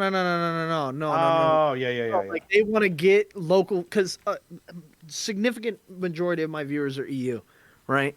So they were like from Belgium, from Norway, from fucking Netherlands, shit like that. They're like, yeah, can we send you over some shit to eat and review or something. I was like, well, fuck, I just opened up a PO box. I don't give a fuck. Like it'd be kind of cool. Because I like food. Fuck. Yeah. Yep. Some fucked up Italian food. Sounds pretty good. Oh, that'd be dangerous. That'd be dangerous. Well, you think they're gonna fucking poison me? I'd send you some hot sauce or something. I'd be down for hot sauce. I got hot sauce next to my fucking. I keep hot sauce on my computer desk. Yeah, dude, I have watched. No, seriously, I've seen Stein walk over and turn the hot sauce bottle up, sitting on his desk. I have seen that one, so he is not lying about that one. I have seen that. Fuck. If I just threw one bottle away because I already used it, but I'm reaching over right here, and I just got a bottle of sauce. Tabasco, is it the habanero or the normal? Nah, it's just regular old Tabasco. But yeah, I'm a huge hot sauce guy. Growing up in Central California, Mexican food, taco trucks, everything you eat out there is spicy, right? Yeah. And so you have regular fucking bland white people food. You're like, man, fuck this. White people food. You want some good shit. You want something with chilies and spice and some pizzazz. Everything nice. Yeah. And Well, now that today that I'm drinking beer, it's flowing through quicker. So I'll be right back. My eyeballs are floating. Nice. See, we've not. But yeah. I got a good one when I worked on the buses. We got a guy that always used to, he was one of the mechanic. He was one of the bus cleaners, and he would always bring his like sandwich bag, right? And in the sandwich bag, he would also have his little sandwiches and his little zip tie bag, and he would always leave it in the office, the supervisor's office, right? And he was always just a fucking wind up merchant. I was like, I'm gonna get that fucker one day. Like, I'm gonna get him with some in, right? So I was into my hot sauces at the time, and I was like, when I was scrolling through Amazon, I was looking for some different ones, and there was one of them called Satan Shit. Right? Now, fuck me. Like, I bought this thinking it wouldn't be that hot, and I took about a wee half teaspoon of it, and holy fuck, it blew my fucking head. I like, my face went numb. I was hyperventilating. I was sweating from areas didn't even think I could sweat from. It was fucking brutal. Like, there wasn't any even. It was disgusting taste, but fuck me, the heat. Holy fuck. I don't even know what was in it. Let's see if I could fucking even tell you what was in it. Satan's shit hot sauce. It was a chili paste. Well, yeah, but what kind of chili are you talking about in there? You know, that's what they need to tell you. So it was Satan's shit chili paste by Chili Pepper Pete. Taste Satan's Last Supper. That's what we believe his poo would taste like. Naga ghost chilies. Ghost chilies, yeah. Ghost peppers, yeah. Euphra chilies, raspberry syrup, red wine vinegar, prune juice, cherries, apricots, dates, raisins. Wow. God, that's a paste. It's 6.4 million Scoville. Sorry, no, that was 6.4 million Scoville chili extracts, 12 million Scoville chili extracts. So there's two, so it could either be 6 or 12. God damn. So fucking hot. Hot as fuck. So I thought it would be a fucking great idea this night is fucking open up his bag of fucking sandwiches, and I fucking smeared this shit all over his fucking sandwich. Enough that when he went into it, you wouldn't see at the front of it because I put it right in the middle, and he bit into it, and I swear to Christ, he fucking vomited everywhere. He was crying. He thought he was about to die. Like, fuck. Like, I was genuinely worried for his life because of how he reacted to it. And he went fucking apeshit at me for it, but it was so fucking worth it. Like, it was so worth it. But I was outside where my my dad had these apartment buildings, right? And it was the families that lived there were predominantly like first generation Americans from Mexico. Yeah. Right? So they had gardens outside. They did all sorts of shit like that. So we'd go over there every once in a while, my cousins and I, and they had on the walls, they had these little chilies, right? Little tiny fucking peppers, probably like as thin as like the tube inside of a pin, right? So maybe like maximum 3 millimeters thick. Yeah. And about like 3 centimeters long, tiny little fucking things, right? And you would, we'd eat them. And they were like the worst. I mean, the flavor was there. You could tell. You'd be like, oh, that'd be amazing in a salsa. But you couldn't say, oh, that's amazing in a salsa, because you'd be standing there with your mouth open and saliva is literally just pouring out of your mouth in a thick stream. And you just stand there. And you just fall out of your mouth. And you'd be your fucking your toes would tingle and like just everything, like it was just like riveting. It was amazing. And I mean, all you want, you eat 1-2 of those a day, you're like, all right, I can smell everything again. Life's good. The air is mighty fine, Oh, and, man. We picked them and we'd take them up to I'd take them up to my friends I go up hunting with. and they grind them up and they put them in a chili and they make sauce. Oh my god, it was so fucking good. They put it on the tacos up there. These are all Mexican guys that I go up hunting with too, and like, oh my god, they know how to cook, and they know how to cook with the chili, and they know how to grill the tortillas to where they're perfect, and then you put the chopped up meat, the venison. Oh my god, but it was spicy. Like it's like the first time that I came out here, I was exposed to chorizo out here, and I was like, oh Yeah, God, I'm in heaven. yeah, Chorizo's fucking awesome. fucking good. I'm Dude. just reading one of the reviews on that fucking Satan shit. Right, I originally bought this to put in chilies and stir fries, etc. But after putting a good bit in to a full stir fry, it completely written off other family members. So now I just have it on site to prank people with extremely hot stuff and can really ruin your day if not careful. Yeah. Oh man. You know what's really funny though? I don't know if you've ever done this. You ever actually went onto Amazon and read some of the really funny reviews about shit? No. Oh man, right, I've got one for you. Right, I need to find this. Veet hair removal review. Oh, where is it? Funny. I need to read this. Honestly, I was fucking tears were streaming down my eyes when I read this. So it's a guy. Oh man, this is so funny. Right. So it's Veet. You know what Veet is? You know, the cream for hair removal. No. Right. So Never it's heard just a cream that you put on. Women really use it if they don't want to shave. So it's cream that basically you put on and it kind of burns the hair away, right? So this guy bought it, and I'll go into depth. Obviously, I'll tell you the reason why he bought it. But this was a review on Amazon, which you can still go on to right now and find it. Oh, I remember this one. Yeah, Yeah, it's fucking brilliant. And it's basically it starts off like this. This is the title of the review. Do not put on knob and bollocks.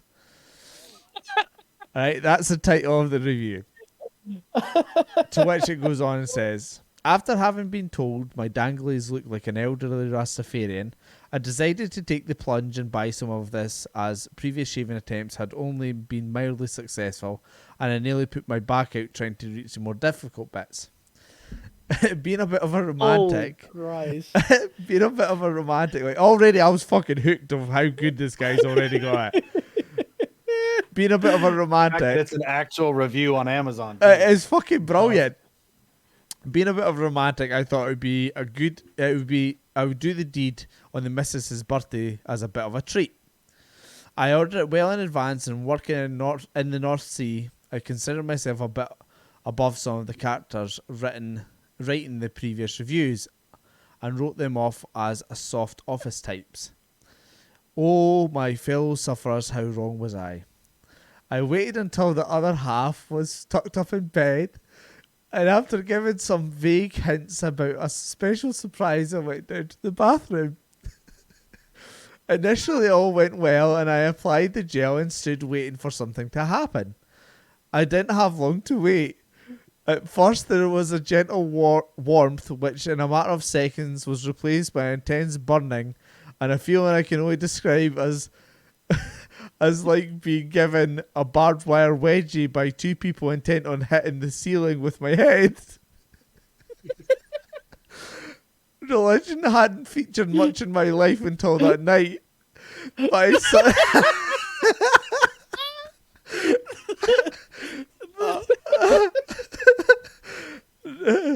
Go on, I'm sorry. Oh fuck. Religion hadn't featured much in my life until that night, but I suddenly became willing to convert to any religion to stop the violent burning around the third tunnel and what seemed like a destruction of the meat and two veg. Struggling to not bite through my bottom lip, I tried washing the gel off in the sink and only succeeded in blocking the plug hole with a mat of hair. Through the haze of tears, I struggled out of the bathroom, across the hall, into the kitchen. By this time, walking was not really possible. I crawled the final yard to the fridge in the hope of some form of cold relief. I yanked the freezer drawer out of out and found a tub of ice cream, tore the lid off, and positioned it under me. The relief was fantastic, but only temporary as it melted fairly quickly and the fiery stabbing soon returned. Due to the shape of the ice cream tub, I only managed to give the starfish... I hadn't managed to give the starfish any treatment, and I groped around the drawer for something else, as I was sure my vision was going to be going very fairly soon. What the hell? Oh, there's more. It gets even better. I grabbed the bag of what I later found out was frozen sprouts. I tore it open, trying to be as quiet as I did. As I did so, I took a handful of them and tried in vain to clench some between the cheeks of my arse.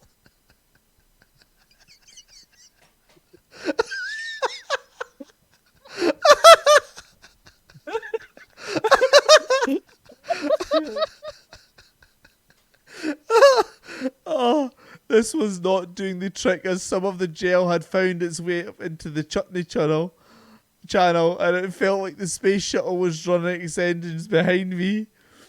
This was probably and hopefully the only time in my life I was going to wish there was a gay snowman in the kitchen, which should give you some idea of the depths I was willing to sink to order to ease the pain. The only solution my pain crazed mind could come up with was to gently ease one of the sprouts where no veg had gone before. Oh, Jesus. Unfortunately, alerted by the strange grunts coming from the kitchen, the other half chose that moment to come and investigate, and was greeted by the sight of me, arse and air, strawberry ice cream dripping from my bell end, pushing a sprout up my arse while muttering, "Ooh, that feels good."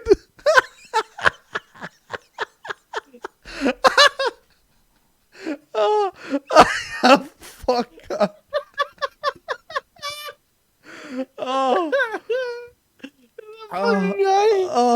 Understandably, this was a shock to her, so she let out a scream, and as I heard that,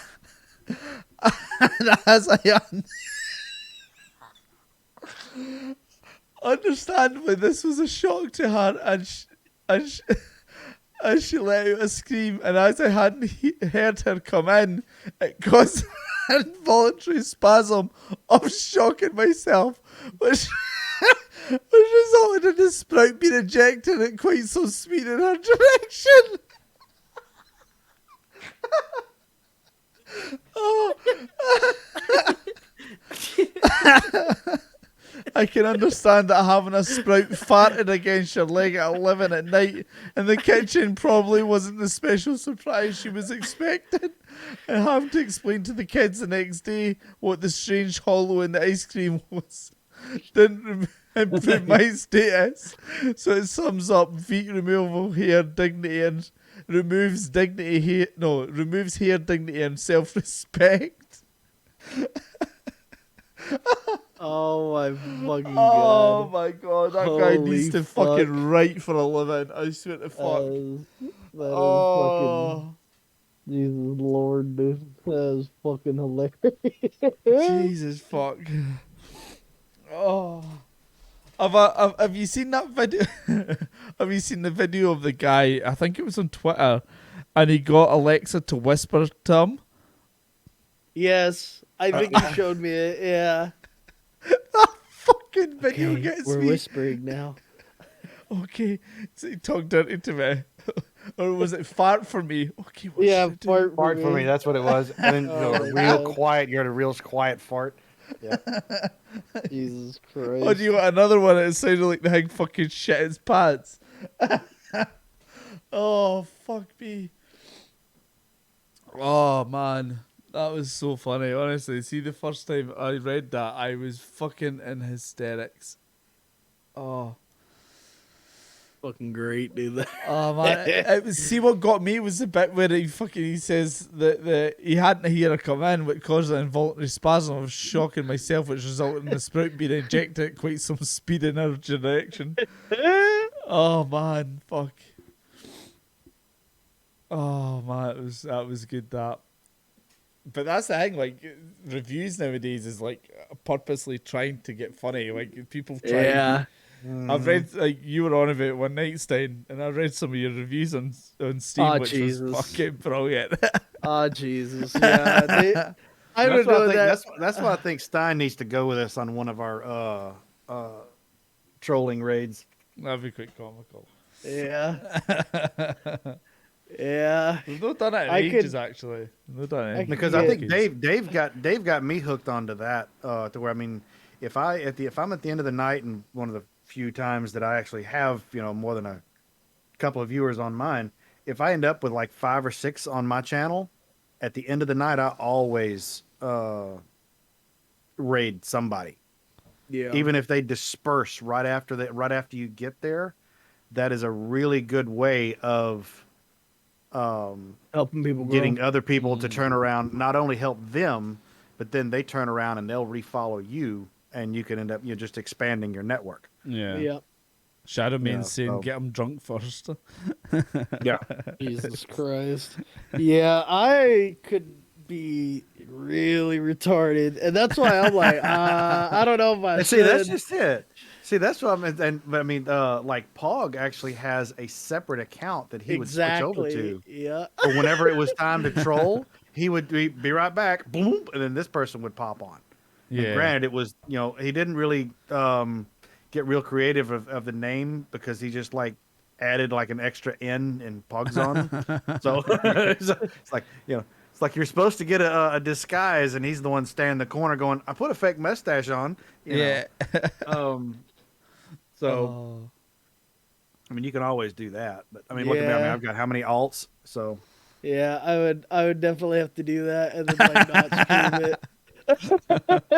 Yep. Because Just I create- get just carried create- away, dude. I fucking that's what it is. See, create an alternate account and open it up in a different browser.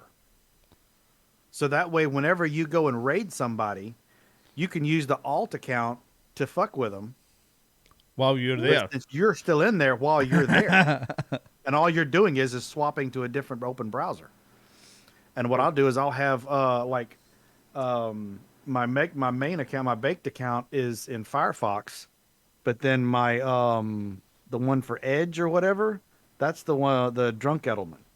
And then I think over there is my Doobies and Boobies, and then I got the other two. So I mean, they can ban me on one, and I'm just gonna keep talking.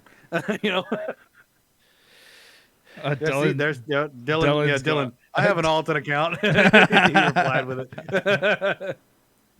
oh, that's Yeah. funny. But no, it is like we don't, like I say, we don't do it out of malice or that kind of stuff. It's just usually No. And we damn sure don't go in to hurt anybody's feelings or stuff like that. We just, it's like whenever you go out and you're out trying to find the asshole yeah. that deserves your wrath for the week. It's kind of like, think of it that way. Yeah. my alt accounts at work. You know, I got So that way- speaking of getting banned, one of the few times I've been banned for something on the internet, right? Because I didn't have internet until 2016, right? So like I'm new to the internet, and League of Legends, right? Video game. I made an account on there, right? One of my first accounts, and I got permabanned for telling someone who was just like being a dick. I mean, I was being a dick too, but like, he was being more of a dick. He was a bigger dick, right? And so I told him, I said, I hope you go on a hiking trip with your grandma and get mauled to death by a mountain lion. And I'm permabanned for that. And I was like, bro, what? Are you going to permaban me for saying that? And then, so I made another one. And then apparently oxygen thief is a bannable phrase. I don't think oxygen thief is bannable, but apparently it is. Huh. Fuck.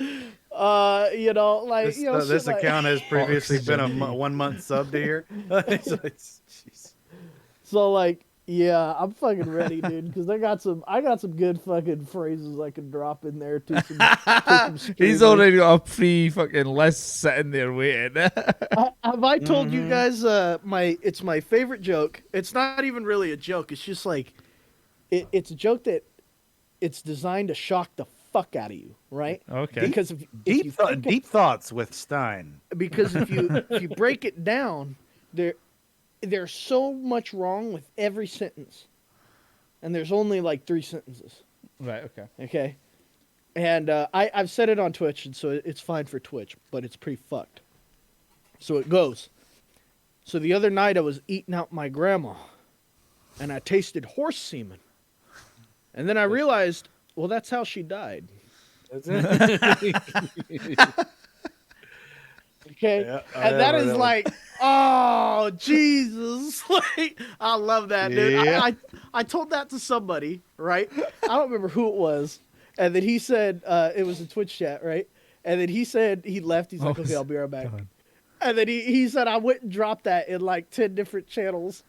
And he was like, some people were like, what the? I mean, he said everybody universally, like nobody laughed. Like everybody was like, what the fuck did you just say? And then one person got super upset at him. I was like, yeah, you see, that's how you know that's the fucking worst joke you could ever think of in your life. It's hard to get worse than that. Yeah. Oh, it's funny. That's like that. It's like that. What I used to use to get when I would try to get people to fight me, I would, you try to get them to snap to where, if they swing first, I don't feel bad what I do to them. Yeah. And so I was just. It was very important for me to get just right up to that line to where it's like, I'm gonna make you be the one to snap first. And that the line that always gets them is why don't you just get down and suck my dick, or just go home and kiss your wife, because it's the same fucking thing. That one will always push them over the damn edge. Oh, that's fucking brilliant.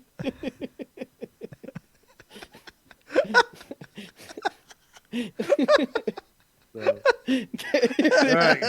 Oh, it's fucking brilliant. Well, guys, this has been good. We're gonna have to make this a weekly thing. Yeah, Yeah, I'm game for that. This one got really good. Yeah, It's just, just a. I was a only meant weekly, to do 2 hours. It's fucking nearly been 4.5. Is it really? Yeah. Yep. It's been 4.5 hours. Well, 4 hours Yeah. 17 so far. Yeah. Mm-hmm. What fucking? Are you fucking serious? Yeah. Oh, good lord! Look at that. Yeah. Holy shit! Nice. How's the vodka Yeah. and milk going down?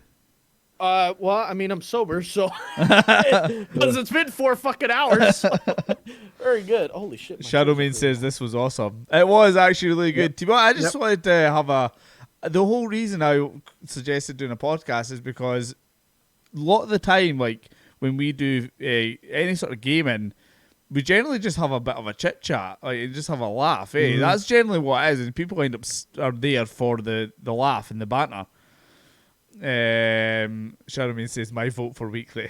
But that's ultimately why I thought, you know what? Why don't, instead of just having the game there, why don't we just concentrate on just having a yap, have a few drinks, and have a laugh, you know? So yeah, Mhm. I'm game for that. Yep. Yeah, that'd be pretty And fun. I mean, I like the way you got the setup going here. We just and with also being able to like switch out for a window, like okay, bring that up in the browser for the stream to look Yeah. at. I like the way that turned out. That worked out really good. Yeah, like I say, there's obviously a couple of wee tweaks I think I could probably do, but yeah. And then we that's could good. also even go as far as that multi-stream I think that Pog originally sent us. And if so, then we can actually do this, and each one of us run our own stream. And there's the one link that you can see that views all 3 windows, or all. I think that they have to do like 4 and 6 of them, isn't it? Oh, I don't know. They can do up to 6 because I've seen the Yeah. way they do it when they do Call of Duty. Yeah. They'll have like 6 people on there all at once. And if we can Jeez. get to where we can do, that many in here, I mean, hell, we'll, we can start expanding it in type thing. Yeah. Well, I'll run So- what do you call it? I'll run another poll of suggestions. Is there anybody in Well, chat we could fancies anything in particular for next week? Like honestly, we could do that, or we could just look at it and say, you know what? This is our weekly stop at the bar and shoot the shit, because that's kind of what it kind of, yeah, it's always good to kind of have a Led to. basis to talk off of though. So, like for example, like, we started off on urban I agree. legends, and then we kind of just spiraled from that.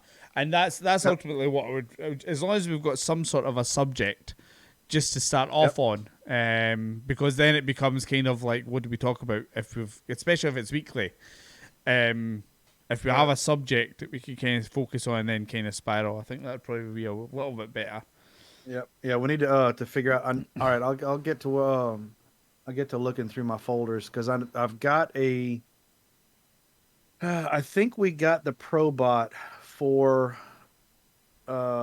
your channel, and if so, we should be able to get a poll up. Mm-hmm. But even if Yep, anybody we in do. chat We has like them something, better, or yeah. if Stein or if you, Chris, have something, like I kind of suggested, I put the suggestions in the poll this week for this week's one. But if you have any sort of subjects you fancy or Yeah, we need to add. We need to add an option to where we can add a poll, or someone can add a subject to the poll, which might be dangerous because I can see drunk Edelman going there and going. Let's see, what subject would you suggest? Rubber titties. Just something stupid. Ancient Aliens. Dude, that would be an interesting one. I've watched that. Dude, and it's Edelman needs to be high as fuck for that, though, I would think. Oh, I'm definitely down for that. I mean, but also there again, remember we still need to do movie night with Life of Brian or something like that. Oh, fuck. Well, that's what we could do. We could do a podcast with a movie in the middle. Well, see, but then we get in trouble with. I like the fact of right now you can take this and export it and put it onto the YouTube channel you got for the exploration or the whatever the hell it is. You know what I'm talking about. Well, I'm thinking about downloading this and then doing a podcast on YouTube and just uploading the videos from it. And creating another channel. Yeah, creating another channel on YouTube and doing it that way. Okay. But yeah, we'll work something out. But yeah, Stein, if you're up for next week. Yeah. Roughly, we'll just do similar times. Yeah. I'll have beer. I'll be my having beer Sundays next are usually just like I don't fucking do it. I usually do just shit like Sundays for the boys, and I just do whatever they want to do anyway. So I never have anything planned. So this will be a good like filler. You know what I mean? Yeah. Yep. Sounds good. Sounds awesome. Well, I'll we'll finish up the thing here. I think anybody use what I have a wee play around on Star Citizen. I don't know what I'm gonna do. Maybe I'm gonna have to go get something to eat, and I still need to take Jag for his power walk. No, what So else? I'm gonna get something to eat too. We'll see what I do. I'll message you if I'm gonna get on and see. No worries. Okay, well, thanks, guys. That was been awesome. Thanks to Remember chat. you got 8. Remember you got 8. We got to pick somebody. 8 viewers. We got 8. We got 8 viewers. We got to raid somebody. I've not got any of that up. Are you Raid.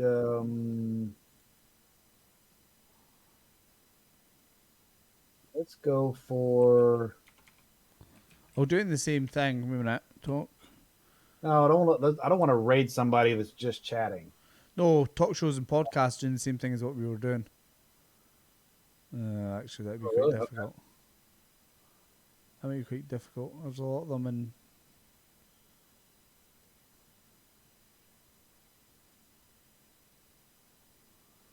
Oh, I don't know. Is your fucking channel points called Haggis? Haggis. Yeah.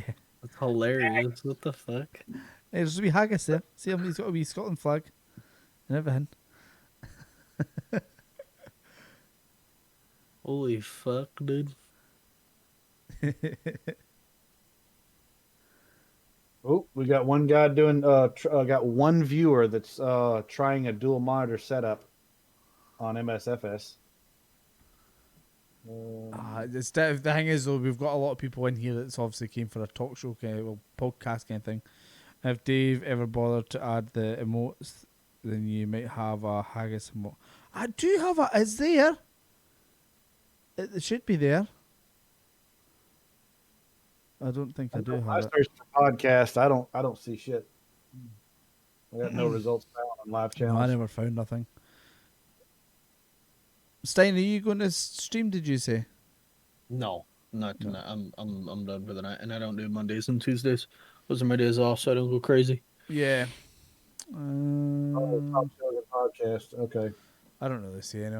We'll leave it this week. We'll leave this week, and we'll be a little bit more prepared. Okay. But nope, you never added the actual notes. Did I not? I'll sort that out with you, Dylan. I'll have to sort that out with you. But yeah, guys, thanks very much. Thanks, Chris. Thanks, Stein. Much appreciated. Been awesome. Hell yeah, Sure, dude. sure. Yep, that was good. And we'll catch you next week, same time. I'll probably be doing a couple of streams in between anyway. But yeah, I'll catch you next week on Sunday at 9 p.m. Okie doke. Catch you later. Ta-ra. Yeah, that's pretty dope. I like that. We can do that.